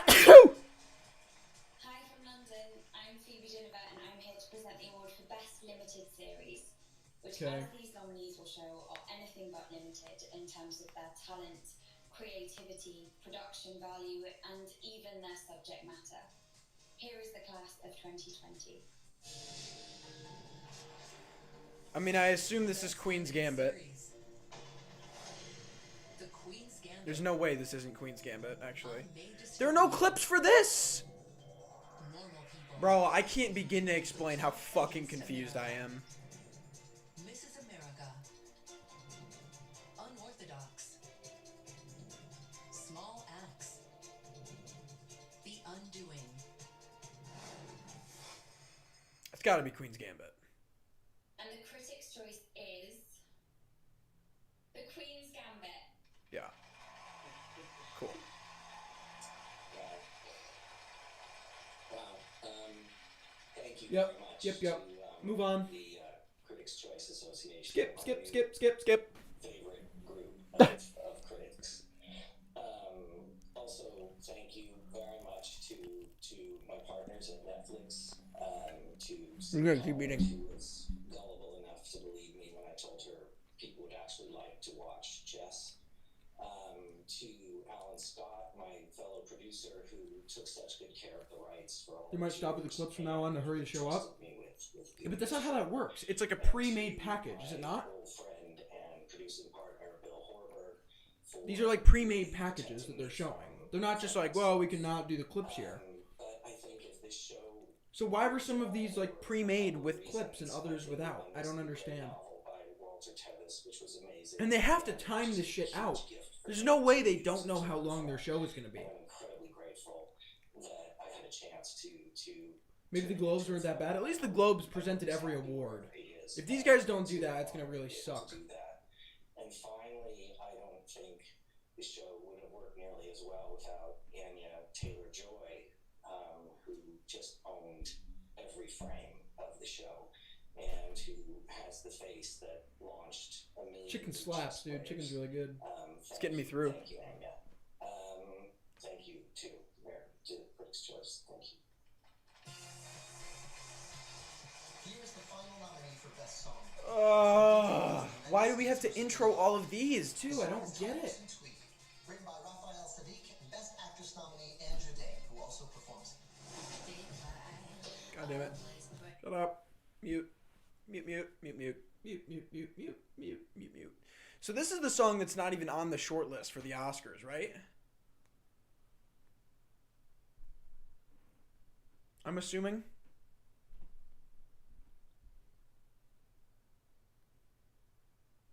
Gotta wait. Gotta wait. Wait until the song ends. Great. Next, John David Washington presents the See Her Award to his Malcolm and Marie co-star, Best Actress nominee Zendaya. That's kinda cool. When the 26th Annual Critics' Choice Awards return. At least JDW is doing it. Everyone clap! Everyone clap for the screen! Clap for the cameras! Yay! Everyone clap! I don't understand how there's 40 minutes left. I'm actually confused. This doesn't make any fucking sense. And I've also got people telling me things are... song is next and then director, but I'm also seeing short form series and TV movie are next. I mean, this whole show has been TV awards. Like, literally the entire thing. There's no way this ends at 10. There's actually no way. I refuse to believe. I don't believe. Oh, it's a Falcon and Winter Soldier ad. I don't really care, but... Or partners. Co-workers. We look damn good. Screening soon, exclusively on Disney Plus. Yeah, I don't really care. Still don't really care. Zendaya is just gonna have a big moment, so it's just gonna be graphic for the... That's what I'm saying. They still have to do this whole fucking award. Yeah, it started at 7. They've been going for like 2.5 hours. They've done like 3 movie awards. And then every single television award. And they still have 2 more TV awards to do. And there's 40 minutes left in the show. And this is supposed to end at 10? I actually don't understand how that's possible. At the speed they're going.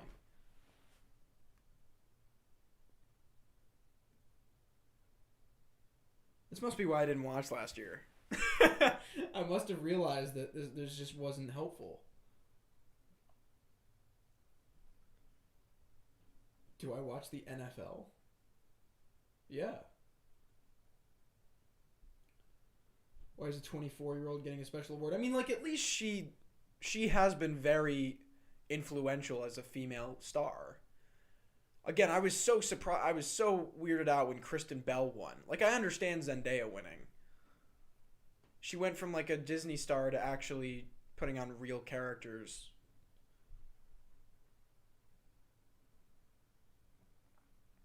I just don't understand how this show is meant to end at 10.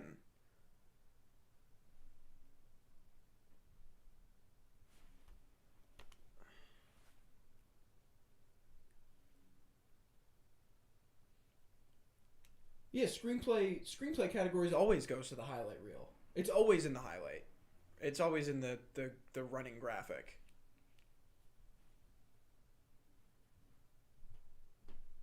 We're back, though. As you've seen throughout the evening, the Critics Association has teamed up with See Her to recognize women who have played a powerful role on and off screen, advancing gender equality in entertainment. Yep. Our previous honorees have been Viola Davis, Gal Gadot, Claire Foy, and Kristen Bell. Kristen all amazing Bell, women. man. So To tell funny. us about this year's honoree, Zendaya. Those other ones is make the star of complete Black sense. Klansman, Tenet, and Malcolm and Marie. John David Washington. In her young teens, she was a Disney star. By her 20s, she was a member of the Marvel Cinematic Universe and is currently filming her third Spider-Man movie. Along the way, Zendaya became a fashion icon and the youngest woman ever to... I don't know. I get that they just starred together, but I feel like they totally could have gotten someone else to do this. I just don't think he knows her that well. Filmed and produced together in quarantine under the most unusual circumstances. What stood out to me the most beyond her incredible talent was her wisdom and her discernment. At 24 years old, They don't have another hour, Joel. Do they? but she is also a formidable force for good. Fearlessly using her voice and platform to push for change, inspiring her 88 million Instagram followers and beyond. That's fucking insane. 88 million? Opportunity to change the world. Zendaya, I see you. See her. Open the door! There's a montage too. Open the door! Open the door! Open the door! Media is a mirror to the world. It has the power to impact change, influence culture. This is a film school ad? Women and girls see themselves. Come on, life is about finding some excitement, having an adventure. Media can inspire. Shake all it up. Because when she can see her, she can be her. Led by the Association of National Advertisers, See Her is the largest global movement for gender equality, with a mission to accurately portray all women and girls in media and entertainment, so they see themselves as they truly are and in all their potential. I believe that the privilege of a lifetime is being who you are. It was clear to me that I wanted to portray a strong and independent woman. Our job is to question ourselves, to question what we depict, who we depict, and how we depict them, and how we want people to see themselves. To me, being a woman is not about being brave. I just don't get Kristen Bell. I get that she's in The Good Place, but the other ones had such massive impacts. Each year at the Critics' Choice Awards, See Her recognizes one woman who embodies the values of the movement. I think if you believe in yourself, you can have it all. To push boundaries, defy stereotypes, and elevate the importance of authentic portrayals, on and off screen, using her voice and platform to inspire others. You have to go against the grain and make people angry and make people mad because they don't agree with you yet. But that's the whole part of the process. What do you want? Really? I want to go there. Yes. Okay. This year's See Her honoree is Zendaya. They're showing a Dune clip. I'm the last person standing. Shit ain't even out. Hold on to me for dear life. It's my great pleasure to present the 2021 See Her Award to someone who is on screen and off. You can see him reading the script. Zendaya. I'm going to start by saying All right, man, I'll see it. to John David Washington. Incredibly lucky to have you as a friend, but also a scene partner. No, I understand. I know what you're saying about Kristen Bell having a strong career. I'm talking about the timeliness of them giving these awards. Right? Like Claire Foy had just come hot off The Crown, First Man. Viola Davis, I think, was just off of Fences. Gal Gadot was obviously coming off of Wonder Woman. Zendaya is coming off of a couple of insane years. Kristen Bell wasn't doing fucking like anything in 2020 other than The Good Place, I guess. But was that big of a deal? To be grateful and for That was why I was so confused. and in our life. I get that she was deserving. It just seems weird because they try and be timely with these. We hold on to our love. It seems like, to me at least. I don't know. Call them, acknowledge them, tell them we love them, and take in moments like this. And I absolutely would not be here if it weren't for the incredible women that have paved the way for me to be here. So also extremely grateful for those women. So yes, this is. No, I do think Zendaya is influential. Technically speaking, with that word, I do think she is. And not to overuse I think she's paved the way for a lot of women who want to do what she does. for this moment.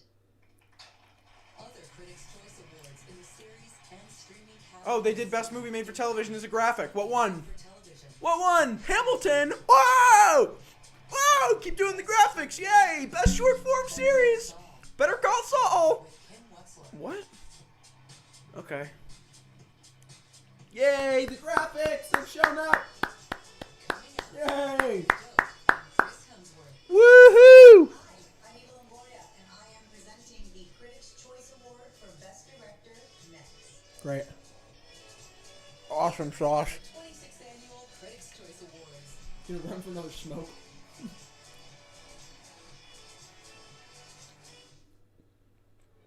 See Her started as a moment and has become so much more. Oh, I have to mute this. Shit. Isn't she the main person in Frozen? Oh, you're right. I forgot that fucking dog shit sequel came out that year. I have no issue with the category at all. I just thought she was the weirdest winner. Because, like, I don't know. It just seemed to me that they were trying so hard to be timely with every winner, and she seemed so random. Wrapped up Veronica Mars and did Frozen 2 in 2019. Did Veronica Mars have a revival? I thought that show ended, like, mid 2000s. Maybe I'm wrong though.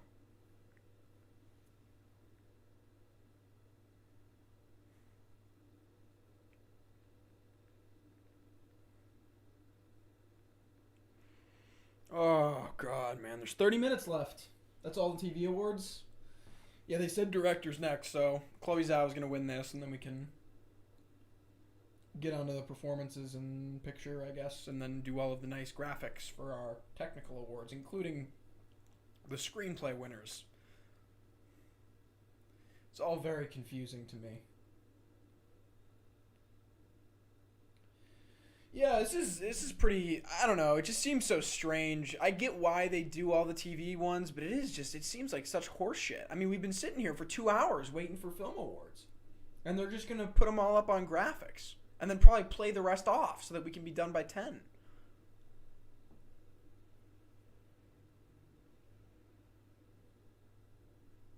If you get to the point in your award show where multiple awards are skipped over in graphics, you got a lot of stuff to cut, yeah. Oh, song is next? Oh, thank God for that.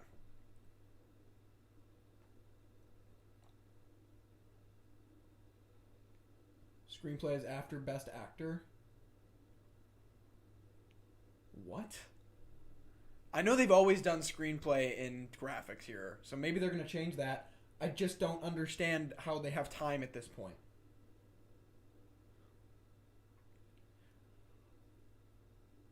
$15 awards left. Sick. We're just getting started, boys.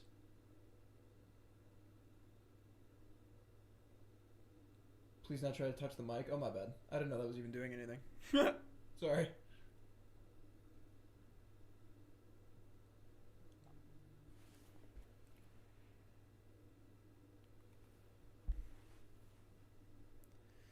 It's another CW ad. What is this?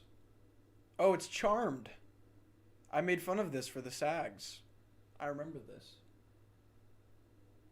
Which song will win? Who cares? I don't know. I honestly have no clue. There's no, like, what's it called? The song from A Star Is Born. Shallow. There's none of that this year. So, probably One Night in Miami, if I had to guess. Or the one from The Life Ahead. 2 minutes per award, no problem. Yeah, easy peasy. Just play everyone off after we make the funny jokes that we do before we read the nominees, and then read all the nominees, and then either show clips or don't show clips. And then they can speak for about 5 seconds, and then we can play them off.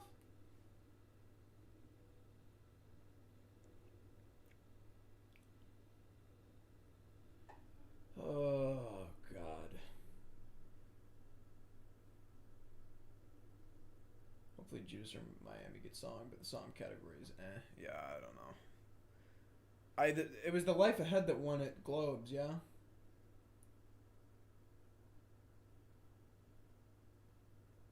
Yeah, there's no big hits this year. Nothing that's like a set win because everybody has heard it. We're still running ads, by the way. 30 to go, baby. 30 to go. Let's see what they can do.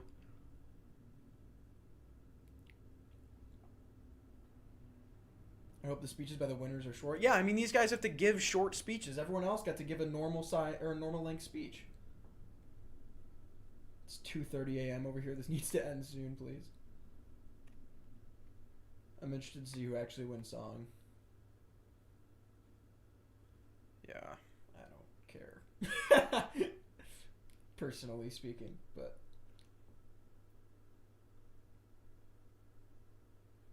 they're not going to announce Bozeman in a graphic. That's not going to happen. They're still running fucking commercials. Please. There's been a long-ass ad break. Oh, we got a weather report. It's going to run over time. There's no way. There's no way the show is over by 10. I refuse to believe that. Very simply, I refuse. There's usually no big hits in song. Shallow and Let It Go were exceptions. Before that, I mean, yeah, Lose Yourself was a big one. My Heart Will Go On was a big one. Choice Awards. Once again, here's Emmy, Grammy, and Tony winner Lin-Manuel Miranda. All night long, we've been treated to the amazing nominees for Best Song. Thank God for that. There's no way to truly judge them. In order to help all you critics out there, you need to hear them as they were originally intended by their composers. Sung by yours truly, Lin-Manuel Miranda. One night in my... Oh, that's not what we... Okay, but I learned the word, so... Oh, they already voted. Okay, all right. So, your nominees for Best Song are... Just keeps getting better. My Hometown, from Eurovision Song Contest, The Story of Fire Saga. Fight for You, from Judas and the Black Messiah. Everybody Cries, from The Outpost. EOC, Scene, from The Life Ahead. Right. Speak Now, from I assume it's Speak Now, but I also don't know or care. From the United States versus Billie Holiday. To be entirely honest with you. And the Critics' Choice is... Speak Now. Yeah. One Night in Miami. So we can assume that's how Leslie Odom Jr. is going to get his Oscar to build towards his EGOT. My collaborator Sam Ashworth and I would like to thank the Critics' Choice Association, firstly, for honoring the song in this way. We want to thank Regina King for... Oh, Skyfall was a big hit. But usually when there's a Bond song, it tends to be a runaway. Not always, but in the last two with Adele and Sam Smith. To get to underscore and punctuate the themes in this film. Whether it'll happen with Billie Eilish, we'll see. Yeah, this will probably win the Oscar. Thank you, Amazon, for your support of the song. They're just going to want to give One Night in Miami something. Our original producers, and last but not least, thank you, Sam Cooke, for the legacy. No, he doesn't have one, Caleb. There's one that he's missing. I can't remember which one it is. I think it might be an Emmy that he doesn't have yet. We're very humble tonight. Thanks so much. She's a terrific actress who has also become a successful television director. Here is Eva Longoria. Presenting the Critics' Choice Award for Best Director this year is a huge honor for me because it's personally very encouraging that 3 women have been recognized. I mean, there's no way this isn't Chloe Zhao. This is a runaway. Best Director. David Fincher. Mank. Regina King.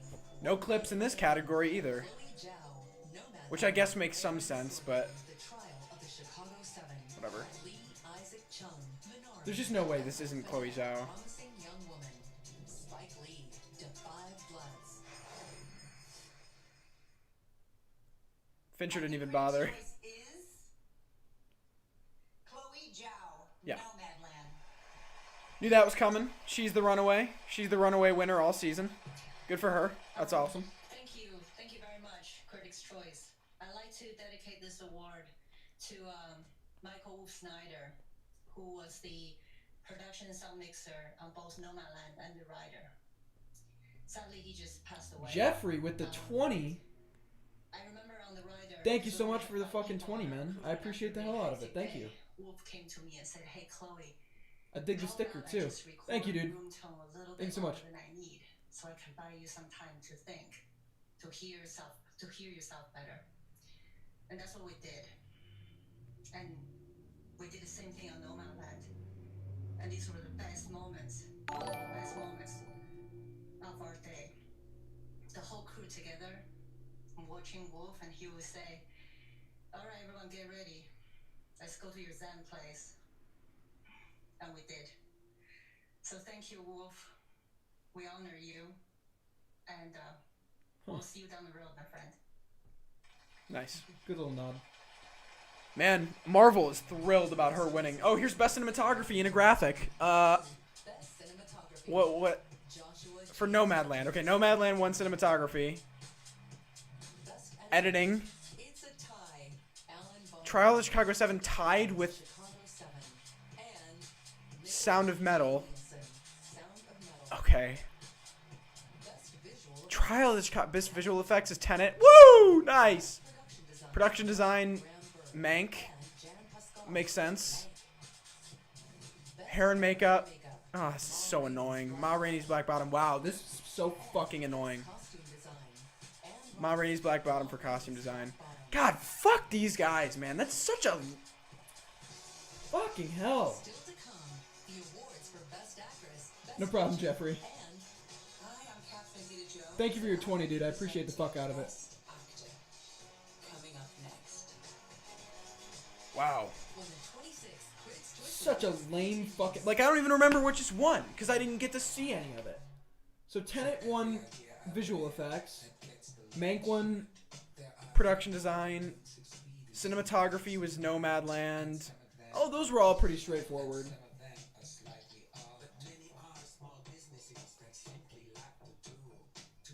I don't think any of those were super strange. Sound of Metal for editing is Pretty awesome. I don't know why Trial of the Chicago 7 is in there for editing. The only really, like, unique editing comes at the beginning and then in the Bobby Seale sequence.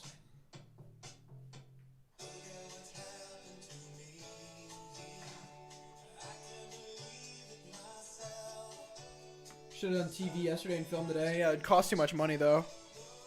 It is dirtier than it looks. Try new Tide Hygienic Clean. Now with Taco Bell's app, you can build your own $5 cravings box. Show all TV awards, but techs aren't worthy apparently. Yeah, those are boring. No one cares about those. I don't understand. I just don't get why they put them in the show at all then. No, they didn't announce screenplay yet. Like, at that point, just cut it out of the show. It'd honestly be more respectful to just not do them than to do them like that. Trial is the frontrunner for editing at the moment. That's so weird to me.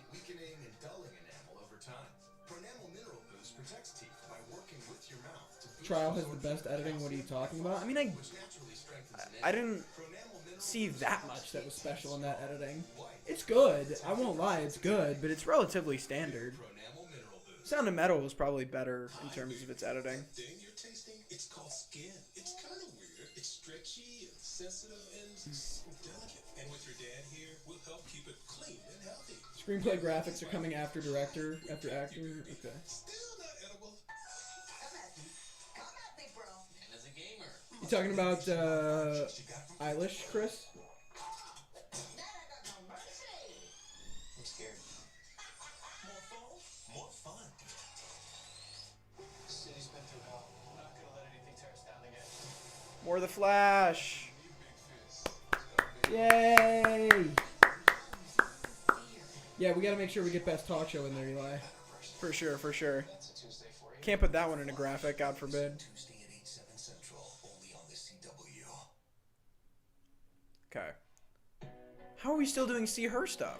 Representation matters. It matters who is telling the story. The show confuses me beyond belief. That we are seen as women, as people of color, of all communities. Storytelling should reflect life.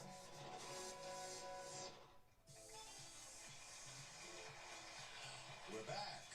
She's an Oscar and two-time Critics' Choice winner who currently stars in the series The Prodigal Son. Here's Catherine Zeta-Jones. Oh, I was like, who? Would you believe that the 8 nominees for Best Actor this year? This is Best Actor. Okay, so this is Chadwick. In the past 5 years. We know this is Chadwick. Now, I don't know whether it's true, but the fact that it's believable is a testament to what an amazing bunch they are. Oh, that was just a made-up fact? Let's take a look at these amazing actors' work. Okay. Yeah, so this is, we know that this is Chadwick. Best Actor.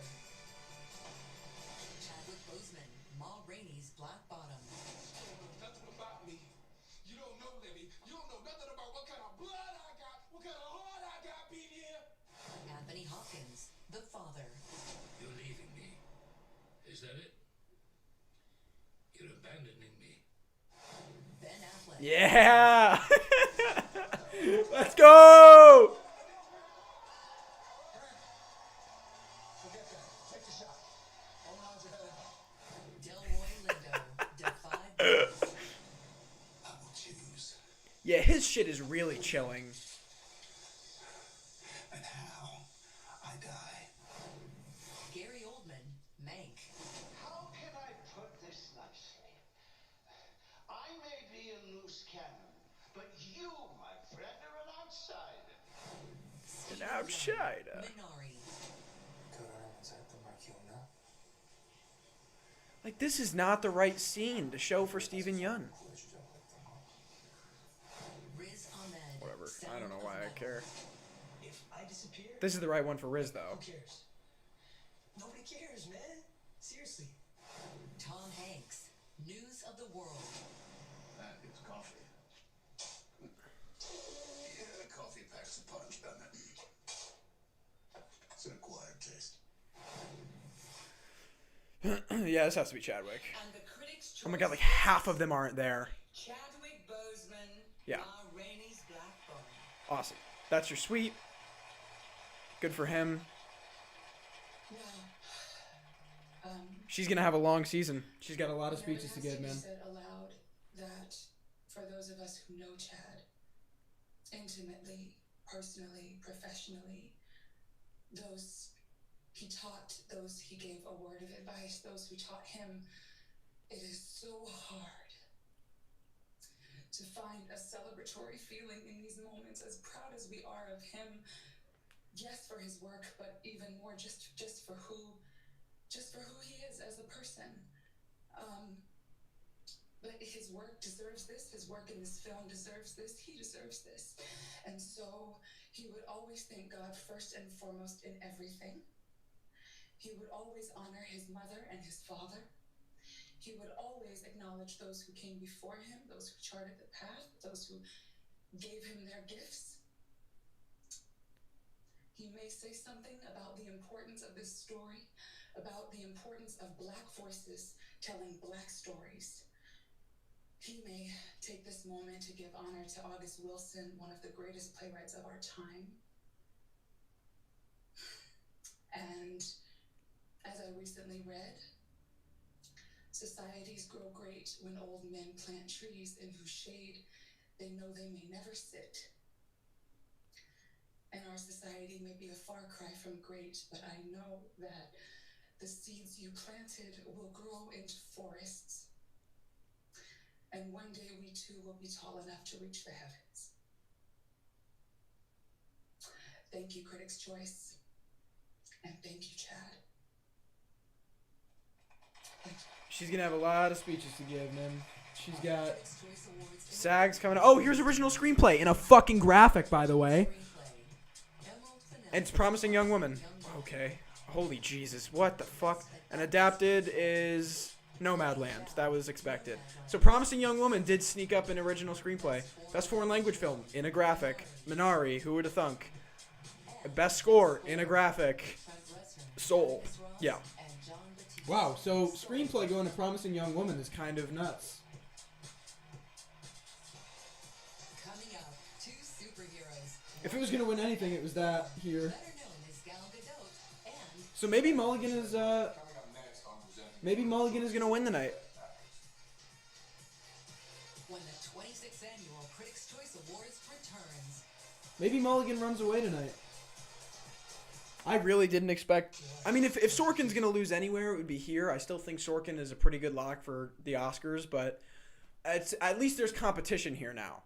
And I think that people talking about Trial of the Chicago 7 being a major contender for picture, with Promising Young Woman being a potential in that category, I don't see Trial of the Chicago 7 being a big Picture contender as much, to be honest with you. Like, to win picture... Historically, you have to win at least screenplay or director. You have to. And if Trial of the Chicago 7 isn't going to get that, which it still could. Granted, it's still a pretty heavy front runner, and I still think it might run away with it. But we'll see. Promising Young Woman getting screenplay is a big win. That is a big win for it, and maybe that bodes well for Mulligan tonight. So we'll see. I don't know.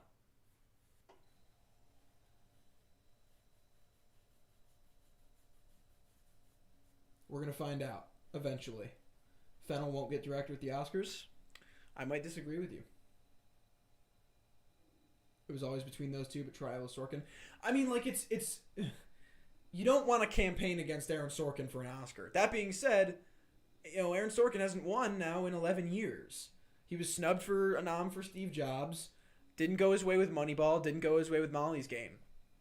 So, you know, if they're going to look to give Promising Young Woman something, which they're probably going to, right? They're probably going to try and get Promising Young Woman something if they're not going to give lead actress to Mulligan, which they might not at this rate. Promising Young Woman is a pretty good place to get Emerald Fennell an Oscar. And Trial of the Chicago 7 could be one of those films that's nominated for like 10 things and wins maybe 1 or 2. Nomadland has adapted screenplay in the bag. Nothing is beating Nomadland, which is why part of why I think it's going to run away with picture. When you lock in director and you lock in screenplay, your odds of winning picture go up exponentially. So we have a real race now.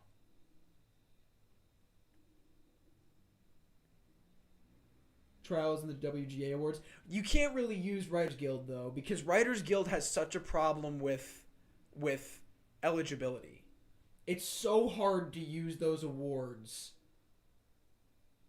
in that regard. I don't think Sorkin misses director, though. I think Sorkin is nominated for director, and I think Lee Isaac Chung might miss out for Emerald Fennell, personally. Mulligan could win here, but who knows? Soul win score, yeah, for sure. Atticus and Trent are going to take it for Soul.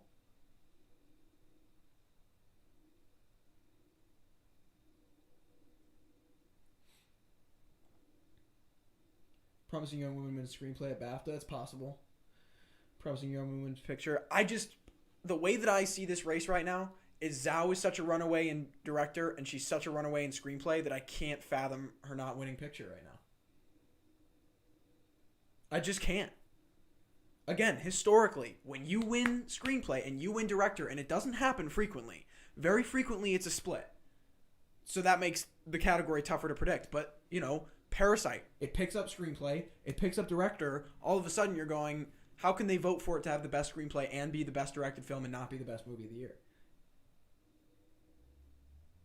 So, you know, I think with Trial being less of a lock in screenplay than we thought it might have been, and Promising Young Woman being a genuine area of competition for that category, we may just be seeing Nomadland in a lock when it comes to Best Picture. I don't really understand how Nomadland wins any screenplay since half the movie isn't scripted. Well, Borat's not going to win adapted. No way. Let's see. So this should be actress? He's currently in Australia filming Thor: Love and Thunder. His eighth Okay, this category is actually interesting. wielding superhero We don't know what's going to happen here It necessarily. is an exceedingly good-looking white man, Chris Hemsworth. Nice. Hello everyone, I'm honored to be presenting the Critics' Choice Award for Best Okay, Actress. this is interesting. I want to know who wins this. Because if Andrew Day picks this up, and if this horseshit is a tie, I'm not going to be a happy camper. You're going to see a very unhappy camper. Yeah, Traffic might have been the last time that happened, and that was, what, 20 years ago? Best Actress. Andra Day, The United States versus Billie Holiday. My song, Strange Fruit. It reminds them that they're killing us. Wrong clip. Sydney Flanagan, Never, Rarely, Sometimes, Always. If it's positive, is there any way it could be negative? No. A positive is always a positive. Vanessa It's Kirby, timely. Pieces of a Woman. That is what you want. That is what you need. That is your way. That is not my way. That is what you need. Zendaya, Malcolm and Marie. Thank you for getting over this, for moving forward, for being you. Thank you for all that I forget to thank you for. Frances McDormand, Nomadland.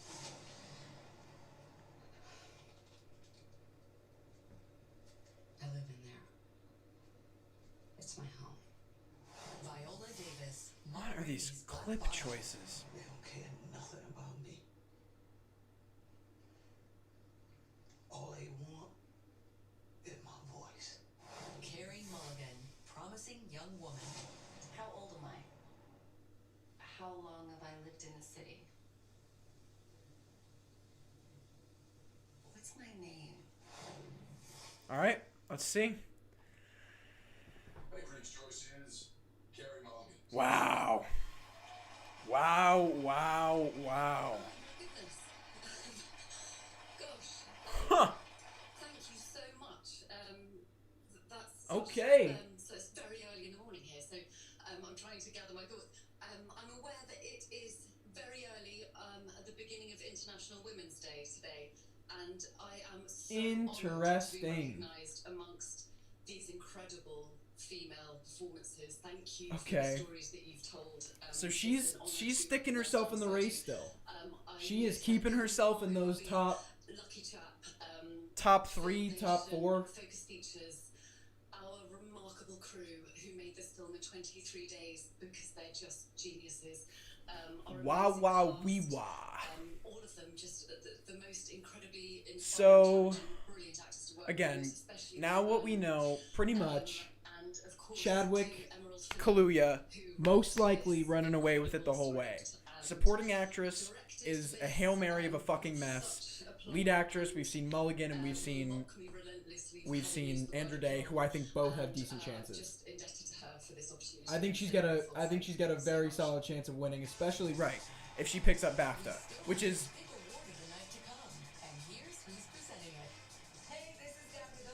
Gal Gadot is doing Best Picture. Okay, whatever.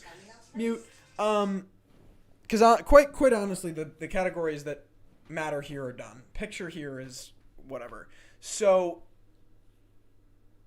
it's largely for me in terms of making my prediction for lead actress going to come to the SAG, because we can assume that Mulligan is taking the BAFTA. So if someone like Andra Day picks up SAG, we've got a genuine race. I think Promising Young Woman might win fucking picture here. Unless it's Nomadland. It's either going to be Nomadland or Promising Young Woman to win picture here. Yeah, so like the question becomes, does Carey Mulligan win SAG? We're going to find out. And then again, either here is SAG loves Davis. I don't think Davis is winning. She's actually, out of the 5 that I think are going to be nominated, Davis is the one that I least see winning. They gave it to her for The Help. Yeah, but that was a tough race. That was a big race. Andra Day was a fluke. I am not as confident as you are. Andra Day isn't nominated for SAG? Oh, that's beat. I forgot about that. Lamau. And she can't get a BAFTA nom? Well, what about Regina? Remember that shit?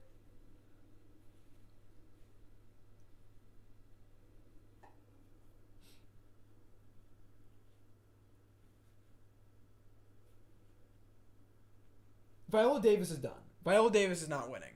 So, man, yeah, without Day at SAG, without Day at BAFTA. Day isn't on the long list for BAFTA?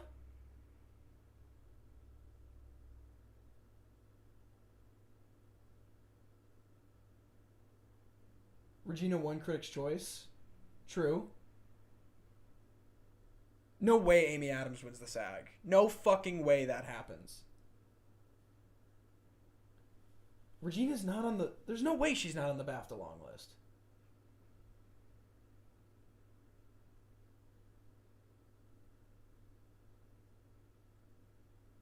Picture has to be Nomadland. I still think Picture at the Oscars is Nomadland. No matter what fucking happens here. Amy Adams is not going to win the SAG. That's not going to happen. Yeah, Viola Davis was never going to win. Regina King was a respected actress, yes, but you have to remember, too, that the Oscars have a history of loving it when someone like a singer or a model or someone who isn't an actor comes into the film world and gives an incredible performance.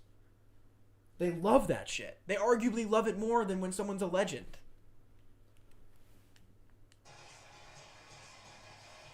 Andra Day isn't on the long list. Final award left, and Damn, that's actually kind of fucking nuts. Presented, we wanted one of the biggest stars in the movie universe, and we got one.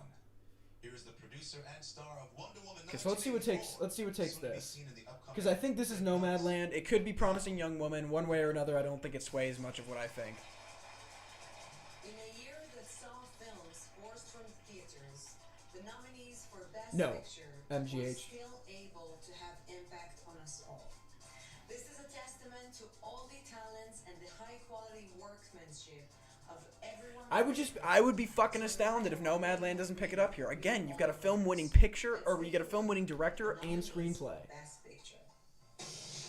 But right now, I agree. I think Carey Mulligan is now the front runner for Best Actress. 100% after winning here tonight. Yes. You may have heard MGM has more stars than there are in the heavens. Do not believe How do they choose the order of nominees, by the way? These aren't alphabetical. the lion. Sound of Metal.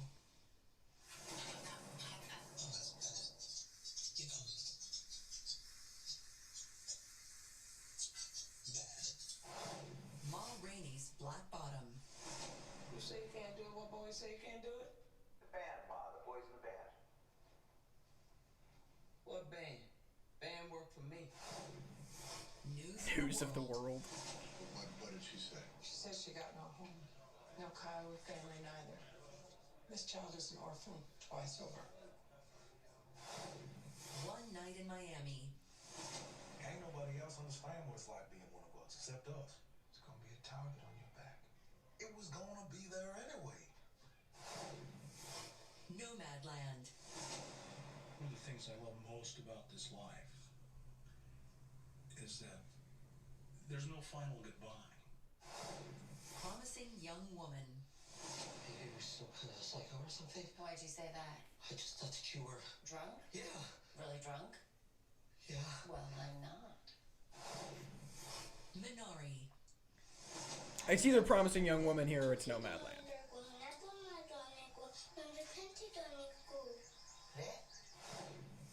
Da Five Bloods. They're showing this sequence? It's like the worst part of the movie is the opening. The Trial of the It's a weird clip choice for that one. I am being denied right now my constitutional right for legal representation. Will you be quiet? Alright, let's see. It's Nomadland or it's Choice for Best Picture. PYW. Nomadland. Okay. Yep. That was expected. Thank you, Critics' Choice Association and Okay, our fellow well, nominees. I'm incredibly honored to That's- accept this award on that's behalf of expected. my fellow producers Francis McDormand, Peter Spears, Dan Janvey, and Chloe Zhao.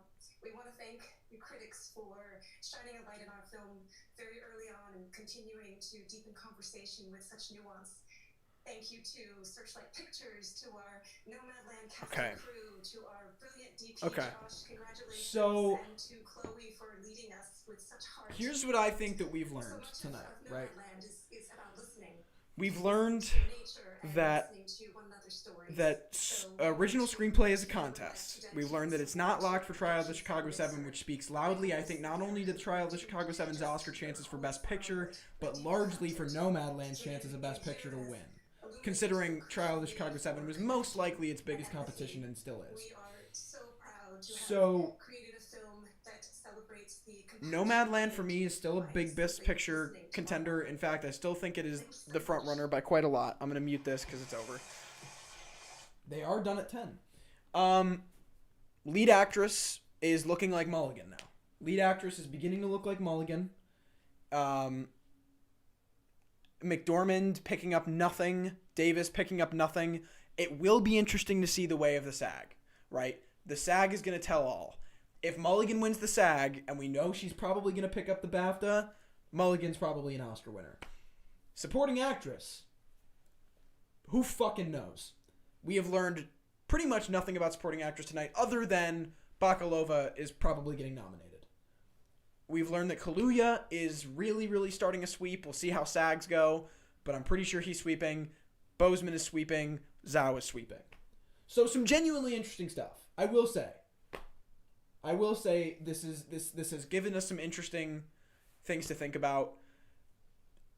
Lead actress becomes more of an interesting race. If Mulligan picks up SAG, we can safely assume Mulligan's running away with it. And we got to see SAG for best supporting actress for sure, because right now that could be fucking anything. No problem, Black Toad. Thanks for coming, dude. Nomadland for me, looking like Picture. And I don't want to use Picture here as a kind of precursor, because it's typically not. Same thing goes for PGA. You know, last year PGA was very misleading in giving us 1917. Vanessa is British BAFTA, so is Carey Mulligan. Yeah, I think this cements Bakalova as a nominee for sure. I think people who were still debating whether it was going to be like Bakalova or Foster or Burstyn can safely go to bed tonight knowing it's going to be Bakalova. So, oops, sorry about that. But yeah, for a fucking